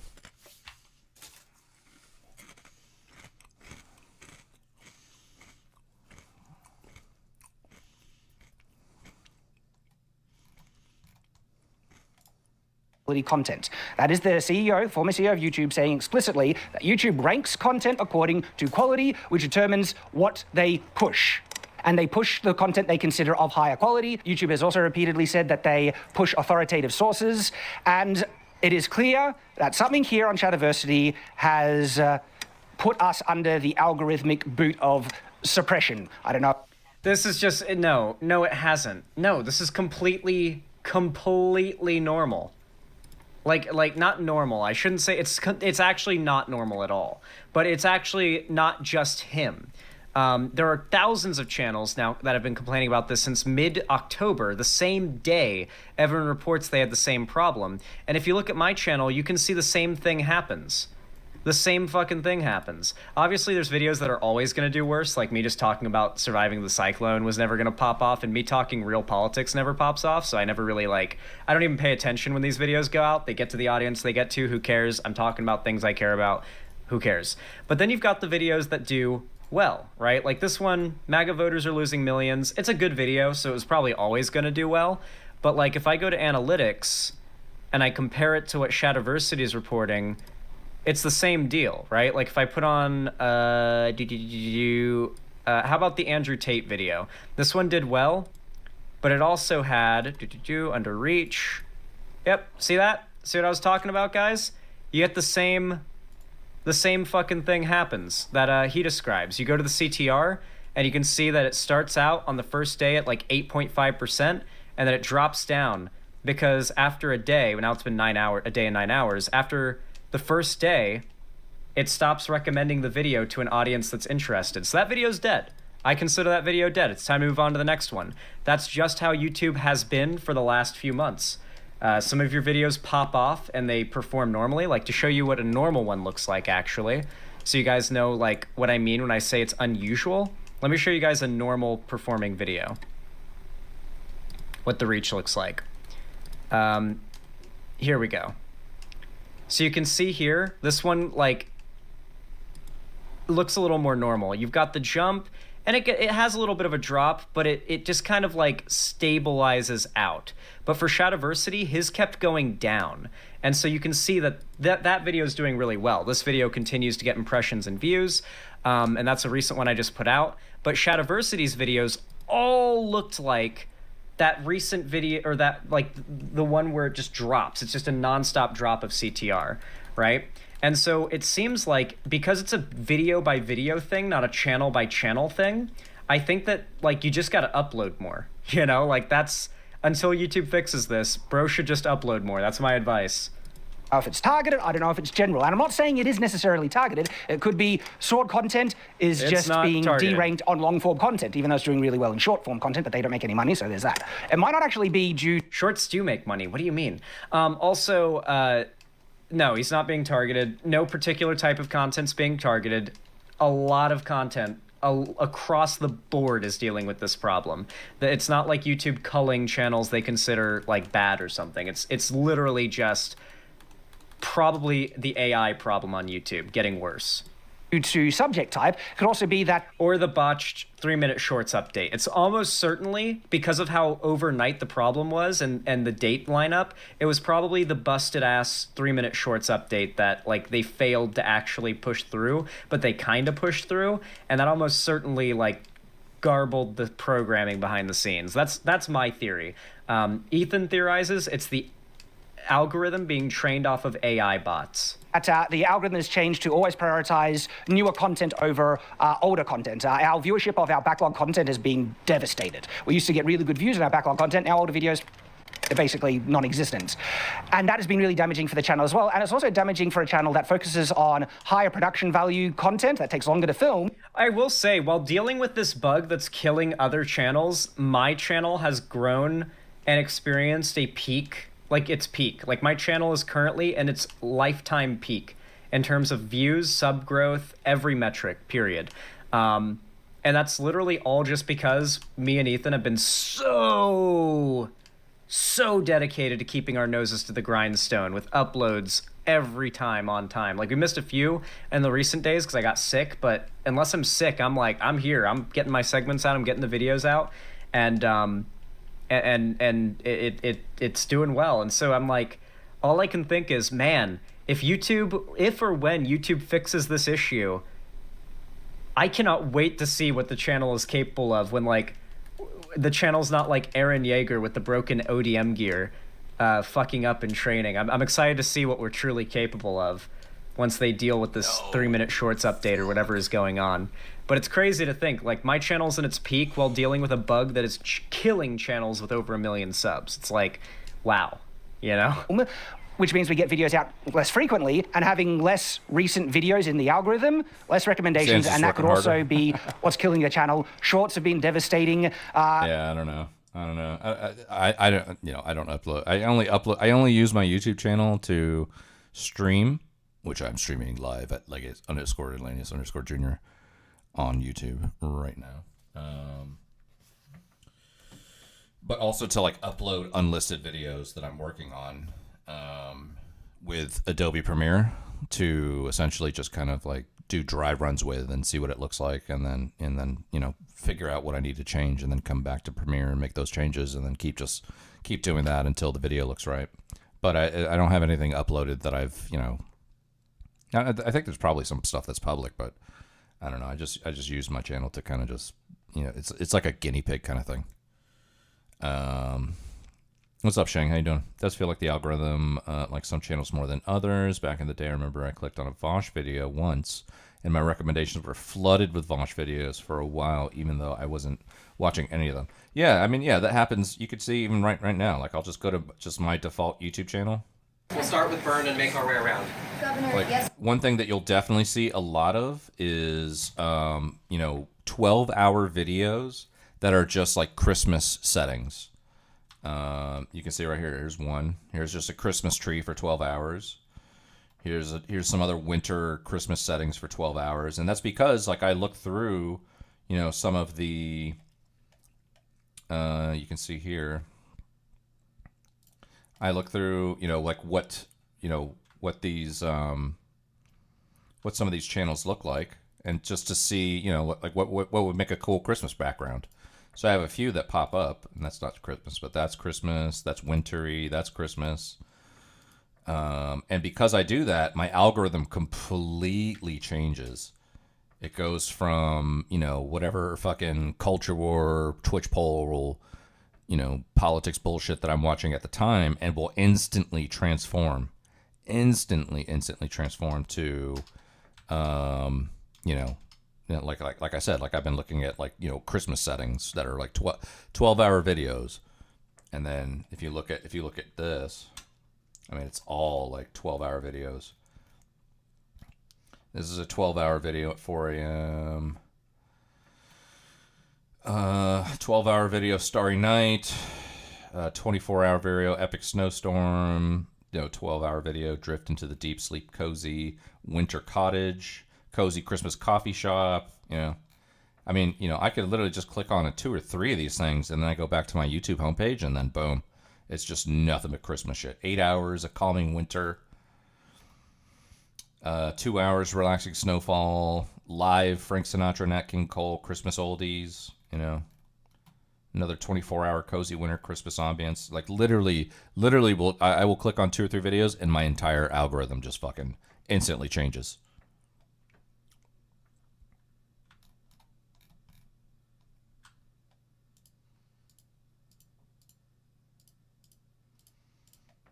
We have a lot of inactive subscribers because when we were doing shorts, we got about 400,000 subscribers from those shorts who don't watch the long form content. And so what is probably more likely, this is a compounding issue of multiple things. Oh, he doesn't know. Every single form of content on YouTube has a completely different algorithm managing it. People on YouTube, maybe this is like an old YouTube thing that old school YouTubers haven't gotten over, but your channel does not matter. It doesn't. Your YouTube channel does not matter. You with 0 subscribers could upload a video tomorrow with the right topic, title, and thumbnail to get 1 million or 2 or 5 million views and blow up to like hundreds of thousands of subs in a few days. Any channel could do this today or tomorrow or just like blow up overnight like that. YouTube measures videos and like promotes videos on a like individual basis. Not like channels. Like your channel doesn't get like shadow banned. Your channel doesn't get like suppressed or whatever. It's specifically, yeah. Like it's. Yeah, I forgot what I was gonna say. Regardless, though, I'm just curious to see if YouTube does fix this at all, because they might not. It might legit just be the new algorithm. That'd be crazy if it was. If we just got to adapt to it now. That have just combined to devastate this channel. So, as I mentioned, we are in a state of adapt or die, and one of the only things that I think we can try now is, okay, if YouTube is prioritizing recent content, we've got to produce more content, which means restructuring the way that we produce stuff on Shadiversity. We still want to do higher production value things, but it's going to be like maybe 1 a week, maybe fewer, while we focus on content that's still watchable and enjoyable, but is a bit easier for us to produce, so we can approach daily content to hopefully supercharge the algorithm. And good news for you guys, you're going to get heaps of additional Shadiversity content, and a lot of it is really enjoyable and watchable, similar to stuff I did. All right, I don't care about any of the rest of this, but yeah, he's not wrong. The algorithm is killing channels. Let's read the comments. I'm curious what these people are talking about. I see a lot of people talking about how they just aren't interested anymore. That is not the point of this video. It's not that he's getting promoted and that people aren't interested in checking out the video. It's that his successful videos aren't being promoted. Channels change, viewers change, and algorithms change, which is all normal and natural. What isn't natural is that good videos aren't even given the chance to get promoted to the point where the lesser videos already made it. Yeah, I mean, that comment was fine. Despite being subscribed, I honestly didn't know you still posted videos. Yesterday, I watched my first video of yours in months, but that was only after I intentionally searched out your channel to see if you had anything new. To my shock, you had so many new videos, or at least new to me. I was thinking yesterday, why haven't I been seeing your uploads in my... I was gonna say, that's like the same thing I was going through with the whole Steve Shives thing. Like, I didn't know Steve... I thought Steve Shives probably left his whole channel, you know, back in the fucking anti-NJW days, but he's still fucking grinding. Surprisingly. Subscription feed. Bruh, don't give up. Talk to your boy Metatron. He seems to have found the tricks of the algorithm. That's a right-wing anti-woke channel, I think. The reason the Forged in Fire video got pushed is because it's drama. It's a video that is critical of something. The algorithm pushes drama and negativity as much as possible. That is true. Am I the only one who still mainly watches videos from the subscription page? My YouTube bookmark takes me straight to subscriptions, and I've never missed a video from any channel I'm interested in. They've hidden the subscriptions tab. I don't even know how to find it these days. I don't even know how to find it anymore. Stop using the home tab, people. Use the subscriber tab if you want your favorite creators to stay afloat. That is true. Where is it? Like, I don't even know. Hold on. Let me go to the YouTube main page. Where's the sub tab? Oh yeah, there it is. It's on the top left. Yeah, honestly, you should check your sub tab like once a day and scroll through it. Just because you should know that YouTube does not tell you when the people you're subbed to have uploaded or gone live or done anything new. unless you specifically seek out the sub tab. Damn, yeah, there's a lot of channels I didn't even know were still active that post here. Holy shit. There's channels here I didn't even remember I was still subbed to. Swamp Dweller, an OG creepypasta channel, uploaded 3 hours ago. Damn, dude. Yeah, a lot of this content I've been subbed to for a long time, and YouTube never shows me these channels. Yeah, damn, dude. Turns out that that YouTube sub box, you gotta click on it and look in there. I check daily. Yeah, I mean, fuck, dude. YouTube's just continuously made it harder to follow the creators you like. I need to start using that thing, because I'll tell you, there are some great content creators that I'll sub to, and I'll watch a few videos from them, and I'll trust that YouTube will keep showing me their content if I sub to them. And that I'll just be able to stay like a casual fan and not have to like remember them and their username, that YouTube will like help me learn of them and remember them just kind of naturally. And lately that's been less trustworthy lately. Like I have to like really let YouTube know I like some content if I want it to regularly show up in my recommended. And sometimes there's like, oh man, lately I've been having to like constantly tell YouTube to stop recommending Hassan clip channels. Oh my god. YouTube really wants me to watch Hassan. There are so many different Hassan clip channels and they keep getting recommended to me, and I keep having to click on don't show me this content. So at least we know the Hassan clip channels are getting a lot of recommendations right now. Regardless though, I will say this whole YouTube bug situation has been pretty fucked. I've experienced it. Many other figures in this space have also dealt with it. Or not in this space, just in YouTube, like in general, have also dealt with it. And so, oh geez, my music just got really loud. And so I don't deny what he's talking about, but I think it's really funny. I recently saw Metatron, Bad and Banana were going at it, quite a crossover.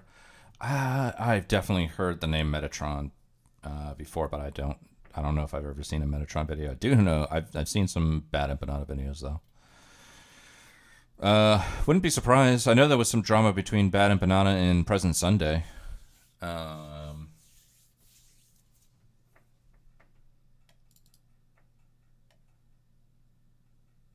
fuck. Okay, it's getting late.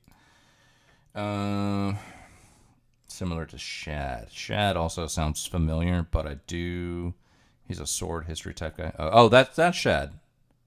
Oh, similar to Shad. Okay, gotcha. Metatron.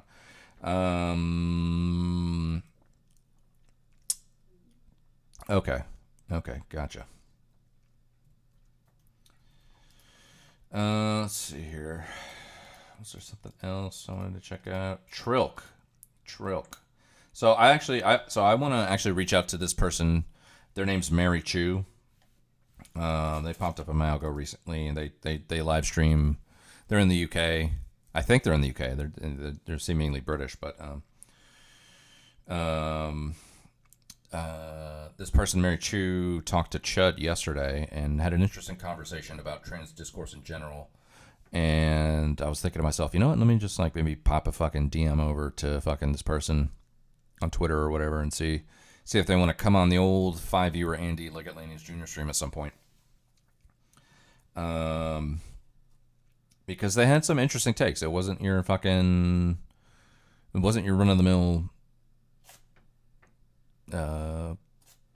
LGBTQ plus takes. I don't know what else to call it, but pretty interesting. And I know I already have inroads with Chud, so I could just reach out to them and say, hey, if you wanted to know whether or not I was some fucking right-wing troll that just wanted to fucking call you a man for 30 minutes, then believe me, I'm not that person, and you can verify that by going to talking to Chud. Chud knows who I am. So I think I'm going to do that at some point. Maybe try to get a conversation with this person. But the reason why this video popped up is because, well, I've been watching the Mary Chu stream for probably like a week or two now, and so their videos pop up in my algo, and this video popped up, and the moment I saw this screenshot of fucking Naomi, I was like, Nominal Naomi. I was like, who is that? Who is this? I remember Nominal Naomi, and I was like, oh yeah, that was the person that was saying like they can like produce breast milk or something like that. And I think Nominal Naomi had like a debate with Andrew Wilson and a few other people.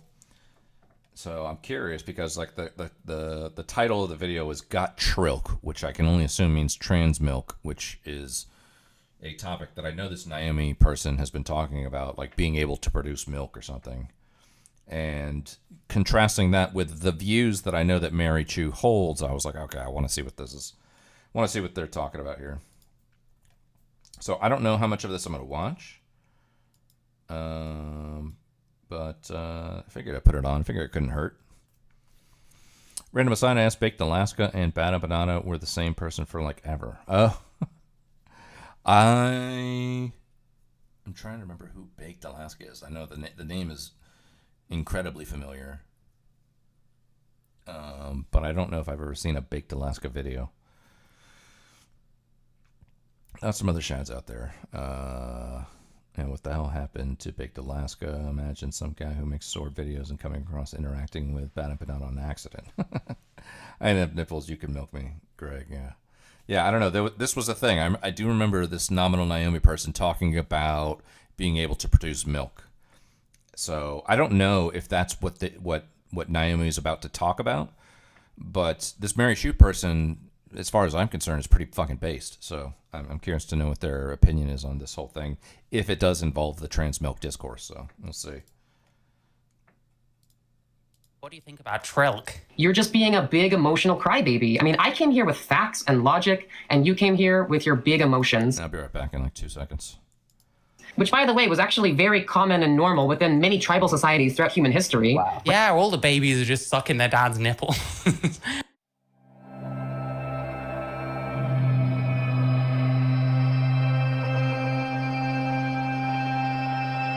You're anti-trans. Trans lactation debates. Okay, we have to. Are you the person that's trying to We have to. Okay, you two need to stop talking to each other. Obviously, you don't like each other very much. And I would say this is what happens when you're not very sensitive, but I don't know. It's not my problem. lactate to breastfeed a child? I already did, yeah. You already did? Uh-huh, yeah. I breastfed my youngest, and now she's on the solid food, so yeah. Oh, man, that's... I'll tell you something right off the bat. I don't trust this person very much because there's constant, cuts in this, debate. If I talk to someone, I don't really edit it very much. And, if it's a debate and you see all these cuts, it just makes you wonder what's been taken out. As if we're trying to change the context or something. And you can't tell whether that's happening or not, but it's going to make you think, you know what I mean? Sick. Wow, that makes me so... Why is that sick? Wow. Because, I talked to my doctor about it. My doctor helped me through the process. We ran tests. Everything was shown to be perfectly healthy and normal. Hey, someone said they wanted to watch Naomi, so was it Mischief? I'll just say it's you. I blame Scousers whenever I can. So, yeah, this is Mischief's fault. I'm sorry. That's too mean. So, what's the problem? Oh, my goodness. I actually never felt this way before. That's actually blowing my mind. Uh-huh. What's blowing your mind? I'm done. Okay. That's child abuse. That's actually crazy. You should be arrested for that. How is that child abuse? You're my doctor... Wait. You think that it's child abuse that my doctor helped me give food to my baby? How is that child abuse? Child abuse that you're making your child suck on a man's tit that's producing milk that shouldn't even be doing that naturally. I worked with my doctor. We analyzed the milk. Everything was shown to be perfectly healthy and normal. My kids' developmental tests all came back perfectly healthy and normal. So where's the actual harm? You're just trying to claim some kind of disgust response. I'm I get it. You find trans people to be gross or whatever. But where's the harm? You haven't demonstrated any kind of harm. But harm that's going to traumatize your kid for the rest of his life when he realizes that he can. Yeah, the whole I've analyzed it and it's perfectly healthy. I'll believe that when I see it. I don't trust anything that these people just say. You know what I mean? And my kid's not a boy. I already told you that Wait, how is that traumatizing? Kids suck on their mom's breast is a pretty normal and natural thing. Why does she have to say it like that? All right, it's in a bit reverse. Why does she have to say it like that? Why? Why? Surely she knows. I'm sorry, I'm just gonna be saying that a lot, I guess. How is that traumatizing? Kids suck on their mom's breast is a pretty... why would you put it this way? I don't get it. I don't get it.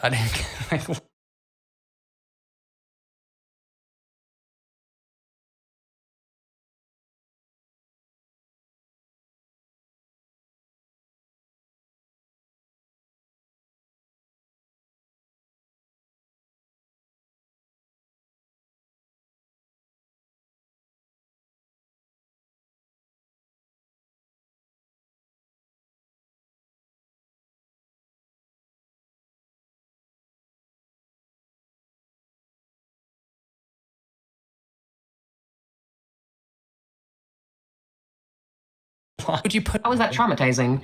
Kids suck on their mom's breast is a pretty. Like, why would you put it this way?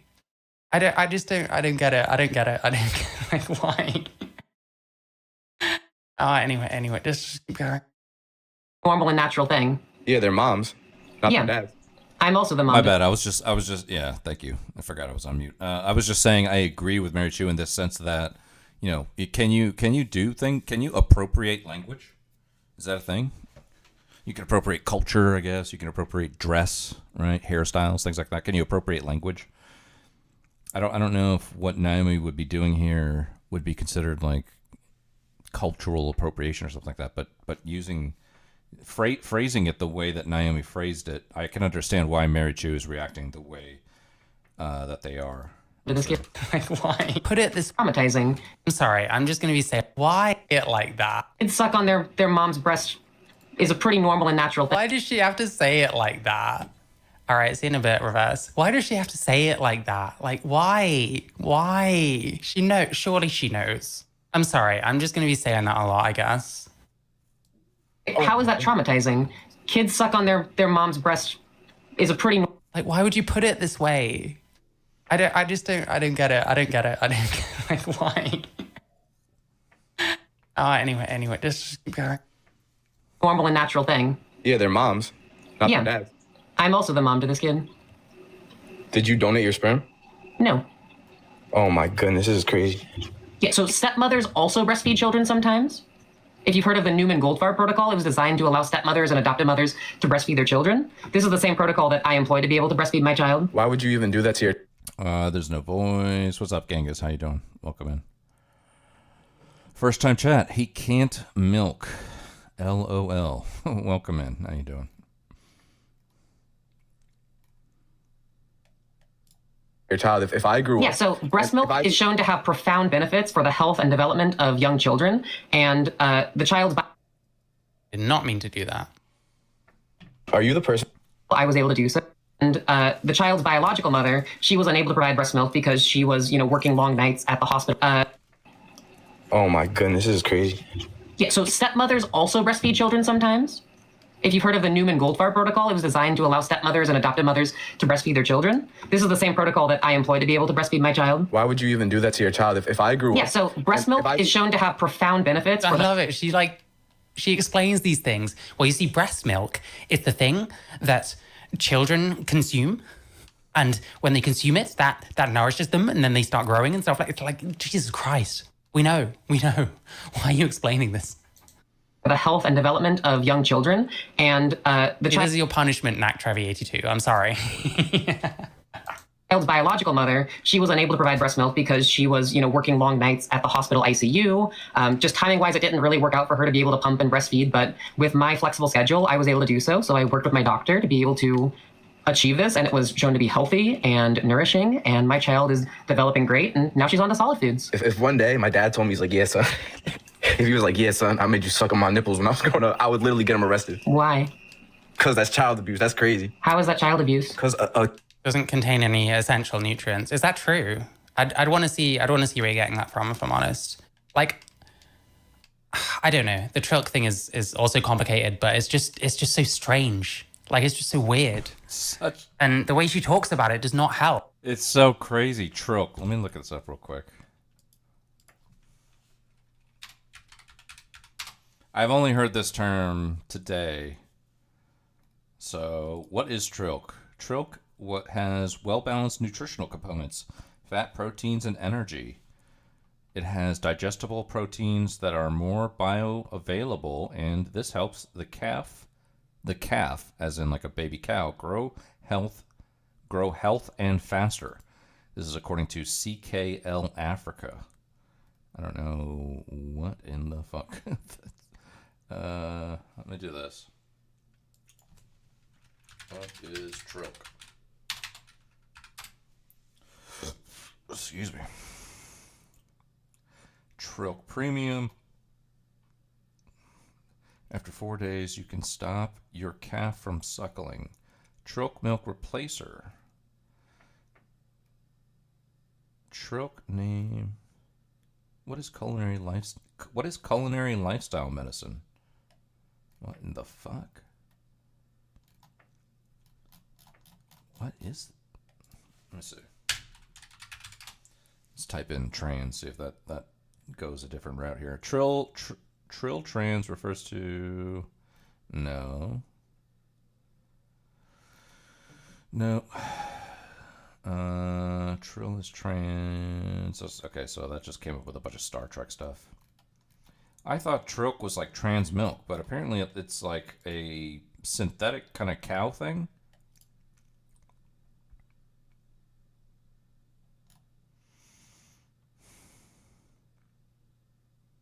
Trilk Premium. Fortified milk replacer. Okay. This is not... Okay, so it's not trans milk. I'm guessing she's just lying. Prolacting, I think, could be wrong. It is so late in... I'm heading off. Men can't make milk. LOL. Never, ever. That's just insane. Okay. Thank you, Genghis Khan, for that incredible contribution there. I appreciate it. Given elevated levels of certain hormones, men can lactate. Some do just sometimes if they have a natural hormone imbalance. And this is Trilk. Look at this. Trilk fortified milk replacer. Okay, so I was completely wrong about this. I thought Trilk stood for trans milk, like, you know, like a trans woman, you know, going through some kind of either hormone situation or surgical intervention that would enable them to provide milk. But that's completely wrong. I think but apparently Trilk Premium. Trilk allows the calf. Let's see. Trilk Premium. Trilk allows the calf to get all the energy, proteins, vitamins, minerals, and trace elements it needs without stressing the rumen development of the calf. Although genetic improvement in dairy cattle has led to a higher production of milk with higher fat and protein content, the levels of vitamins, minerals, and trace elements have not increased accordingly, posing a risk of deficiencies of magnesium, copper, iron that often occur, leading to hair discoloration, anemia, weak calves, etc. The risk of diarrhea and digestive disorders is significantly reduced when Trilk is used, since the product is whey-based and does not contain skimmed milk powder. Benefits of using Trilk. It's made from easily digestible sources of energy and protein. So Naomi was talking about like suckling on the breast of the mother or something earlier. I'm really confused here. I'm super confused. I don't even know if I'm in the right neighborhood. I don't know if this is, obviously this Trilk thing is real, but I don't know if they're talking about the same thing that we're looking at.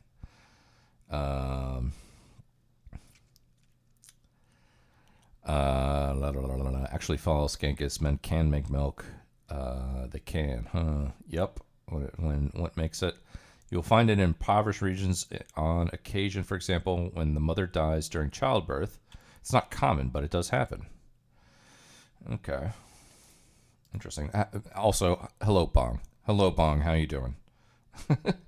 How are you doing, Bong? What's going on? Welcome in. Okay, so maybe, I don't know. So we're looking up Trilk. We find this Trilk product, right? It has something to do with like baby cows or whatever. But Naomi's talking about, you know, suckling on the breast of the mother. So I don't know if maybe there's a machine that you could put up to your chest that can give out Trilk, or maybe Trilk is trans milk. I don't know. Let's see. Oh. Because that's child abuse. That's crazy. How is that child abuse? Because doesn't contain any essential nutrients. Is that true? I'd want to see where you're getting that from, if I'm honest. Like, I don't know. The Trilk thing is also complicated, but it's just so strange. Like, it's just so weird. And the way she talks about it does not help. There could probably someone that could convince me that it's probably not all that bad, but it's not someone like this. The way she talks and stuff, it makes me wonder. You know what I mean? Like, don't like. The child should not be sucking on his dad's nipples. That's not normal. Because it's not normal. Wait, how is it not normal? Like, literally.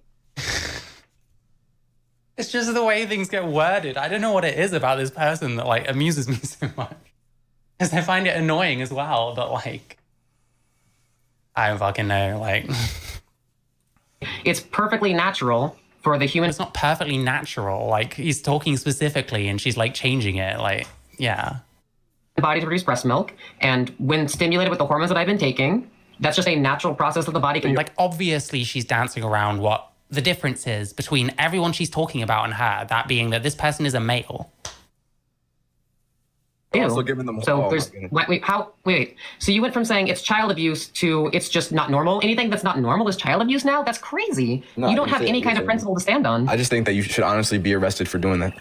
So what's the crime? Sexual immorality. I don't know, sexual conduct. I don't know what it's called. What is sexual about breastfeeding a child? Why do you think it's sexual to breastfeed a child? It's sexual for a man to let your child suck a man's nipple. First off, like, I don't have the body of a man. Like, my body is able to produce breast milk the same way that a cis woman's body can. And also, like, even if a baby, like, sucked on a man's nipple. One of the same ways a cis woman can. There's another way a cis woman can. You're not going to be able to do that, though, are you? Induced lactation. Yeah, I'm more like, yeah, where do you get this from? I would like to look into it more. To be honest, I don't really know. It's not like I've seen like an analysis of someone's trilk, you know what I mean? So I don't actually know at the moment, you know. But I don't know. I don't know. Maybe it's not the worst thing in the world, but this person is never going to convince me it's not one of the worst things in the world because they're so weird. Which, by the way, was actually very common and normal within many tribal societies throughout human history. Wow. Yeah, all the babies are just sucking their dad's nipple. I mean, listen, I'm missing the point as much as she's missing his point, but, you know, what are you supposed to do? What are you supposed to do? Like, skin-to-skin contact is shown to be very beneficial for a baby's developments. So, like... Well, actually, skin-to-skin development is a thing that happens, and it is natural, and... Where's the harm? What's the crime? You know what's the crime? Everybody in this chat that's agreeing with the host. You guys need to be locked up too. They need to come investigate. You still haven't demonstrated any kind of crime or any kind of harm, even. How is this not a crime? Like, hey, Young Sergio, this is just what it's like here. You know what I mean? I watched something quite heavy. We have to have a bit of fun afterwards, and it wasn't my idea to watch Naomi, to be clear. If I call, yeah, so I'll tell you right now. Feeding a baby is not a crime. That's it. Feeding a baby while making him suck on your nipple? So that's called breastfeeding. Yeah, it's not a crime to breastfeed your child. Okay, bro, so if I put milk on my chest and make my child suck, is that not weird? Is that not a little insane? I mean, if you just like poured cow's milk on your chest and had your baby like lick it up, that might be a little bit weird. I don't think that's a crime though. It's a little bit weird that you can even produce milk. That's not natural. It's very weird. What do you mean? It's perfectly natural. I mean, the problem is like whoever's watching, whoever's talking. Oh, hi Sky, I hope you're good. Whoever's talking to her, like, they haven't really got any point. They're just grossed out by it. So this isn't going anywhere. But literally, the hormones that I take engage with the natural processes of my body to be able to produce breast milk. Man, this is actually sick. You still haven't demonstrated any kind of harm. Like, literally, everything that you're saying is just because you're grossed out by trans people. It's literally that simple. Oh, wait, what was the harm? I said if this happened to me, I would call. What if I'm just grossed out by some trans people and not all of them? Like... Well, yeah, he's just, like, she probably is right. He probably is kind of just grossed out. But, like, I don't know. Probably some of them, I don't know if it's gross and some of them it isn't. Oh, hi, Swampy6. Yeah. Not too long now. It's going to be really annoying if he cancels last minute because it's going to make me look like a liar. And I never, okay. I wouldn't go that far. Call the cops and get my dad locked up. That's child abuse. I don't want to suck my dad's nipple. That's mad weird. Hold up. The harm is your feeling? You just feel bad about it if, like, your mom breastfed you? Well, the thing is, obviously there's harm if a male takes drugs in order to lactate and then feeds a baby and is, like, getting off on it. Like, that's gross. That shouldn't happen. Like, he's not going to be that direct with it, but I don't know. Did you donate the sperm or did your boyfriend? What? Did you donate the sperm to have this child or did your boyfriend? Neither. Wait, so you got someone pregnant? No. So whose child is it? So my wife had children from her previous marriage and I'm their stepmom. And you're letting them suck your nipple? Are you insane? Plenty of stepmoms breastfeed their children. There's nothing wrong with that. Not biologically related. What debate on male lactation? Okay. That's absolutely disgusting. Do you think it's Yeah, this is the thing. Like, my career is riding on this now. It's not that serious. It's not that serious. One day I'm gonna end up like talking to fucking, I don't know, Vorsh or some shit, and no one's gonna believe me. You know what I mean? I'm concerned right now. I'm paranoid. You get it, you know? Wrong for a stepmom to breastfeed their child? Why is she not breastfeeding them? So I already told Why is she you. not breastfeeding them? I already told you. If you would actually listen to me this time, the reason why the kid's biological mom is unable to breastfeed is because she works 12-hour shifts at the hospital ICU, which means that she doesn't have the time to be able to pump and store breast milk, and it just doesn't work. She also has some problems with her body being able to produce milk, but my body was able to do so. I had a flexible schedule as a graduate research assistant, and yeah, it worked out great. Do you have a problem with stepmoms breastfeeding their kids? Yeah, I actually do. I'm actually shaking right now. This Okay, makes me what's so the problem with a That's true. But like, still, you know what I mean? stepmom breastfeeding their kid? What's the problem? Why can't her biological mother do it? Why don't you go pick I up already told you. Whoa, holy shit. Fucking VIP. I didn't even see it. What's up, Skate? How you doing? Another person using a child for personal attention on social media. The West is fucked. How are you, Skate? It's good to see you.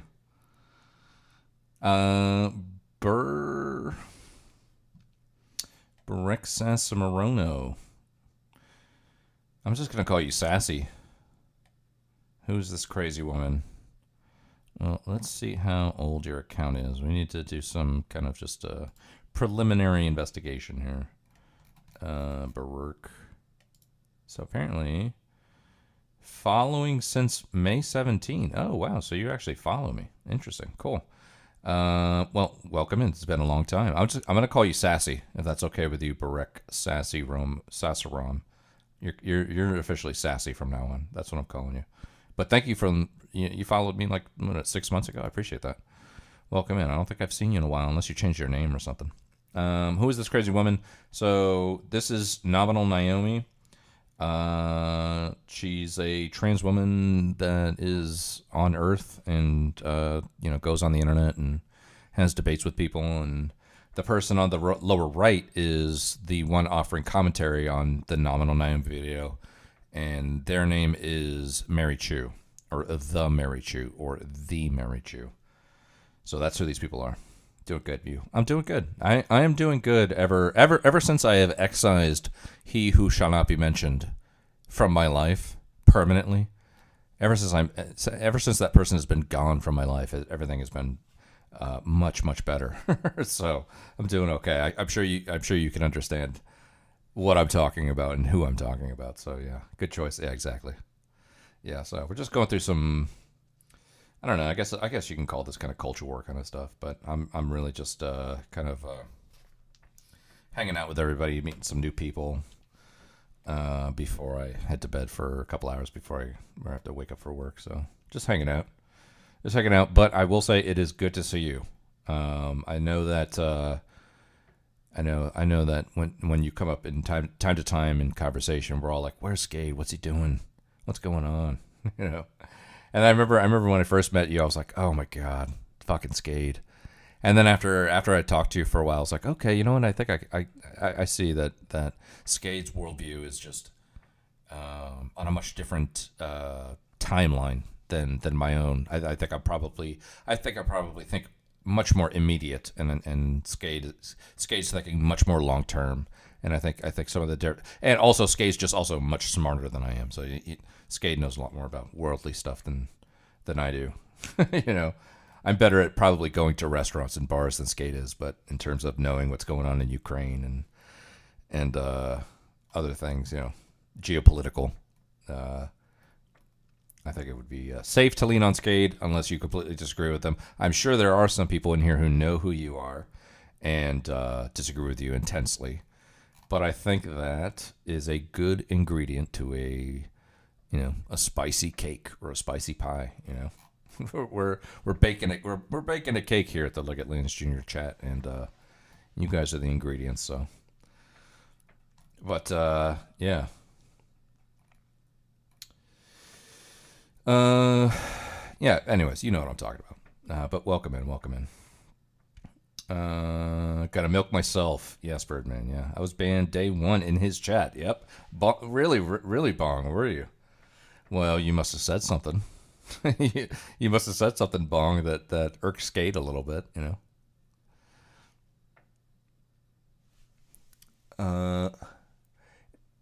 It can point to direct harm. It's an emotional argument, cooties level. So there's some ick there. I think Bong's making the ick argument, which I think could, is fair. But also at the same time, we don't really know what Trilk is right now. What we looked at was, okay, we Googled Trilk, and there's some kind of like product that you can buy in a bag. But also the way that Naomi is talking about Trilk, it sounds like a trans milk lactation kind of situation. So I'm not sure, because the name of the video is Got Trilk. So I'm not sure, but Bong, I am sure that Skade would forgive you. You just have to confess your sins, Bong. Okay. All right, let's go. He was speculating that the pipeline was blown by the U.S. I believe it demanded evidence. Well, actually, you know what? It's funny that you mentioned that. I think that was like one of the first conversations that I had with Skade was about the pipeline. And it wasn't even that I knew anything about the pipeline or what happened to it, but it was that Skade was claiming that who made what happened to the pipeline, whoever that was, it was so obvious, right? And I believe, Skade, you said it was the United States, right? But I do remember that actually was like the first interaction I had with Skade. I remember that the first interaction I had with Skade involved the pipeline, which I didn't know anything about. I was just, I was there for the conversation. I was happy to kind of chime in where I could, but I think I jumped in when I think Skade said it was very obvious that either the Ukraine or the United States, or both of them in coordination, did it. And I just remember, offering that I hadn't seen anything concrete yet. But also I remember, I think Skade and I were talking about China, and we were talking about, what people commonly refer to as the debt trap that China seemingly puts on other countries when they develop infrastructure, whether it be in Africa or South Asia, and then, develop their kind of, I don't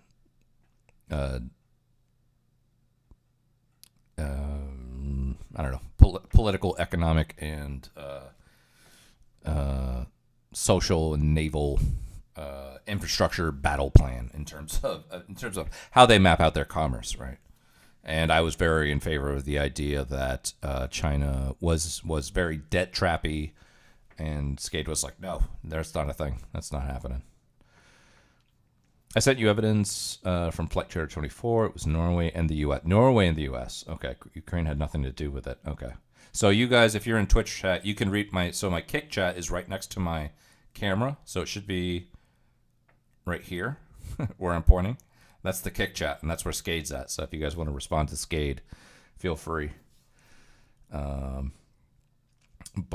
I remember the first conversation I had with Skade was about the pipeline, and it was about the supposed China debt trap, which I remember leaving that conversation being like, fucking Skade, that guy doesn't know what he's fucking talking about. But after a few conversations with Skade, I was like, Skade's somebody that I at least, even if I, there's probably a million things that I shouldn't be commenting on because I just don't know enough to comment on. But even if there is something I have enough knowledge to comment on, if there is anybody I would be curious or interested in talking about, whatever subject that might be, Skade would be one of those people. Skade's a fun, interesting person. So, I encourage y'all to go check out Skade, Skade Fron on Twitch and Kick. I don't know I haven't seen you streaming in a while. Are you still streaming, or are you like taking a break? Look at Skade defending Ukraine. Let's go. Casey is the ultimate Skade stan. Casey and Skade are like fucking like this, like peas in a pod. Casey and Skade go way back. Go way back. I'm not getting into its apparent level of evidence required to convince him isn't enough for me. Hey, whatever. It's all good. We're all either way. My chat, my place, this whole thing that we're doing here is for everybody, and Everybody except for one. Everybody except for one, and I think we all know who that is. That person is not here anymore, and is not welcome. But other than that, yeah, I don't care who you are, and or what your opinions are, as long as you're just not putting my channels at risk. So, anyways, all right, we're almost there. We're like halfway through the Trilk discourse. Told you why the kid's biological mom couldn't do that? Oh, listen, I think I could stand to gain something from debating someone like Vorsh. I don't know what it is yet, but something. a new sleep paralysis demon, maybe. You're just not listening to me. Let's just suppose you have a biological mom who can't breastfeed her kid, but there's a... Me either. Same thing here. I'm done. I'm officially done with that guy. I there was times where I was like, you know what? Especially after the whole back in the day Ophelia stuff, I was very skeptical about re-engaging with him. And then once it seemed like most people kind of re-warmed back up to him, I was like, okay, I'll jump on the boat and have some conversations. And I think from that point on, everything was going, at least fun. But recently he took a much more desperate kind of turn, just for attention, where I was like, all right, this is not worth it. And I see now why people treat him the way they had, and I'm in the club. I'm in the club now, so it took me a while to get there, but I'm finally there. Trilk course. That's a great way to put it. Yeah, Nerdity. Thank you. I appreciate that. I think the comment of the night, though, I probably had several hundred chats, coming through the old chat window here, but I think my favorite one is actually from Casey. Casey saying here, quote, "Look at Skade defending Ukraine. Let's go." I wish that you guys were in the same exact chat right now. I mean, Casey could jump into Kick Chat and engage with you if he wanted to. I don't know if he wants to. If he doesn't want to, I totally get it. But I love this whole arc of a comment. That's the comment of the night right there. Look at Skade defending Ukraine. Let's go. I think that definitely takes the cake for sure. a stepmom in the equation, and she can. Would you rather the kid gets no breast milk and none of the benefits from breast milk? Or would you rather let the stepmom breastfeed the kid? Yeah, nah, just give him the bottle. The bottle of what? Oh, out sanity. That is definitely what's going to happen. Don't worry about that. Of baby formula, whatever you got to do. So you can give the child formula, although formula does not have as many benefits as breast milk does. So you would rather the kid forgoes all the benefits of breast milk, benefits to the immune system, benefits to digestion, benefits... Drilled in my kid's mouth. Oh, God. That go even into adulthood in terms of the studies we observe. Let me tell you. You would rather forego all those benefits just because you're grossed out by stepmotherhood? I'm going to tell you right now, if my kid was ever forced to put his mouth on another man's chest, it would be a big problem. Wait, what do you mean forced? Nobody's forced to do this. Like, oh, man. I don't know. If you hold a child up to your nipple, it's like about as close to like forced as you can get without being forced. Do you know what I mean? I don't know. I don't have a fucking horse in this race. I think the person calling in is a moron. I do not understand anything going on here. My baby feeds of her own volition. Like, if my baby didn't want to drink my breast milk, she wouldn't have to. She could just stop sucking. Yeah, I was gonna watch the Vorsh Aaron Reed thing, but I didn't get around to it. I still might. They are both gross though, so. Principally, it's not unhealthy to suck your dad's tea, but it's hella weird. Jesus. Yeah, Swampy6. I think that's what I mean. Yeah, like it's not quite what she's saying here. There's a bit of a funny one there. Wait, so you have your son's consent? The 2-year-old, the 1-year-old, whatever it is? So for the third time, I told you she's my daughter, and also here's the thing: the baby chooses to drink the milk. The baby doesn't have to. Hold on. How long has she even been with this person then? They have kids from a previous marriage. 7 p.m. Zesty. It's currently 6:17. Yeah, she has kids from a previous marriage. And then Naomi comes along. And then one of them still needs breastfeeding. How long were they together before she started doing this? Or, like, how old is she breastfeeding these kids up to? I'm so confused. I need, like, a breakdown of, like, her fucking family or something. I don't know. To drink the milk, they could stop drinking at any moment. There's no forcing. You're forcing it by putting it on your nipple. That's not forcing. The baby doesn't have to eat anything. Or you could just feed it from a bottle. Yeah. The baby has also been fed from a bottle. Yeah, then it should be that way only. Like another man nipple should be. Why only the bottle? Wait, why is it wrong for a stepmom to breastfeed? I'm really curious. Why do you think it's wrong for a stepmom to breastfeed? Like, also, this has been a historical practice for most of human history. Do you know what? Have you heard of a wet nurse? Do you know what a wet nurse is? Yeah, I know what a wet nurse is, but I don't know what sex are they usually? I'm gonna go out on a limb and say they're usually female. So what's a wet nurse? Like a babysitter for a child. Kind of, and wet nurses also. You tell me. Wet nurses also breastfeed the kids that they watch after. What sex are they, Naomi? What sex are they? That's weird. That's weird. This has been a historical practice throughout most of human. Yeah, Snowfall. This is the problem, right? Like, whoever's calling, they're just grossed out. I don't know very much about Trilk. So if it was someone else, maybe they could convince me it's not all that bad.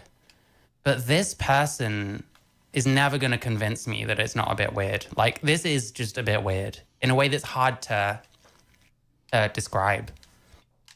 It's always annoying when people pretend not to know why some folks might have an issue with their contrarian BS. That's true. Hi, Shorty McCutlery. Yeah, Jesus. She knows what the difference is. She knows the difference is that she is a male, right?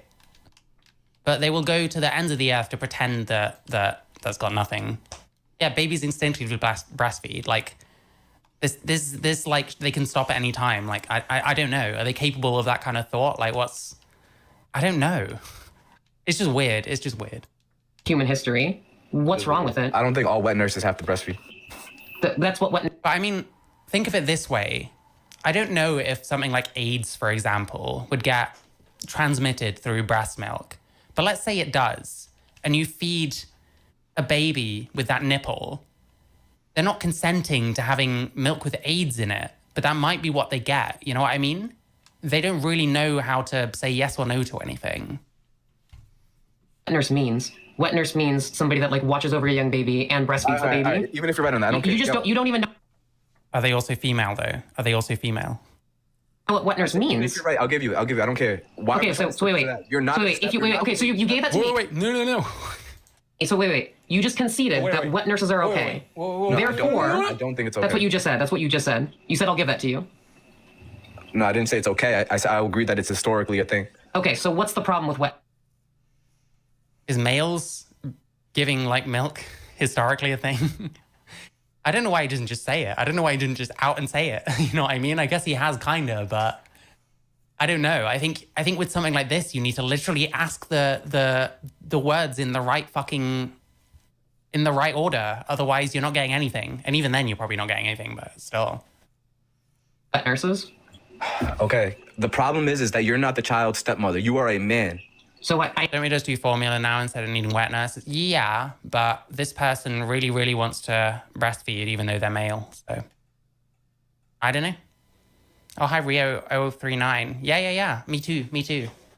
I never know how any conversation will go. Like, I didn't know what the queer gossip were going to be like. I didn't know what. Hey, I spoke to Elena. And certainly a bit of ego when I want to search for is my own mind being changed as another element. I find the only way to find oh God, I hate being the soy, but just because I'm multi-streaming to multiple platforms at the moment, I'm just gonna, or at least 2 of the 3 platforms that I'm streaming to are more soy than the other. I'm just gonna go R-worded. Only to find non-R words is to challenge my own intuition, another element. Probably the largest is a bit of protest against general R-wordation. Lots of confidently incorrect people on the internet. Mostly ego, though probably, if I'm being honest. Okay. Sounds like a bit of naked honesty from Bong. So I think that's always good. Don't want this to sound rude. Text is hard, but why try to change someone's opinion? Well, I mean, you know, I think it's incredibly hard to change someone's opinion if you're just interacting with them on the chat, in a chat environment or, you know, comment section or something. I think people are pretty dug into either their anonymity, if they have that, in chats or comment sections, or they're fighting their own good fight. You know,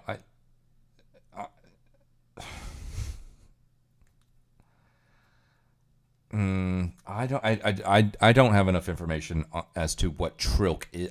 We've been listening to almost 20 minutes of this, and I still don't even know what Trilk is, right? You know, we can be influenced by the person engaging with Naomi, and Naomi's even admissions of you know, suckling from the breast of the mother kind of thing. You know, I don't know. I don't know if Naomi. I'm pretty sure I've seen a clip of Naomi talking about going through some kind of medical intervention or hormonal intervention that would allow her to do the milk thing.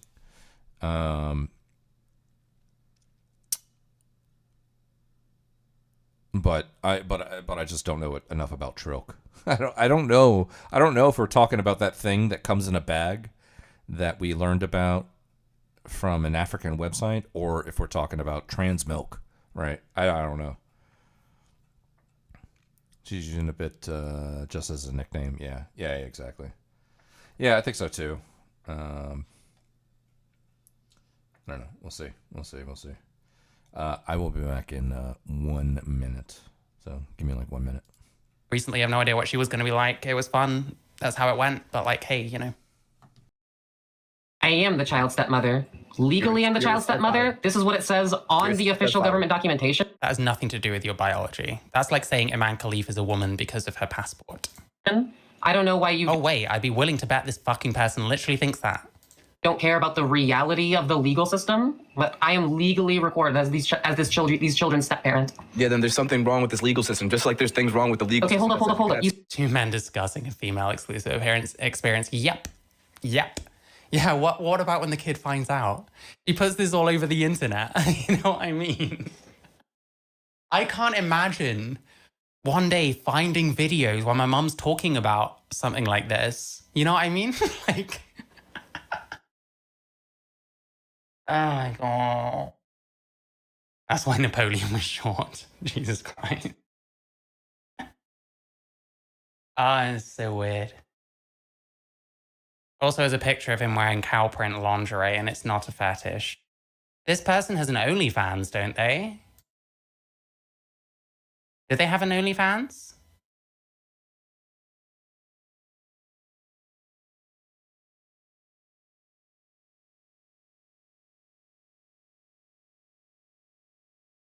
Do they have an OnlyFans? Possibly. We will find out in a minute. But I do want to take a second and do a quick break. We'll do, you know, what I want to do. This is, you know, I've never done something like this before, but I'm gonna try it right now. So I recently just bought a breathalyzer on Amazon. I forget what this is called. Actually, let me see. Let me see. Just so you guys have context here. Give you a little bit of context.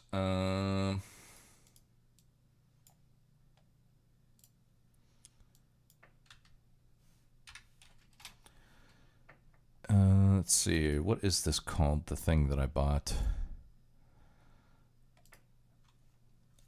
This is called the Backtrack S80 Breathalyzer, professional grade accuracy, Department of Transportation, and NHTSA approved, FDA 510K cleared, portable breath alcohol tester for personal and professional use. And I wanted to test this. I was going to test this in general, but I figured, you know, this would be interesting to just do this online. I think it's a good message to send out. One of the reason why I bought this is because, from time to time, given that, like, where I live in downtown San Antonio, you know, I can just kind of like just walk out my apartment door and go to bars and restaurants and walk around and be fine. But sometimes I go and I drive places, and then, like, in my 40s. Since I have not had a DUI at all, I'm like, okay, ever. It's best that I never get a DUI, especially because I have a job that requires a security clearance and everything, so that kind of stuff can affect my security clearance, would affect my job. So I'm like thinking, you know what, it would help to have one of these in my glove compartment. And if I'm, you know, out and about and I drive out somewhere and I have some drinks, I can get in my car and think to myself, okay, let me just hit the breathalyzer real quick and see what kind of possible trouble I could be in if anything did happen. And if I blow a certain percentage here, I guess it depends on the state, but generally I think the accepted blood alcohol content tolerance level is 0.08. Once you reach that 0.08 level, then you're talking like, okay, you're getting handcuffs, you're getting put in the back of a car, and you're dealing with a problem that you wish you never dealt with. So I would say for everybody out there that does enjoy a drink from time to time, I think it's probably a good idea. This one was about, I think, like $100, maybe like 120. This is like the really good one. They do offer a smaller version of this, you know, just to give you some context. You know, here's my hand, and here's how big it is. Okay. But they do offer one. The same company makes one that's like this, like literally just this top part. I don't know how accurate that one is, and I don't even know how accurate this one is, but this is the first time I'm testing it out. What do you drink? I drink everything. I love in terms of liquor, I love single malt scotch. I love mezcal. I love a really good tequila. I usually drink them either neat or on the rocks, depending on what it actually is. But in terms of liquor, I love single malt scotches. I love mezcal. I love really smoky, booze forward liquor products. You know, alcohol. But I also drink a shit ton of beer if some football's on. If I'm eating dinner, I'll drink some wine. Tonight I've been drinking wine. I had 1 glass of red and about 2 glasses of white. And I tried this before I drank anything tonight. And it, you know, obviously it blew a 0.00, which is what you want to see. And I was going to do it again now to see, you know, after a couple glasses of wine over the course of a few hours, what my blood alcohol content would be. But the reason I bought this is to protect myself. So if I'm out and about with my vehicle, what I want to know is I can get in my vehicle, I can open my glove box, and then just instantly pop this thing in, see what kind of, you know, blood alcohol content I'm doing, and make a better decision as to whether or not I should be driving. 9.9 times out of 10, there's been plenty of times where I definitely should not have gotten behind the wheel. I'm 42 years old. I'm just going to be honest. There's been plenty of times where I definitely should not have driven. But I will say, you know, this would at least get me a lot more confident for where I need to be in terms of, you know, if I get on the road, you know, if I were to blow in this right now and I got a 0.05, then I'd be like, okay, you know what, I get on the road. If I get pulled over, then at least I knew that I'm getting into a situation that I can handle in case I have to deal with law enforcement. But if I blow, you know, if I have, you know, let's say it's a good night. Let's say, you know, for example, I'm graduating next week. Let's say I go out next week, I graduate, and I go have a couple beers, and it turns out to be more beers than I thought. Maybe the bartender buys me a shot or something, and then I get in my car and I blow like a 0.10 or 0.09. And I don't even think that I really drink that much to get that strong, but it's always good to know. But if I did that, if I blew something 0.08 or above, I could be like, okay, you know what? Let me, you know, look, it looks like there's a hotel, like literally 2 blocks away from here. Let me fucking get on Priceline. Let me get a room. It's much safer to just drive to that hotel. I know I can make it to the hotel. And then I'll just fucking stay there for the night and then leave. And that way I don't have to deal with a fucking DUI for the rest of my life. So I figured to myself, you know what? For $100, $120, this is definitely going to be worth it to save myself a fucking lifetime of headaches and bullshit. But I wanted to test it out. I wanted to test it out for you guys. And tonight I've only had a few glasses of wine. So I'm curious to see what this says here. So you got to hold the button and it gives you a countdown. And then when it gets to 2, you got to start breathing in and then breathing out once it hits 0.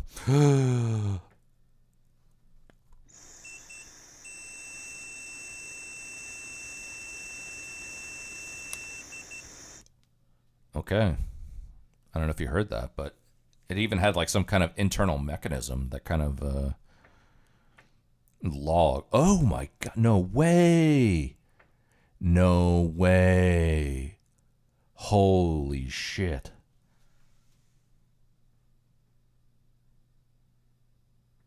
There's no way that I had only a few glasses of wine and I'm blowing a 0.09.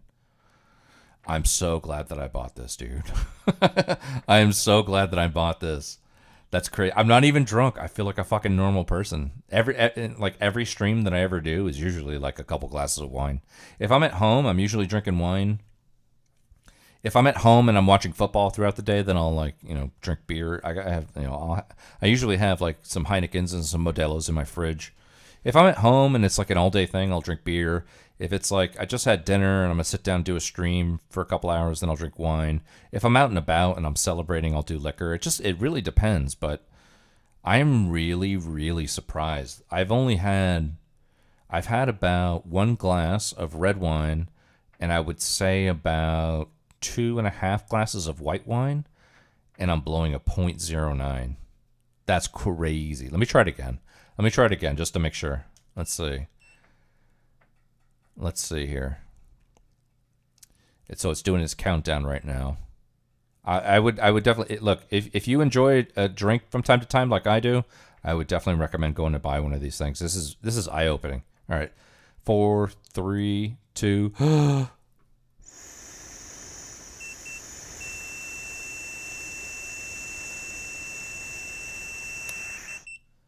Okay. Let's see what it says. It's probably going to say the same thing, 0.09. 0.09. That's crazy. It's crazy to think that I literally only had, I would probably say I probably drank 3/4 of a bottle of wine in total, and I'm blowing a 0.09. This is eye-opening. Look, if you don't drink, then this doesn't apply to you at all. But I would say, if you do drink and you're out and about and you do your own thing and you're out in the town and you're painting the town red and all that, go buy yourself one of these. This one's $120. I think the mini one, there's a mini one that was like this size. It's like half the size of this. It fits on your keychain. I think it was like $50 or $60. But if you enjoy a drink, I would definitely recommend going and getting one of these. When I read the instructions, there was nothing that I needed to calibrate. It was literally just pop the batteries in, pop the mouthpiece in, hold the button down, and do your thing. And I'm really shocked. So I'm glad I bought one of these. But yeah, I'm legally drunk. I'm legally drunk at the moment. I don't feel it though. I don't feel anything really. I just feel, I don't know. But whatever. Hey, if you use a vehicle and you drink, go get one of these. It will hopefully I'm saving lives tonight. Hopefully, if you're out there and you're like, you know what, this situation does apply to me, go get one of these things. It might, it's much better to either, get an Uber to the nearest hotel and leave your car where it is and, pay for, the $80 hotel fee than fucking dealing with a fucking lifetime of bullshit, which I've never had to do. But I'm glad I did this. I'm glad this is a useful experiment. That being said, I'm going to drink to that because I'm not going anywhere. I'm not driving. And we're going to finish this trope video. Let's see where we're at here. Discord, Twitter, Twitch, TikTok. You still haven't demonstrated any reason why. You ever had sheep dip? What the fuck is sheep dip? No. I was big into scotch. I love a single malt scotch. I can do blended scotches, Sometimes like you're at a wedding and they only have like Johnny Walker or Dewar's or something like that. That's fine. I could do that. I'll probably get those on the rocks just because I know that if I'm at a wedding or an event, I want to probably have, multiple. If I'm drinking them straight, either sipping something neat or taking shots, then I can, those hit me a lot harder. But if I know I'm at an event, I'll probably do like a blended scotch on the rocks or a blended mezcal on, or excuse me, a mezcal on the rocks. Actually, no, sorry, a blended Scotch on the rocks, or like a non-added, like a non-additive tequila on the rocks. So that way I can like have a few of them and also like, have, be sociable and have a drink with people. But if it's just me and I'm like, have a cigar or I'm having a steak dinner or something like that, then I'll do like I'll do a very peaty, smoky single malt Scotch, something like Laphroaig. Laphroaig will probably be my go-to. Laphroaig, Laphroaig, Laphroaig, or Lagavulin. Although Lagavulin tends to be on the sweeter side, it still has like a really great smoky character. I know that sounds cliche and pretentious, but the way that I describe single malt scotches that I like, the ones that I like, the good ones, the smoky ones, it's as if, like, so for example, if you take a good single malt scotch and you crack open the bottle and you just put the top of the bottle to your nose and take a quick sniff, if it smells like a shoe store had sex with the library, that's where you want to be. That's exactly where you want to be. You want shoe store has sex with library kind of thing. All the leather of old books and shoes and things like that. Like, that's the way a really good peaty, sophisticated single malt Scotch should smell like. It should smell like a library and a shoe store. And I love that. That drives me wild. So, but those I like to drink neat, absolutely neat, nothing to it. Give me a double or triple. If I'm driving, give me a single. If I'm not driving, give me a double or a triple. And I'm just gonna I'm gonna nurse that for as long as I can. Have a nice cigar. That's my thing. I do old man things. So. Does neat mean by itself? Yes, exactly that. It means no ice, just pour it in a glass. Pour it in a glass. That's it. That's neat. Neat is just no ice, nothing. No, nothing else. What's up, Krill? How you doing? Welcome in. Okay. Trilk, we're almost there. Let's go.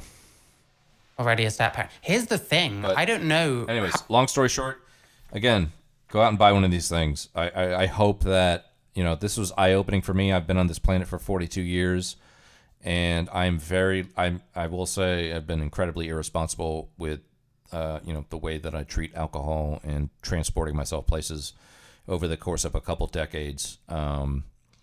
I probably would have made better decisions had I had one of these things. But that being said, I've never suffered the consequences of my decisions, and I'm very lucky to have had that be the case. And having one of these things now, I know that at least having this in my car is going to afford me better options than I ever had over the course of a few decades. If I can go down the road and get a hotel and sleep the alcohol away and avoid a DUI, shit, that is way better than dealing with it in terms of getting arrested and legal fees and going to court and losing my security clearance and all kinds of shit. But also, too, saving people's lives. Lots of bad things happen when you get on the road and you drink. And I wouldn't recommend that to anyone. So if you find yourself, if you think this kind of situation applies and you were thinking about this kind of thing, I will say go ahead and do it. This is called the Backtrack S80. I don't know what it's called, but this was like the $120 version. They have like a $50 or $60 version, and there's cheaper ones. There's like Chinese knockoff cheaper ones that you can buy too. But I would say, if this situation applies to you, make that move, take that step, go in that direction, and get one of these things. I think, I think the more people, I don't know. I think I'm helping myself by getting one of these things, but I hope that if this situation applies to you and you feeling so inspired to get one and it does help you, and then then good on you. Good on you. I would never drive anymore. The real question is, can you drive on Trilk? Fucking nerdity coming in strong there. I love it. That's actually that rivals Casey's. That rivals Casey's comment in regards to Skade. That I think Casey is still at number one for the night in terms of pointing out that Casey thinks Skade is supporting Ukraine. I think that's still number one. But the real question is, can you drive on Trilk? Is definitely the number 2 comment of the night, hands down. Amazing. We should find out. I need a fucking Trilkometer. I need a fucking Trilkometer to fucking make sure I'm not breaking any trilking while under the influence kind of stuff, you know. Skade's a Putin fan. Skade is pro-Russia. Skade, I guess, I think Skade's just more like anti-narrative. You know, I think the narrative around Ukraine is that they're the good guys, and I don't know. I don't have enough knowledge about Russia, Ukraine to be as intensely informed as you guys are about it, but I think that Skade's probably more on the I don't know about pro Putin, but probably more on the pro Russia side. If I had to guesstimate, I would say if you're in Twitch right now, so you just keep your eyes peeled for any kind of chats that appear next to my camera, towards the left of my camera, because that's where the kick chat is, and maybe he'll tell you if he's still over there. How long this person was even with the children's mother before they started breastfeeding these kids. It kind of feels like it was not very long at all, unless literally she gave birth. Wait, no, I don't know. I don't know. Was she pregnant when they met? I don't know. I really need to understand like this family dynamic and like how old people were. You know what I mean? I really can't understand, because it kind of seems like they can't have been together very long if she already had these kids. Like, I don't know. Wet nursing is wrong. Yeah, I knew she had an OnlyFans, and that's that. Yeah, I don't wanna even think about that. You know what I'm saying? You tell me why wet nursing is wrong? Okay, maybe let's just say wet nursing is okay in the sense that I doubt this person's Twitter is still active, because all of us except me ran off to Blue Sky. And to be fair, yeah. Me and Alec are gonna get on great. Just you watch. Is it still here? It might be. Protected. There we go. Linktree though. Linktree, OnlyFans, Fansly. Do I? No, I'm not gonna click on the fucking OnlyFans. OnlyFans and Fansly, bear in mind. I wonder how often. No. Listen. The ultimate sacrifice someone is going to have to make one day is to pay for Naomi's OnlyFans so we can find out if she does any of the Trilk shit or like Trilk baiting as part of the thing. But someone else is going to have to take the hit on that, because I value my sanity, or what left of it I have, you know. that it's another woman. You are a man making. Okay, hold up. So if wet nurses are okay, you can see that then? No, I don't. Okay, you see what I mean, by the way, when I talk about people like forcing these. I hate you. When I talk about these people like forcing these conversations down like a certain path. Yeah, we don't have wet nurses anymore. I don't know. I listen. You'll make anything up to make it sound normal, you know. We need to see this Trump baby at this point. That's fine. Just wait till they get to 18 and show them these videos. Hey, this was literally you. This is your stepmom. How did you feel? I don't know. I didn't listen. Oh my God.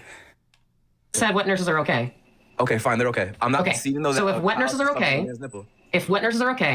then stepmother's breastfeeding. Like, this is the way they control the conversation. You get what I'm saying, though? Like, we have to pull it down a certain path where we're pretending to ignore the fact that this person is a male. Like, this person hasn't once mentioned the fact that they're a male. They might not even think they're a male, for all I know. If I ever hear that Naomi is on OnlyFans fetishizing Trilk, I will be removing self on this planet. Fucking hell. And their children are also okay because stepmothers breastfeeding their children are basically wet nurses, right? Okay, but you are a man. Okay, awesome. So hold up. What is the harm if that wet nurse is transgender instead of cisgender? What's the harm? You know, I still can't see it being okay. I think that no child should be sucking up. I mean, is there potential harm if the milk isn't as good or you can't make as much? Is there potential harm that it passes on, you know, things like your HRT if you didn't stop it before taking it? I don't know. Is there harm if it was a fetish and one day your kid finds out? Definitely. but we don't know if it's a fetish, and you're not going to admit to there being a fetish. There's lots of potential harm, but I don't know. On another person's nipples if it's not their mother. You just conceded that wet nurses are okay. No, I take that back. I thought that through. I don't like that. You have no Hi, Demi. Hope you're good. Principles. Put it in a bottle. You're so flip-floppy. I don't even know how we can have a conversation if you're this flip-floppy. Wait, like put the breast milk in... Flip-floppy. Yeah, that's the problem. He's flip-floppy. Actually, I've changed my mind. Whoever's idea this was, I'm like... Oh, thank you. I used one of Charlie's weird felt tip pens, and I don't like them very much, but I guess they look good on camera, so I guess that's what matters. In a bottle, and then it's okay? Yeah, don't make them suck your nipple. That's crazy. Okay. I'm not even talking about you. I'm talking about other wet nurses. Here's the funny thing. I literally fed my child via a bottle. Like, my child had stopped latching on her biological mother, and she never latched on me. Literally, she only fed from a bottle with my breast milk. Wait, is that what she was saying earlier? I thought she said that she did breastfeed her kid. Now we're changing. So I expect anonymous leftists on the internet to look. You playing this game? Yeah.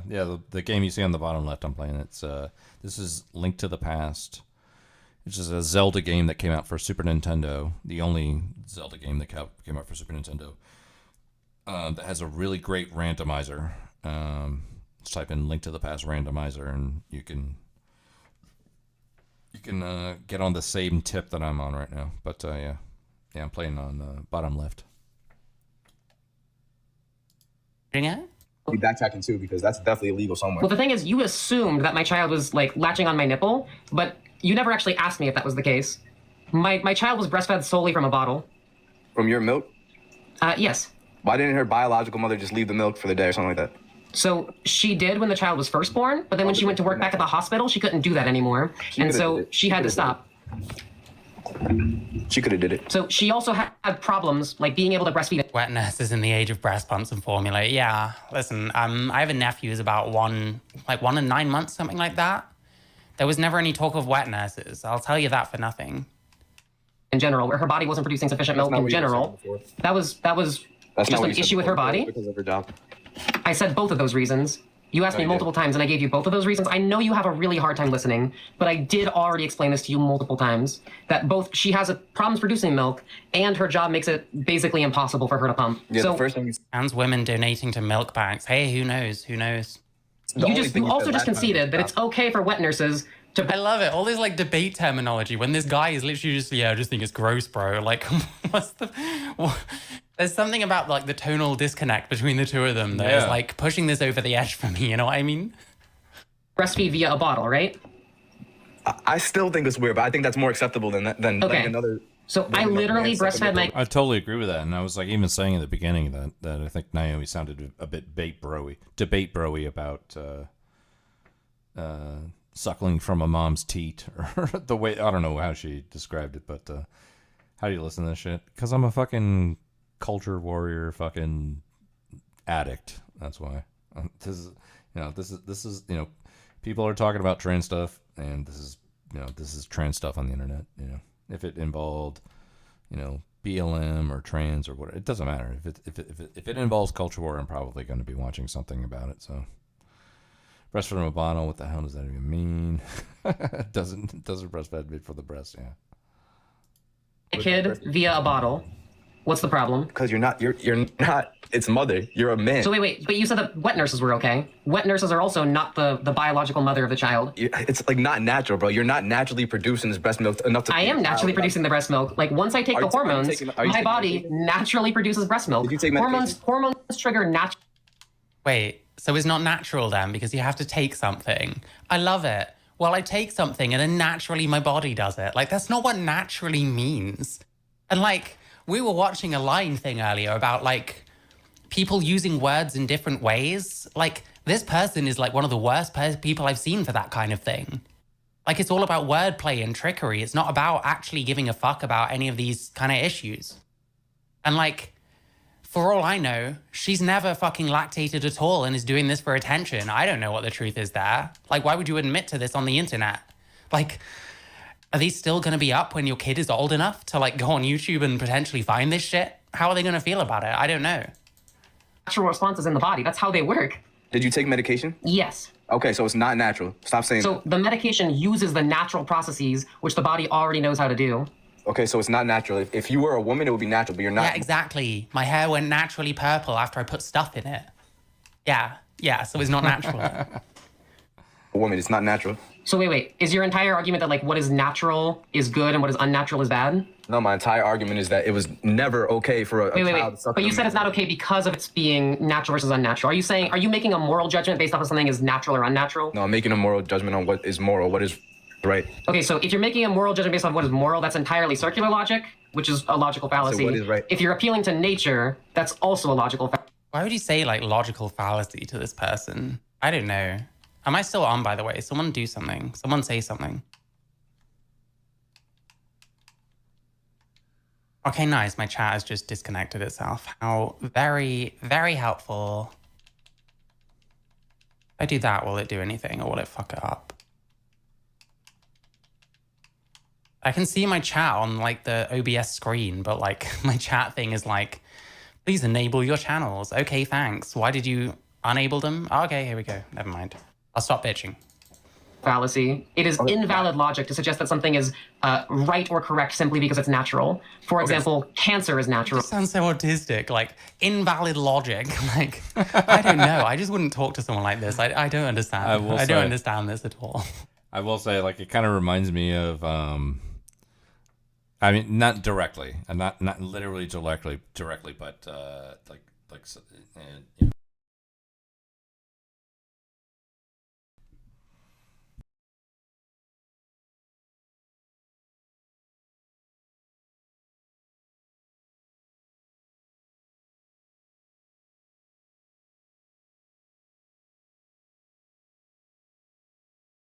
Check.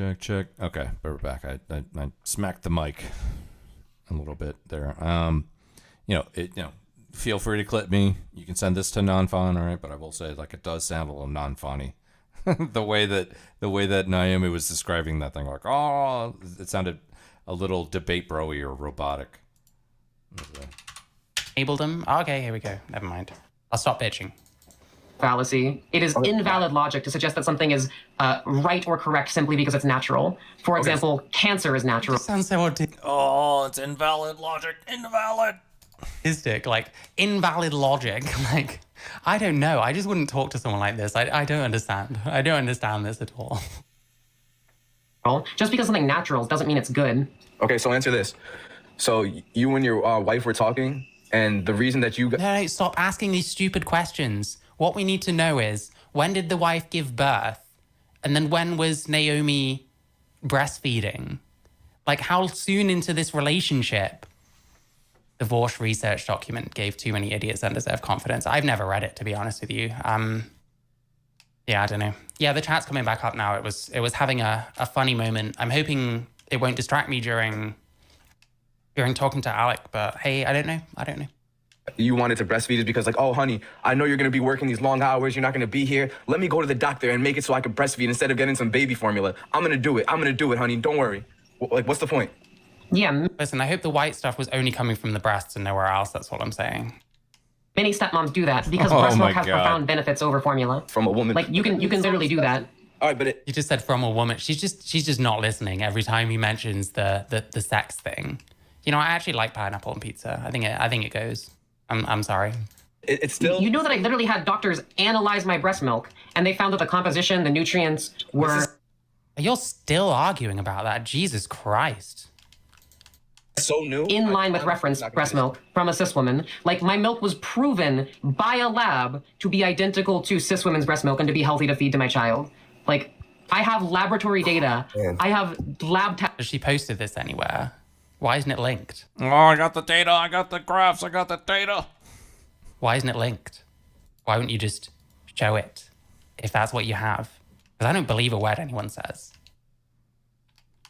I can show you of my breast milk and its nutrients. Like, what's the problem? I don't care. I don't even care. It's just so nasty. Yeah, here's the thing. You don't care about the facts. Thank you for finally admitting it. Thank you for finally admitting it. No, I do. You don't care about the facts. He doesn't care about the facts you have not presented. You just said things. Trilk cheese. Listen, if you know a place in the southern UK area that does Trilk cheese pizza, you must let me know. The only thing that matters to you, hushy poo, hushy poo, hushy Grilled poo, 1 cheese second. pizza. You just admitted that you don't care about the facts. The only thing that matters to you is that it makes you feel gross. You're just being a big emotional crybaby. I mean, I came here with facts and logic, and you came here with your big emotions. And I just gotta say, I think that facts matter more than feelings. All right, yo, Naomi. Yeah. You realize that you're the people that believe that is look, like I understand why. Okay, I understand why Naomi went that way. Like facts. You're just mad that facts care about your feelings. Fact. Okay, look, you're trying to do the you're trying to do the reverse Ben Shapiro. Okay, fine. But it just because it computes as a validation in your mind doesn't mean that it fucking lands with the audience. Is that it makes you feel gross. You're just being a big emotional crybaby. I mean, I came here with facts and logic, and you came here with your big emotions. And I just gotta say, I think that facts matter more than feelings. All right, yo, Naomi. Yeah. You realize that the people that believe that this is okay is like literally probably less than 5%. Where are you getting that data from? I just said it's probably, so obviously I'm not getting it from data. So. Oh, where's the data? Bruv, at least show your data before asking for other people's. No offense. First off, that data is completely wrong. Like, you can look at polling on trans issues, and it's a lot. Oh, hey, Cassie, what do you think about Trilk? Closer to 50-50, depending on what kind of issue you're polling. The other thing is, even if it was something that was unpopular, whether or not something is popular or unpopular doesn't make it true or untrue. Like, even if 95% of people believe that the Earth was flat, that doesn't make the Earth flat. Going based on a popular opinion is also completely illogical. Yeah, but this once again, you're just so focused on your own feelings, and I'm sorry that your feelings are hurt because trans people exist. But once again, I care about the facts. I care about the data. I care about the science.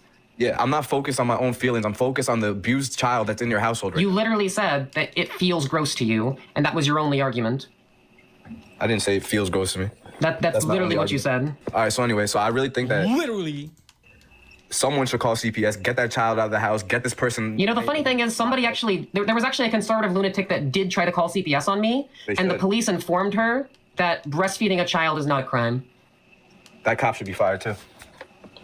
You don't know anything about child nutrition, about breastfeeding. Do you have kids of your own? Yeah, I have 13 kids actually.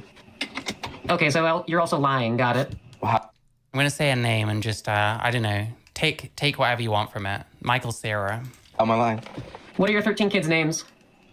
Oh man, Alex, Brandon, Kyle, Maurice. I'm not gonna tell you all my kids' names. Actually, that sounds crazy. You're a liar. And you just got blown the frick out. And now that you've been proven to be a liar and somebody who's just very emotional, you're really letting emotion get in the way of having a logical conversation here, and that's kind of sad. So, anyway, let's move on. now that you've just admitted to openly lying, I think that this conversation is done. I hope you have a good night. I hope you pray about this. I hope you find God. I hope that you.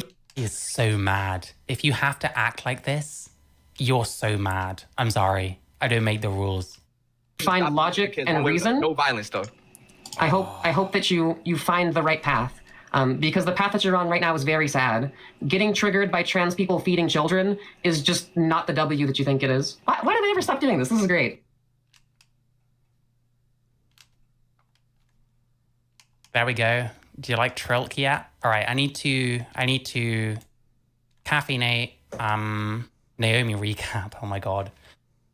I don't know. I need to find like a family tree or something, because I feel like she must have been breastfeeding this kid like not long at all after they got together. If they have a baby and it needs breastfeeding and it's someone else's kid, you know? Unless it's someone way too old to be breastfeeding. When am I debating Naomi? I don't think I'm ready for that kind of that level of intellect yet, you know what I mean? But yeah, I don't know. There's a way. Being like cool and collected is an art form. If you get too like passive aggressive with it, it starts to make you look like the mad one. Unless the other person is just fucking screaming at you like fucking Max or something, which is not how most people are anyway. Egg cracking. Yep, there we go. Oh, the IKEA shark is just our conformity thing that we do. What does the other parent? Well, I mean, I presume she signed off on it. I mean, she's dating a trans person.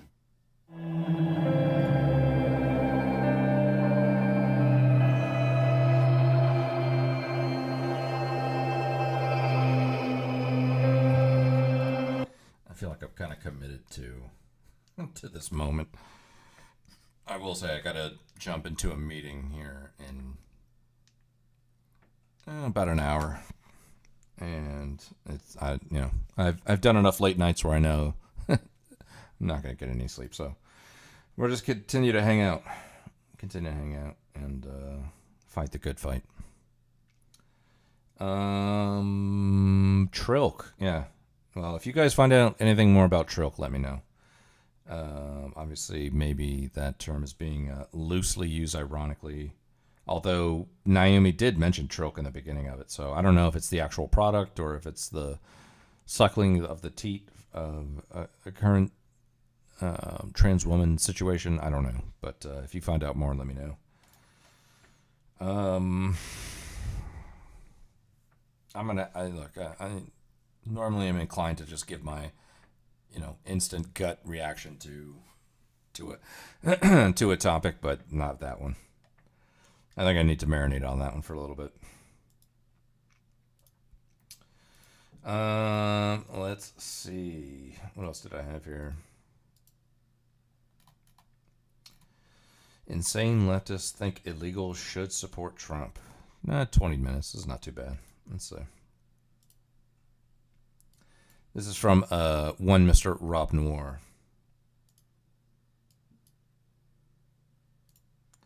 Featuring what looks to be tomfoolery. So I don't know if you guys know who tomfoolery is, but he's kind of like the late night DGG alternative. Or at least I think that's what he would like to think of himself. Somebody else. Actually, I don't know who this person is, but it reminds me of Vivian, although I don't think this is Vivian. And then Elder Drazi, which is a familiar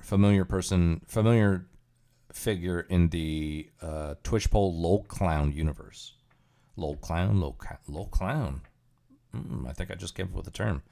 I don't know Elder Drazi. I don't know if he's a clown, but certainly I think a lot of people consider him a locale at this point.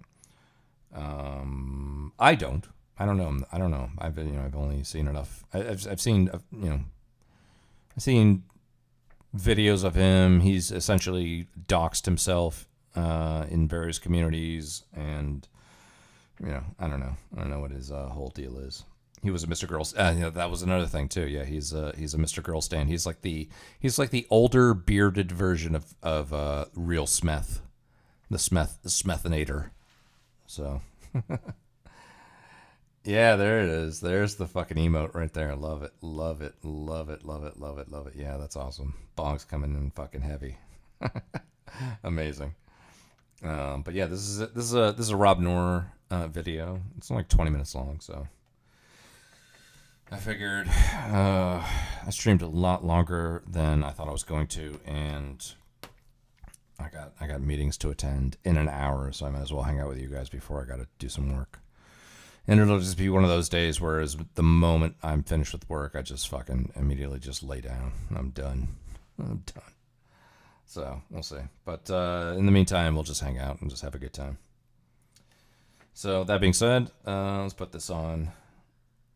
We'll switch from one culture war era to the other. Before we were doing Trilk, now we're doing immigration. I think you're all smart enough to know this is bull. So I don't understand why you. And I'm gonna use the restroom real quick, but I will be listening, and I'll be right back. You guys lie like this. Why you die on these hills that are a joke? Let me ask you guys this, as some of you are lefties. So I'm not trying to trick you or anything. I'm just going to ask a basic question. If Joe Biden was able to snap his fingers and the Supreme Court allowed this, and every single illegal in this country was allowed to vote in the 2024 election, what percentage of them roughly do you think would have voted for Donald Trump? Probably like half. I think it's decent. I think it's decent. A little under half. I mean, so I think doesn't Trump poll well with a little Hispanics more than half. And Wait, Elder Drazi, what did you say? Probably a little more than half. I don't know how many of them would have actually believed the mass deportation thing, but I know that no, Hispanic people are no. Look at he doesn't believe us. All right, come on, Rob. Like, so do you not think? So does you don't think that like Hispanics like poll generally well with Trump? It has nothing to do with Hispanics. Like it's a mistake and borderline racist to assume that people are monolithic because they come from the same country of origin or speak the same language. Legal Hispanics are some of the ones that are the most angry about illegal immigration. That's why the message that was patronized to them, where many of them do have conservative values as well, but the patronization of them of trust us, Republicans are just racist, Trump is just racist, he wants to deport you. They were like, fuck all that. No, he's talking about illegals. The idea that just because illegals happen to be Hispanic as well, majoritarily, that they would have somehow been like, we're going to vote for the guy who's promising to kick us out of the country as opposed to the guy that's literally giving us the right to vote right now is absurd. Elder Drazi said more than 50% of illegals. What about it? Hold on. Hold on. Wait. So you think that? So what you're saying to me is that like Hispanics, they come in as like Biden voters, and then they flip as soon as they're like they get legal status, and then they're conservative. They are more. They have more like conservative social values for sure. So it's not all that crazy to believe that they would likely vote for a conservative if it wasn't for the fact that like it is true that most Hispanics who even come in legally still likely have family members who come over who are here illegally, or they live in communities that are mostly Latino that'll have some illegal immigrants there as well, that they know people that they're attached to. And so the Democrats definitely try to like play off that like emotional appeal to them sometimes. I do have to say that like one thing that people always underestimate in the Democratic Party is they think that like the minority groups are going to be as socially progressive and economically left-wing as them, when really it's the opposite in most cases. Usually in comparison to the average white Democrat or the average white progressive, the average like person of color who's a Democrat, it generally is more moderate, significantly more moderate. So I think people really, really underestimate that. And I hate having conversations with like leftists online because like it's just like it's agonizing. Leader, the whole premise of your point there is it makes no sense. For example, let's say that I say this: the majority of college-educated women vote Democrat. And we could all say, yeah, the data seems to bear that out. And so I'm a woman whose entire livelihood, I'm college-educated, and my entire livelihood rests on the fact that I work as an executive at an oil company. And and Biden says, we're going to shut down the following oil companies, and one of them's that woman. So you say, well, of course she's more likely to vote Democrat because college-educated women vote Democrat. No, people tend to prioritize the specific issues that affect them, particularly if they're big issues that would affect them, like we're going to kick you out of the country or shut down your business, as opposed to what, on average, a collective group that they belong to believes. So I refuse to believe that anywhere near half, and certainly in the words of Elder Drazi, more than half of illegals would have voted for the guy saying, I promise to kick you out, as opposed to the guy that said, hey, I just gave you the right to vote. It is an asinine position. I brought it up because I thought all of you would go, I don't know, 20% would vote for Trump, maybe 30%.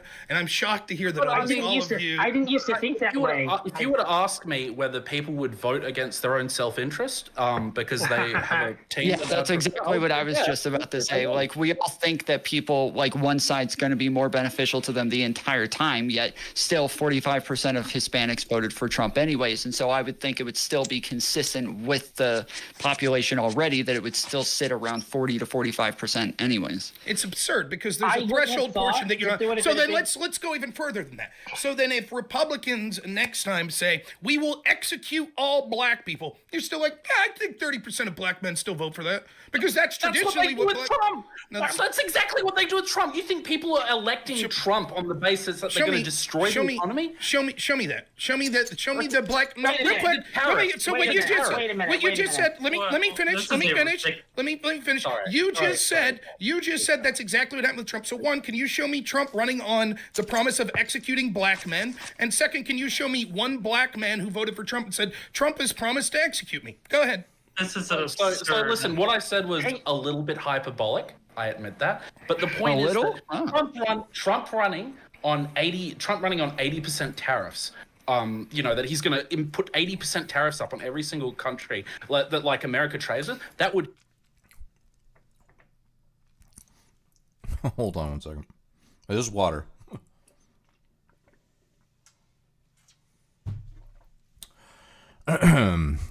Hello, Panda. How you doing? Happy holidays. No. No. No. Hold on. Hold on. We'll start with Bern and make our way around. Governor, yesterday.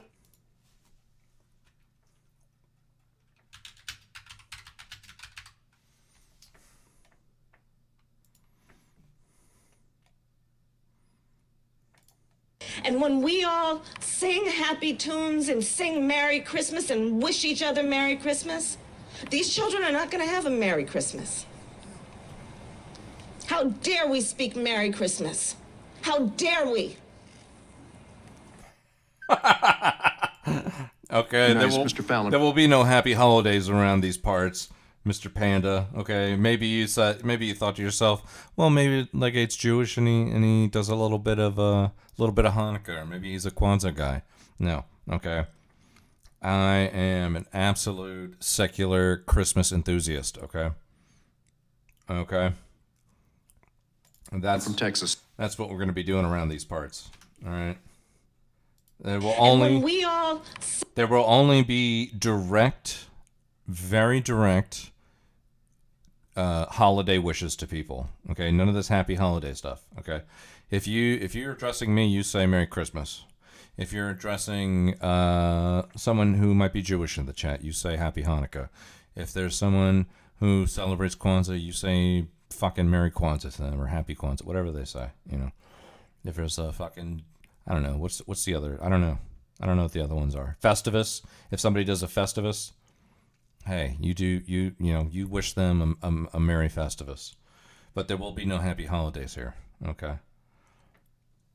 Cookie Kwanzaa. Yeah, sorry. I'm Buddhist. Hey, well then, Birdman, you have to let us know how to wish you a fucking Merry Christmas in Buddhist. Okay. Hey, whatever the equivalent is. Too late for Happy Thanksgiving, too early for Christmas. It's never too early for Christmas. If it was fucking April, you could tell me Merry Christmas. You could tell me Merry Christmas if it was April, okay? I wouldn't care. I'd be like, Merry Christmas to you, Panda, in April. I wouldn't fucking care. All right. That's how we're operating out around these parts for the war on Christmas. The war on Christmas. Here we go. We're going to say Merry Christmas. Let's go. I'm a good Christian. Okay, remember that. And I told you about Christmas, and I guarantee if I become president, we're going to be saying Merry Christmas at every store. The happy holiday, you can leave that over in the corner. The happy holiday, you can leave that over in the corner. Amazing. Culture warrior. Exactly. That's what we're doing around here. Look, even Obama agrees there. Have a very Merry Christmas. We want to say Merry Christmas to everybody. A very, very Merry Christmas and a holiday filled with joy. I want to wish every American a Merry Christmas. Merry Christmas, everybody. Merry Christmas. So Merry Christmas, everyone. Merry Christmas. Merry Christmas, everybody. Merry Christmas. All right, Merry Christmas.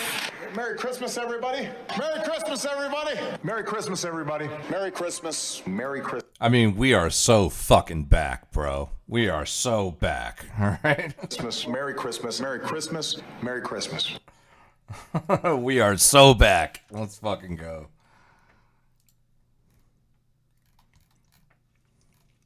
Is there any news on the war on Christmas? So.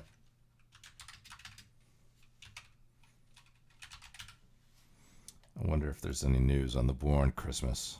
3 years ago, 2 years ago, 1 day ago, MAGA thinks the war on Christmas is real. How do I even know it's Christmas? It's hard to tell. Yeah. We're not doing happy holidays this year, okay? It's Merry Christmas. Look at me. Merry Christmas. Just come say happy holidays to my face. Yeah. I didn't think so. Fighting the war on Christmas. So based. So based. Let's fucking go.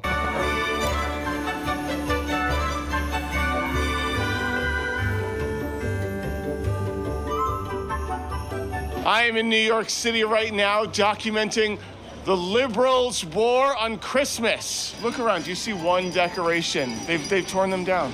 They've done it in our town, too. I'm out from Massachusetts. How do I even know it's Christmas? Love it. They got the Rockefeller Christmas tree in the background. Love it. This guy's good. This guy's great. It's hard to tell. Yeah. Thank you. Other than people wearing red hats. The liberals have taken down every decoration in New York City. You can't tell it's Christmas anywhere here. Well, there are budget cuts. We got to save the energy for some reason. The war on Christmas? Yeah. It's like you can't see, signs of Christmas anywhere. Right? I mean, do you see any signs of Christmas here? No. Yeah. It's all gone. Yeah.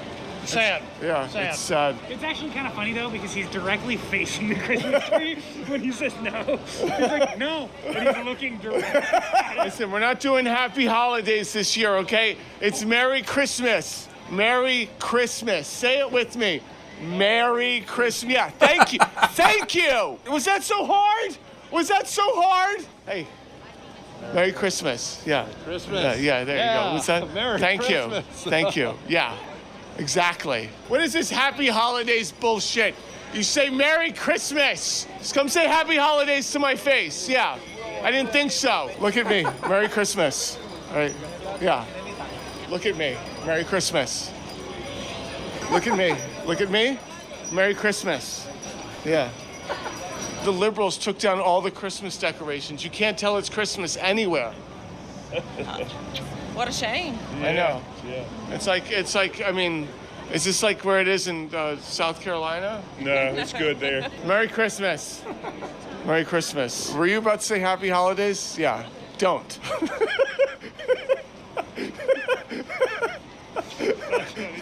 How do we feel about the war on Christmas? The war on Christmas? Yeah, they tore down all the decorations. You can't see any Christmas decorations anywhere here. The liberals did it. There's plenty of decorations. What? Show me one. But besides that. Not that. Besides that. That doesn't count either. No, they did away with their show. Yeah, these delusional liberal elites. The war is going on right in front of them, and they just can't see it. What makes you think there's a war on Christmas? The liberals have taken down every decoration. I knew you were conservatives. The liberals have taken down every decoration. Here's the Herald Angels. That's all. There's the tree with a star on top. That tree's AI generated. I tried to go up and touch it and climb it, and security stopped me. Apparently I can't get too close. Off limits is because in 2021, a crazy homeless man tried to set fire to it. Oh no, that was the Fox News tree. He then went across the street.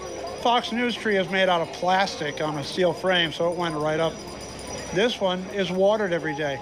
There is no war on Christmas. I went into Starbucks and the barista said Merry Christmas, and then the manager came out and just beat the shit out of them right in front of everyone. I have a feeling that didn't actually happen. I know it didn't happen, but what if it did? You know, that's part of being America first. You would have been insane. Yeah, we're just all insane, making up problems that don't exist. And right, there's no war on Christmas. Look, it's Christmas time. There's wonderful decorations over on 6th Avenue, holiday markets in Columbus Circle and Bryant Park. And by the way, the Bryant Park skating rink is... This guy actually really knows what he's talking about. Yeah, Bryant Park, like during Christmas, is very festive. Yeah, I used to work in this area. I worked on 39th and 7th Avenue, which is like 2 blocks away from Times Square. And it's just Christmas galore. But don't let them fool you. Okay, don't let them. There is a war on Christmas. Okay. 4 times the size of this one, and it's free if you bring your own skates. Fentanyl, southern border, war on Christmas. Take this country back. The usual conservative tropes. Yeah. There's no war on Christmas, honey. Yeah, no, the liberals took down all of the Christmas decorations. You can't find them anywhere. I know, I can't see them. I love you. All right. How you doing? How you doing? Look at me. Merry Christmas. Happy Hanukkah. Oh my God! There you go. That's the war on Christmas. Merry Christmas. How do you feel about the war on Christmas? Is there a war on Christmas? Yeah, they declared. The liberals took down all the trees. You can't find any decorations anywhere. Liberals? Where are these liberals? They walk among us. Do they really? Yeah. Like skinwalkers? The reptilian. The reptilian. reptilian. Are they reptilian? Yeah, and so it's like they feed off of adrenochrome. You can't find any decorations anywhere. It's like, how do you even know it's Christmas? There's a Christmas tree right there. There's angels right there. But that's AI generated. I tried to climb it earlier and security wouldn't let me. If it was real, they would let me climb it. But it's not real, it's AI generated. I think that's a liability issue. AI? No, trying to climb stuff, you might hurt yourself. And then you sue them and then it's their fault. Oh yeah, it's because all these regulations. Trump's gonna get rid of all those regulations when he comes into office. You believe that? There's he's gonna get rid of all the regulations. I don't believe you believe that. What corporation? He's trolling MAGA. Yeah, obviously trolling MAGA. But it's hard to find MAGA in New York City, I will say. Having lived there for 7 years, good luck finding, a Republican to sit down and have a beer with. It's very hard, or a conservative or whatever. I mean, it's, if you do happen upon a conservative, it's like, it's very rare. Can I whisper a link to it? Yeah. Or you can DM it to me on Discord, whatever. I mean, as long as it's not like fucking, a 3-hour documentary. If it's like a fucking, couple minute kind of thing, then yeah. Conrad, I have fucking, you of all people, I have told you that, you of all people should know where my zone is, right? Sometimes I'm in a 10-minute zone, sometimes in a 3-minute zone, sometimes I'm in a 30-minute zone. You of all people should know where my zone is. So right now my zone is, a few minutes, 3 to 5 minutes kind of thing. You delete Discord. Okay, well, I don't blame you. I don't blame you. All right, let's see. Let's see what the old Conrad's got to say. Go ahead and whisper it. And their regulations and stuff. Yeah? Yeah. Okay. Yeah. I mean, I don't believe you believe that. What do you think I I believe? think you're smarter than that. What? I think you're smarter than that. That's why you people lost the election. People, wait. Who's you people? You people, you thought we were smarter than that.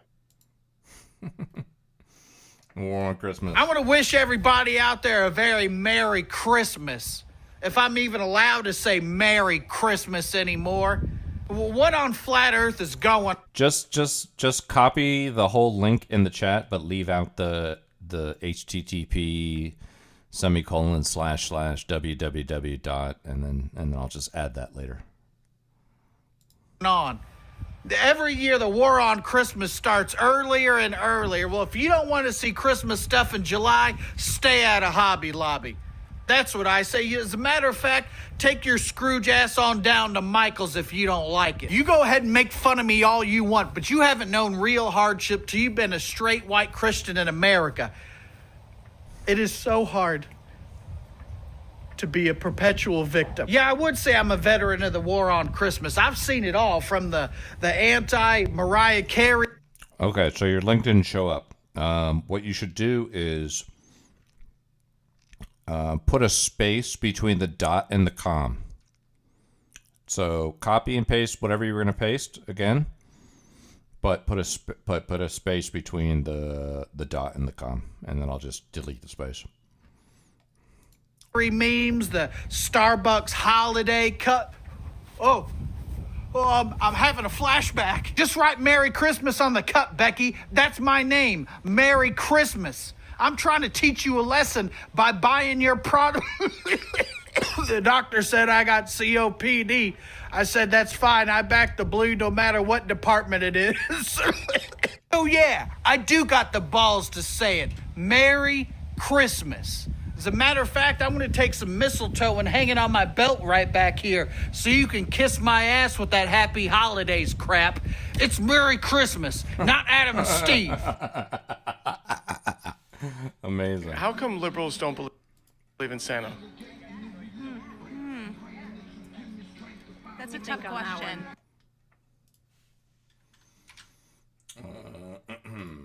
Let's see.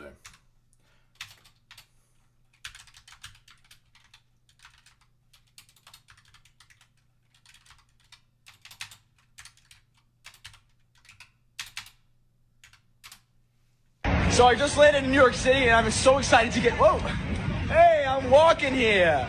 I'm really excited to get. Listen to me. We don't talk like that. We don't say things like that. You understand? Do you understand? Okay, sorry. Forget about it.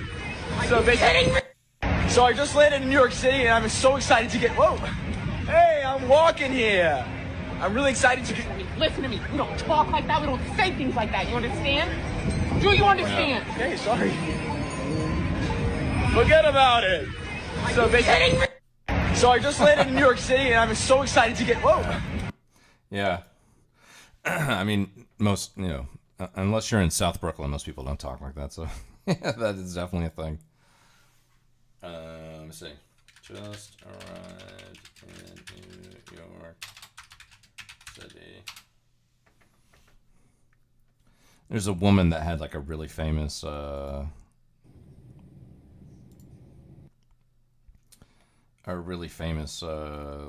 short or reel or TikTok or something. Just where she arrives in New York City, she goes to Times Square, she's like, and she does like one of these things where she's holding the camera up, she's like, I just arrived in New York City. And somebody's like, go fuck yourself. Let's see. Yeah, this one. Yeah.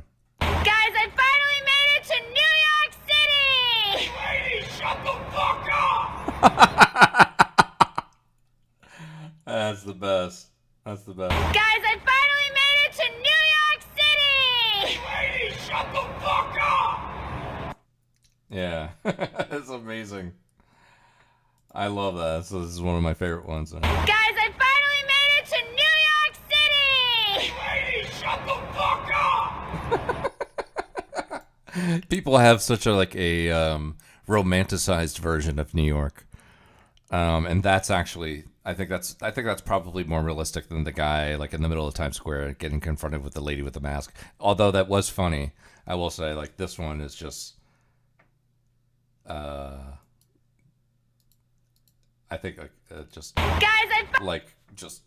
a million times more organic. You know? Guys, I finally made it to New York City! Lady, shut the fuck up! I would have not, like having lived there for as long as I did, I probably would not have done that. But if I met her at a bar and she showed me that video, and I would have been like, yeah, you deserve that. You deserve that, lady. The biggest thing about being in New York is like, just stay out of people's way. People's view of being in New York is so romanticized, and you know what? I get it too, because like when I first moved there, I probably went through like a spell of that.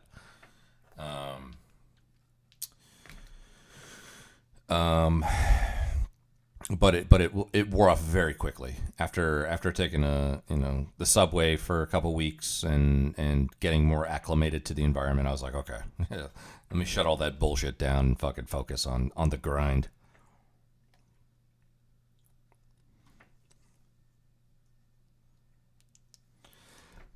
They found Satan's grave? No, I did not.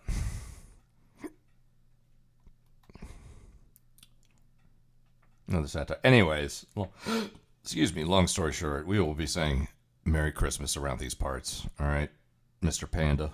Okay. So you better address me accordingly. All right.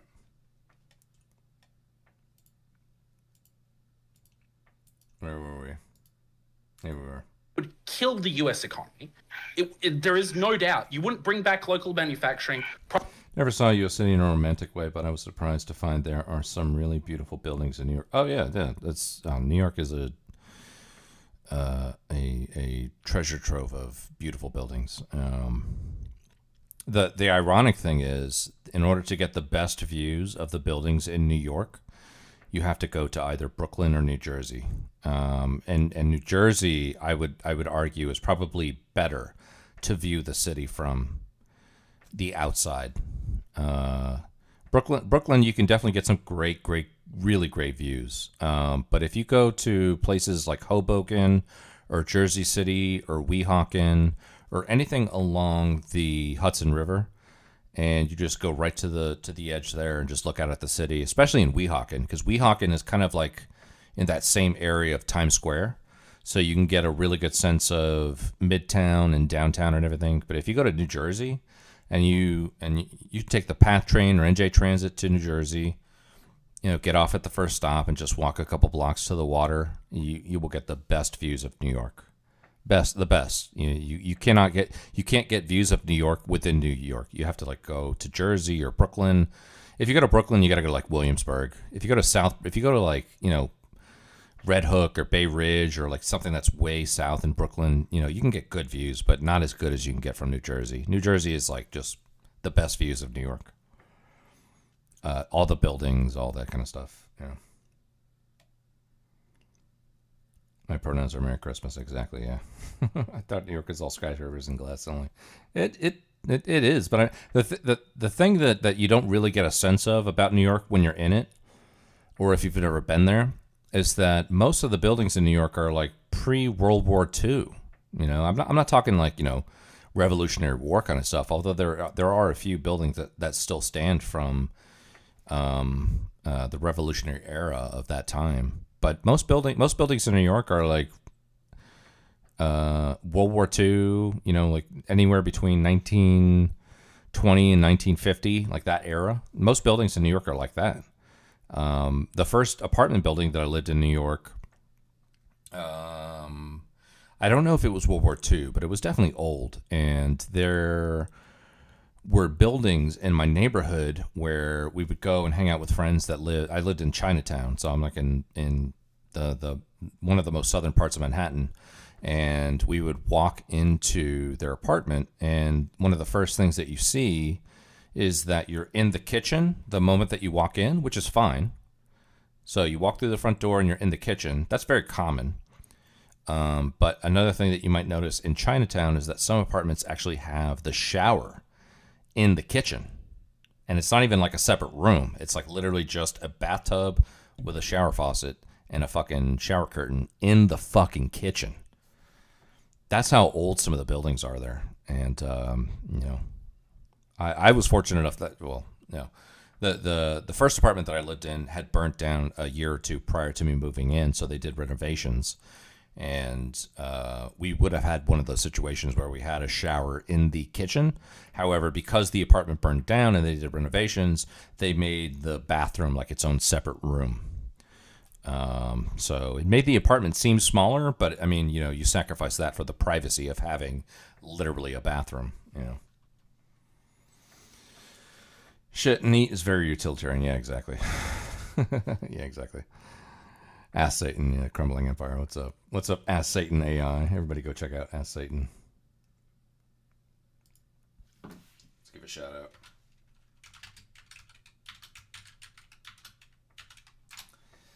And go to Ask Satan AI for all of your AI Satan-esque needs.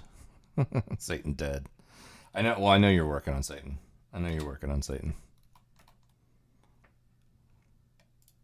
Prices would spike, inflation would go through the roof, your economy would just die. Now, do I think that the average person would vote against their interests because they don't entirely believe what Trump's saying in the first place? Yes. Yeah, they probably hey, he's not going to do it. He's not going to put on 80% tariffs on Leader, it's your turn. The problem is what you're doing is it doesn't matter what he says. His supporters always go, well, what actually he means is this. It's so funny. It's no wonder it's easy for you to fucking debate Mars 20 of you at a time and just fucking destroy you. And unleashes me. Who the hell is that? 2-star Wars Guy 94. Thank you for the follow. Welcome to Legion. I'm just gonna call you War Guy. That's your name now. War Guy 94. All right, War Guy. What's up? Your about me is very interesting to read. Can I ask, are you like a leader of a movement? No, I'm not. Account created November 26, 2024. Okay. I think that's okay. No, I'm not a leader of a movement. Not yet, at least. Not yet. Maybe in a little bit. Maybe someday. We'll see. But thank you for the follow. Appreciate them. Literally have you're so ideological you have no common sense. So let's take what you just said. Democrats do that too. Democrats do that as well, Rob. Let's just take what leadership just said there. Okay, leadership is comparing a president saying, "Excuse me, population of you." One president just unprecedentedly gave you the right to vote right now. And what I'm telling you is, I promise when I get it there, I'm kicking you all out of this country. And you're like, oh, that's the same as Trump saying, we're going to try to get rid of the income tax, and instead we're going to try to replace that with tariffs. And you saying, well, everyone knows that if we did tariffs like that, it would be a disaster for the economy.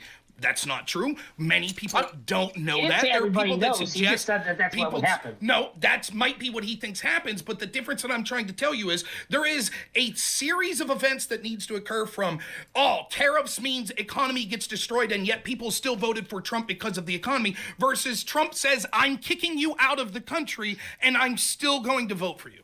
Everyone can see that difference. It's obvious. Wait, hold on. The difference here for me is that from over history, all presidents have pretty much been in favor of deporting illegal immigrants. Whether or not they're okay or whether or not they're capable of doing it is another thing. And so I think that literally, I think that we all come with the assumption that literally all people in government want to deport illegal immigrants, and that they're just that's not true at all. That Trump is just saying it a lot more. Show me Kamala running on that. Show me Biden running on it. Kamala didn't run on it, but Biden has said it a ton of times. Biden said that a bunch that he wanted to deport illegal immigrants. He said that running for 2020? Yeah, he said it in 2020, yes. And then he also, it was a huge part of his, being a senator, huge part of him with Obama, huge part of, his entire career. I think you're full of shit, particularly when it comes to 2020. I think, in fact, what you saw that the Democratic narrative, which he was also pushing, was that we need to solve things for the dreamers, and we need to offer pathways to citizenships for the great illegals that are here that aren't doing anything criminal. And he may have said, sure,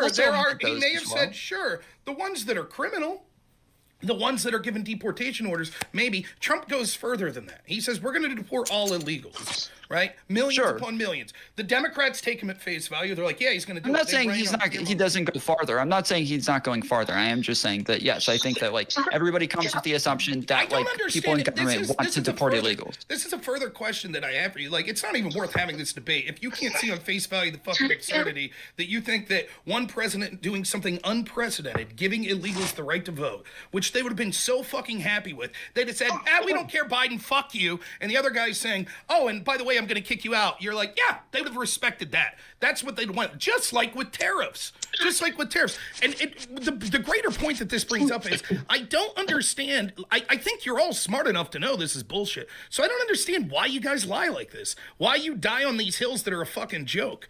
This is why you're so bad at debates. You can't just speak extemporaneously off the fucking cuff with truthful beneficial answers. to us whatsoever. It's not beneficial to us whatsoever to say, immigrants want to vote for Trump. Normally for us, we would all say, no, immigrants fucking hate Trump. No, they all want to vote Biden because Kamala, because they're smart enough to know how bad Trump is, and they all know. This is not beneficial to us in any way. This is not some sort of bias where we want them to vote for Trump or something. So you're just that stupid. That's your argument. You're so stupid that you think roughly half or more than half of illegals would have voted for Donald Trump if Joe Biden gave them. Both retarded. Yeah, if that's your argument, I'll accept that, which may also be excuse why you're so bad at debates. I mean, I think. What's up, Malcaz? How you doing? If you don't believe tomfoolery, he was a great old account that will tell you he's right. Yeah, exactly. Yeah. If you want to know the many different opinions of tomfoolery, just go on Reddit and you shall see. welcome in. How you doing?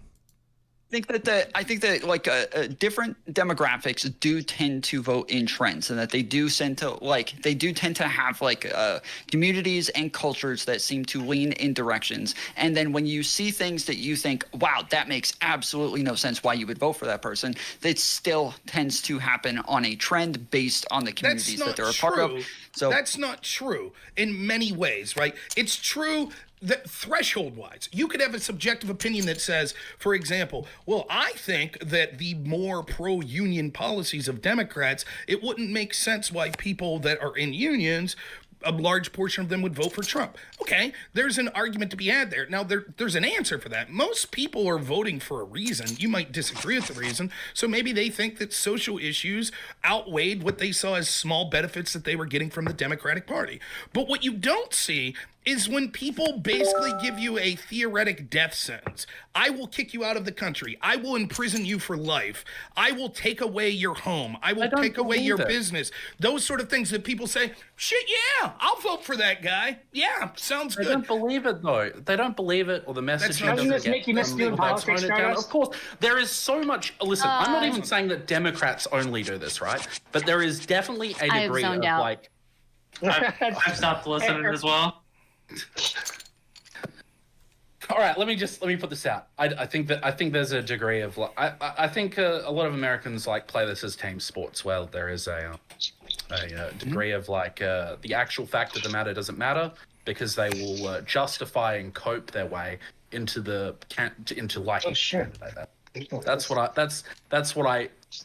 how I would frame it. So you think that the team sports aspect of shit is 50% of illegals would say, fuck it, the one guy just gave us the right to vote the first time that it's ever happened in the history of this country. The other guy's promising to take us out. But fuck it, team sports, we're 50% going to vote for Trump. No, it wouldn't be. It would never be framed like that. They would go into the thing and they would start to hear all the Trump talking points about how he's going to make the economy better. He's going to bring back manufacturing to it, and because they're conservative, they'd be listening to these things. And maybe a Democrat or like they'll watch NBC and some newscast will say this, and they'll look down. They'll be like, "Huh, that's fake stream media. I don't believe that shit anyway." That's joke. What I mean by it's a joke. It's a joke. You people are non-serious people, or you're incredibly dumb.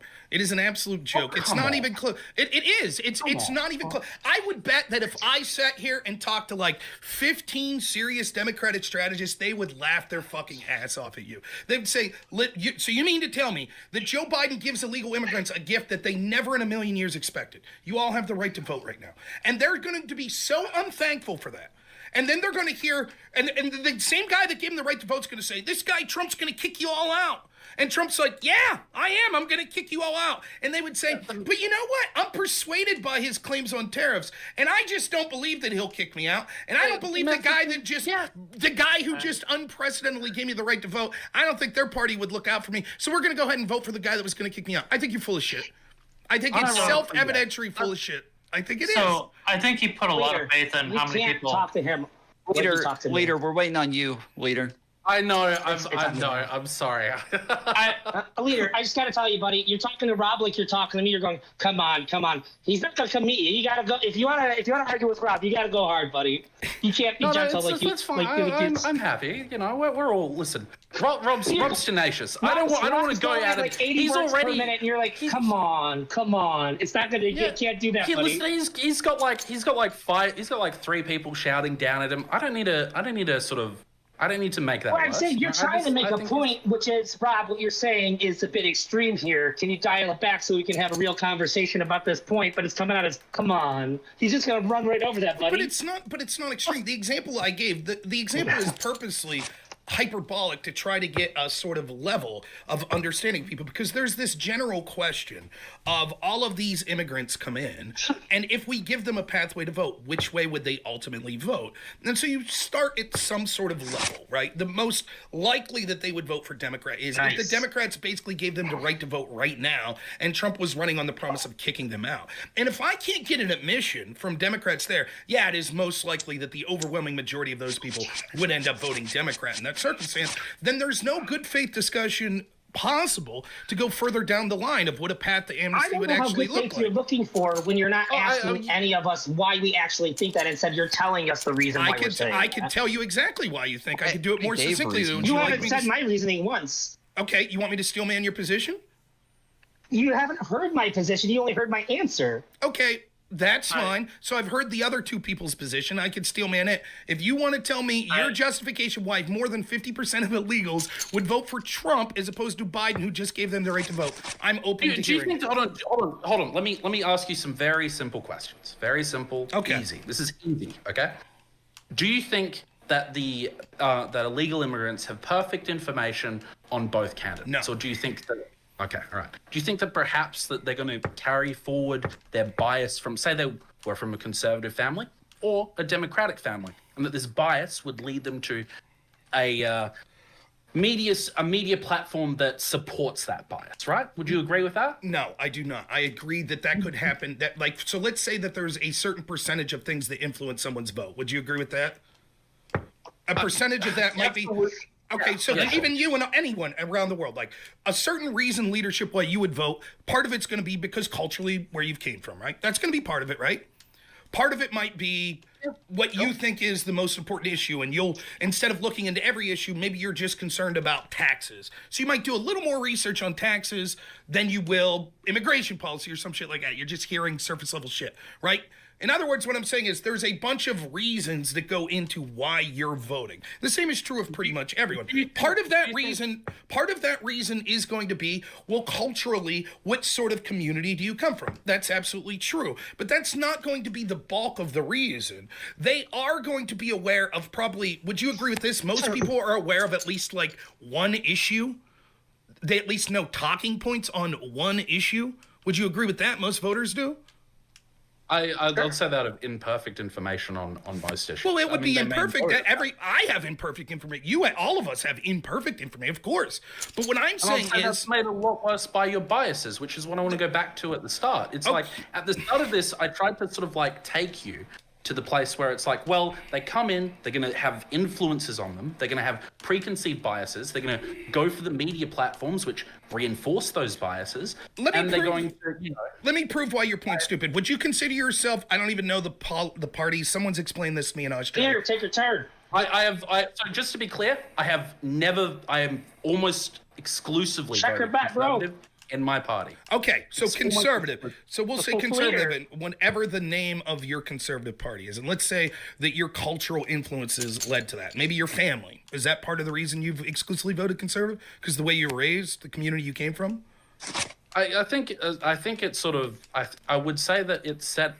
I get my sort of like I get a lot of my values from my family, and those help inform how I see the world, and so I think that's the case for most people. I think and I see the world in a certain way, and I mean, like I think everyone gets like at least a percentage of their values from how they grew up, what they experienced as a child. So that you're saying that that's the most important thing. So the Conservative Party let me finish. The Conservative Party next time says we're going to murder leadership's entire family.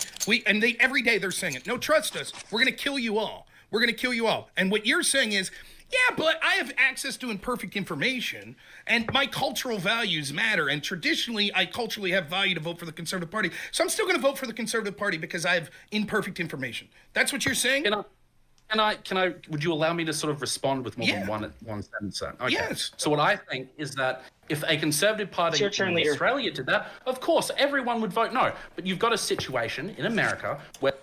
Is this panel being decently moderated? I'd like for a back and forth and impressive. Yeah, I think Elder Drazi is. I think Elder Drazi is moderating. So I guess we'll see here. It's almost over actually. Where people like Trump says an insane amount of stupid shit.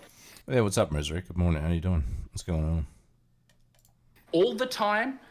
People don't trust him, or people don't trust, and they cope, and they don't even believe it. So Trump could come out tomorrow and say, "I'm gonna, deport every person of this race." I don't even think people would be like, he didn't really say that. He didn't really mean that. He can't do this.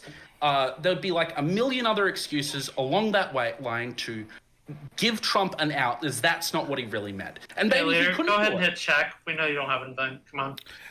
It's an absurd position. So what you say is, of course, Rob, what you're saying is true, except for one person in history, except for Trump. Because he lies about everything. You already show your bias by calling that he's some. Are we going to pretend that Trump has let me put. Can I answer with more than one sentence?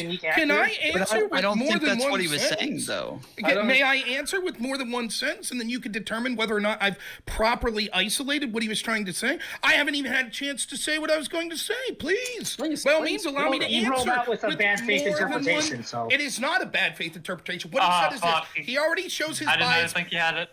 He already shows his bias by saying that Trump's somehow some unique liar. He lies about everything, which is already showing his bias, as if this isn't the case with the standard politicians, including politicians that would be in Australia. But he's going to say that Trump's more unique and somehow more worse than them, which already shows his bias to begin with. Secondly, the idea that they would be given basically amnesty with the vote for the Biden administration, so they already have access to that information, which they would believe. Regardless of what Trump even promised, that would give them a proclivity to want to vote for the party that did that. You're saying no, they wouldn't do that. They would totally ignore that. And then they would hear Trump specifically running over and over and over on the one issue they would care the most about. We are going to kick you out of this country. And they would hear the Democrats saying, he's going to do it. He's going to kick you out of the country. And they would say, nah, he's full of shit. I'm going to vote for him because of tariffs. It's a joke. Single conservative out there would be telling them that's not what he meant. Didn't happen. Is that what we're saying? Show me one that said it. Show me one that said it. Show me one. That is essentially. Show me one that said that. Show me one. No one on the right.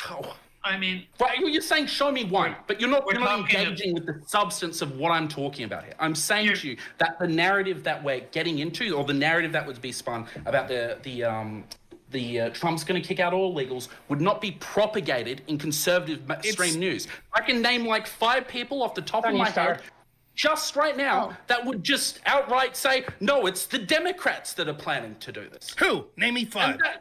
Okay, well, I would say Tucker Carlson, Tim Pool. You're full of shit. You're a lie. So show me one time. So just to be clear, can you show me one time ever of Tucker Carlson saying it's the Democrats that want to kick illegals out and not Republicans? Can you show me one example of that ever?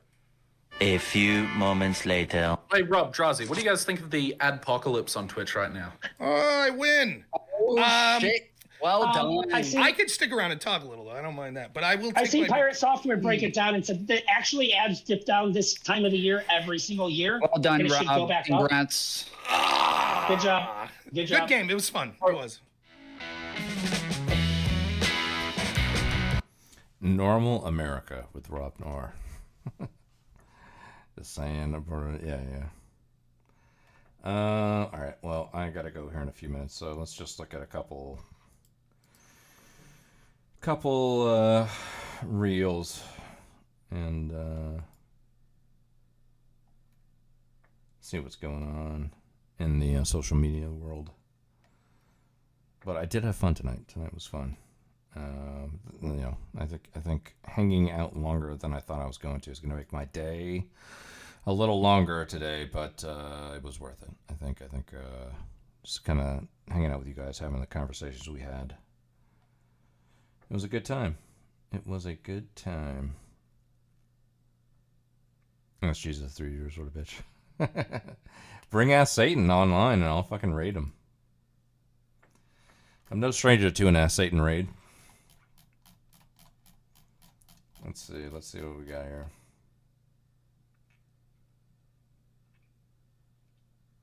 Just been lurking? Yeah, it's all good. It's all good.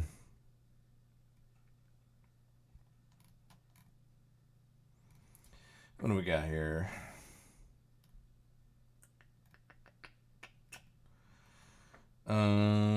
What do we got?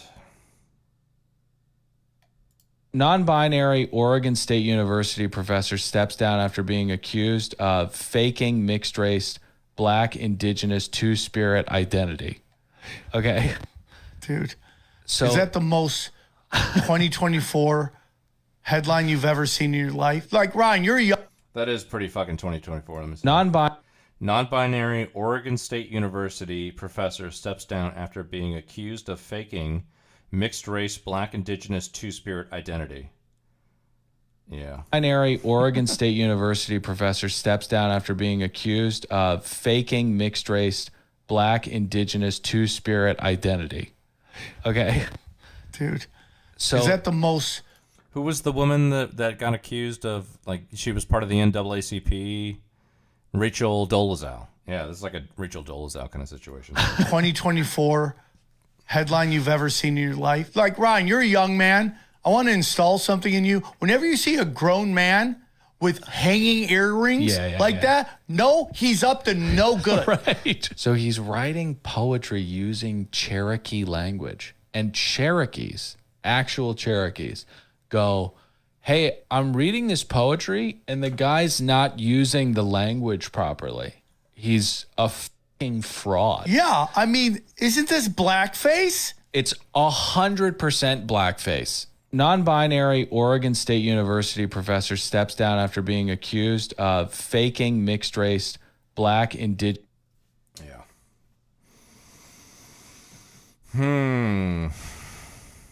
Here we go. I will admit, I do got a lot of like culture war kind of stuff in my my Instagram algo. So bear with me. I'm just gonna picking some random ripe fruits for my last few minutes here on the internet until I gotta do normal adult responsible things. What do you identify as? I'm a lesbian. They, she. They, he, non-binary, trans mask. Bisexual. I'm just trans. I'm a gay male pup. Yeah. Gay male pup? Yeah. Transgender, he, him. I'm cis, she, her. Probably non-binary, yeah, would be the best. What about you? Bi? A lesbian. Bye-bye. I like frogs, not people. I'm sorry? I like frogs, not people. What do you identify as? Oh, the frog lady. I've seen her before. Definitely seen the frog lady before. What else is there? What else do we got?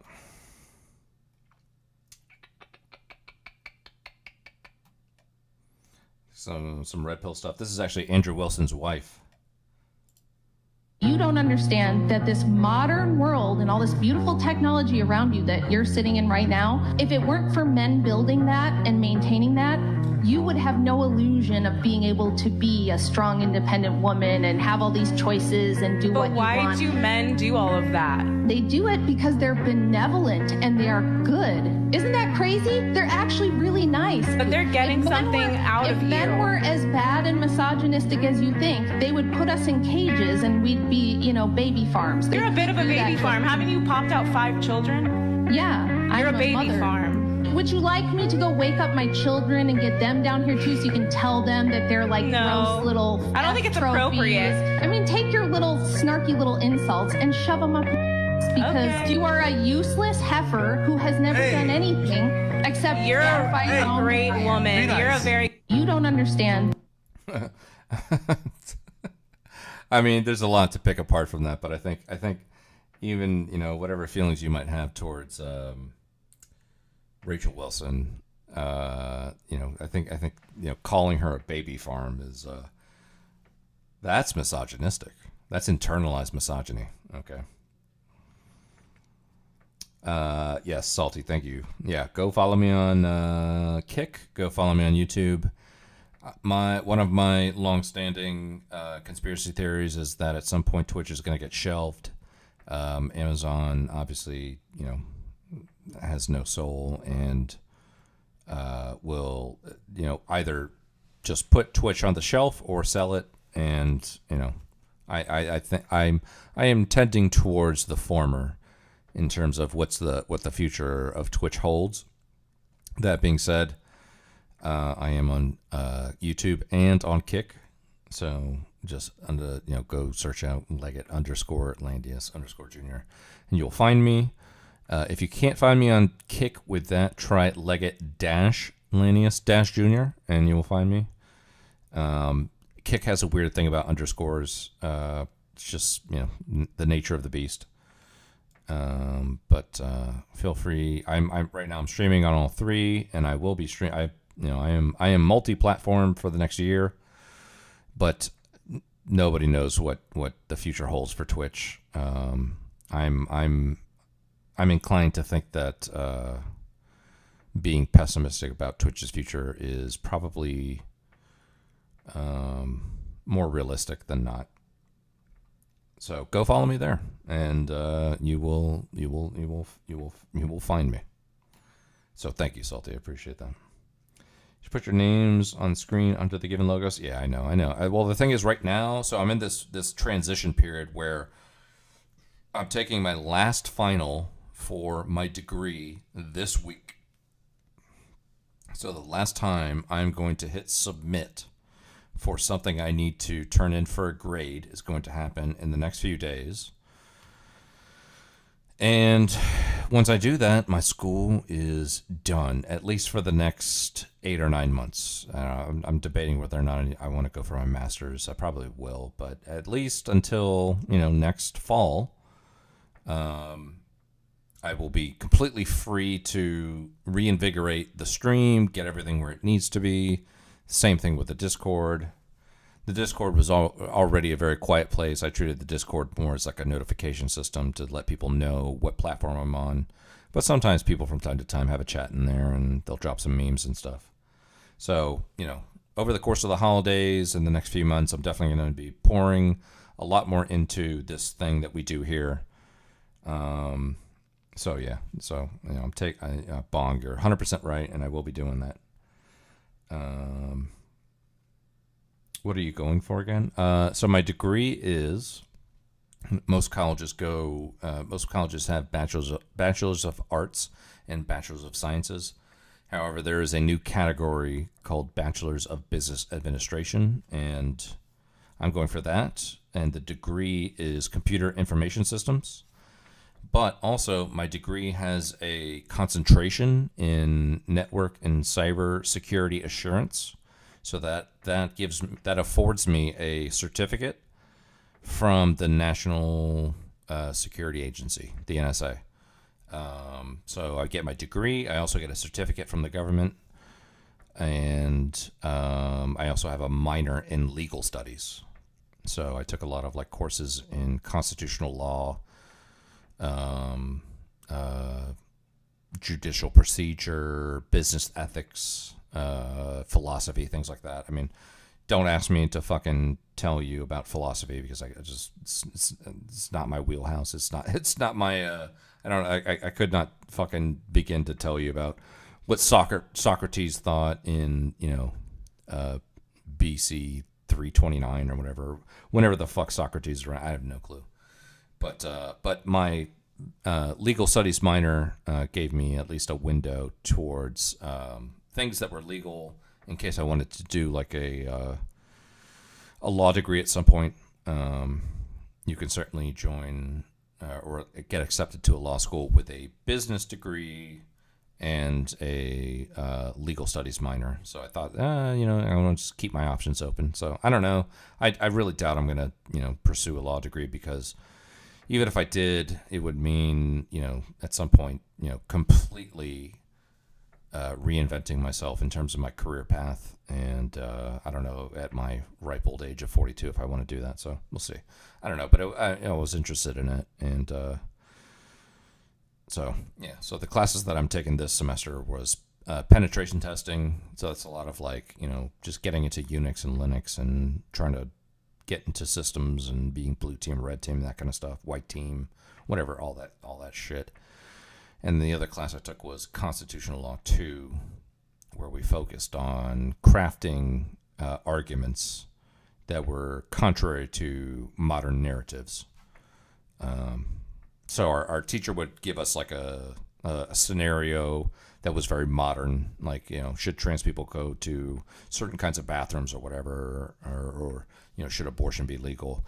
But our teacher made us argue from the perspective counter to the modern narrative. So if the popular modern narrative was yes, trans people should go into these bathrooms, or yes, women should have abortions, or this or that or whatever, then our teacher made sure to tell us that our assignments involved arguing against those things. And it wasn't because of any kind of ideological belief. It was more about crafting purposeful and effective legal arguments to present to a jury at some point. So I don't know. We'll see. I don't know. But I don't know. I really doubt I'm going to do anything with my legal minor. Sorry, that didn't sound right. Let me reverse that. I don't know if I'm going to do anything with my legal studies minor portion of my degree. Okay, that's what I mean. But my main degree is in computer information systems. It is a very broad degree. It's, you know, we did a lot of like networking, penetration testing, Unix, Linux, Windows Server. I did some coding with Python, Java. You know, it's a broad degree, but yeah, I'm taking my last classes now, and I'm taking my last final in the next day or two, and I'm literally gonna hit submit on that fucking thing for the last time and get my degree on Tuesday. So yeah. Thank you, Bong. I appreciate that. Thank you. What a sneaky way to push black pill on your students. Yeah, that's true. That's true. Let's see. I gotta get out of here, so let me see if I can find one more kind of clip.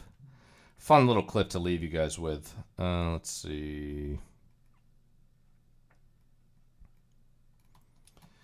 I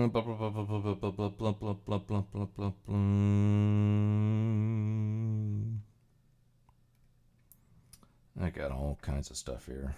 I got red pill, black pill, culture war, fat phobia.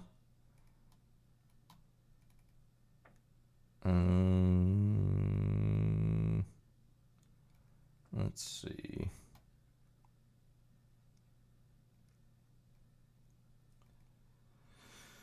Oh, yeah. You know what? This is a good note to end it on here. This is a good note right here. So this is Sargon. So it looks like Peter Boghossian, famous for having been a part of the grievance studies with James Lindsay and Helen Pluckrose, I believe her name was, where they crafted fake, fake graduate study papers to submit to journals and peer-reviewed articles and things like that, with absolute nonsense stuff to see whether or not it would get accepted, which some of them did. Has since created his own social media mini empire. And he does this thing where he asks you to stand on a certain thing depending on how strongly you believe in it. So you can be neutral, you can be strongly for, strongly against, slightly for, slightly against, whatever. And he went to the UK and he happened upon one Mr. Sargon of Akkad, and they talked about men's issues and I guess the patriarchy, I guess. But I love this clip. I think it's a great clip. So this is what I will leave you guys with here. You can go back to, say, the Victorian era, and men used to treat women with an extreme amount of deference because the generations living then remembered a time when the world was a lot more difficult than people now remember it being. So the physical inequality between men and women was emphasized because the world was a much more difficult place. Men took a paternalistic and patriarchal view on how women should be treated, and women wanted men to take that. They wanted to be safe. They wanted to be provided for. They wanted to make sure their children were safe. And men did what they could. Now, men have won. They've, the fact we've got aeroplanes flying overhead and the fact that we're not about to be invaded is the victory of Western man. Then, for some reason, women decided, okay, well, I'm not afraid anymore. I want what you have. You don't do the things that we do, so you can't have what we have. But men just want women to be happy. They want them to love them. They want their approval. And so if gaining women's approval means pretending women are equal to men or, saying this, that, and the other, whatever it is, they'll do it. And it's completely taken men off of the throne that they sat on. This throne was never imposed by authority, actually. It was imposed by consent. And the second women withdrew their consent for the man to be on that throne, the throne collapses and the men are just standing around and going, okay, well, I guess I'll just play video games and drink beer all day and smoke weed. If you don't need me, I won't do anything. Because that's really the whole raison d'etre of being a man. Just to be needed by someone else. And it's always been women. You can go back to, say, the Victorian era and... Yeah, I do think that is a fair point. I believe Grackle operates in similar space. Might be a good conversation. Grumple. Yeah, I've talked to Grumple. Grumple and I have crossed paths many of times. So, yeah, no, I've talked to Grumple. Anything else? Anything quick? Anything quick here? Is there anybody in Canada? Anybody in Canada? Bong, are you in Canada? Let me see.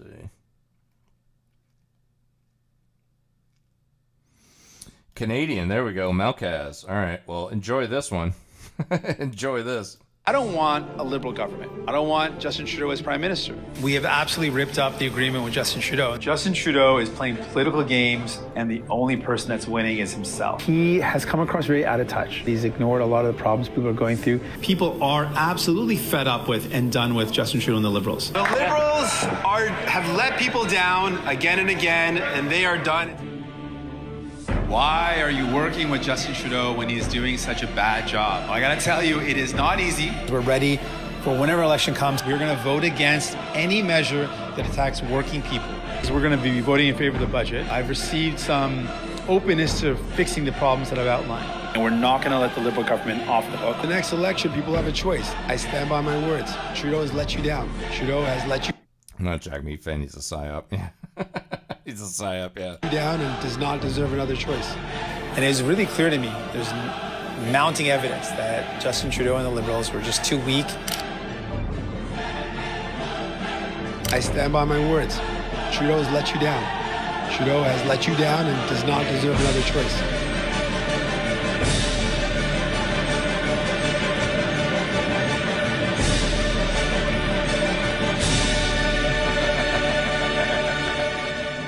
Oh man, I have all the hope in the world for Canada. I am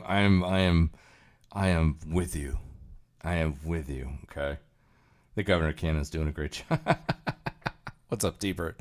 How you doing? I gotta go. Listen, guys, I gotta go. I'm gonna raid you into some. I'm gonna try. Okay, I'm gonna try. I don't know if this is gonna work because I don't know if his raids are on, but I'm gonna try to raid you into somebody famous.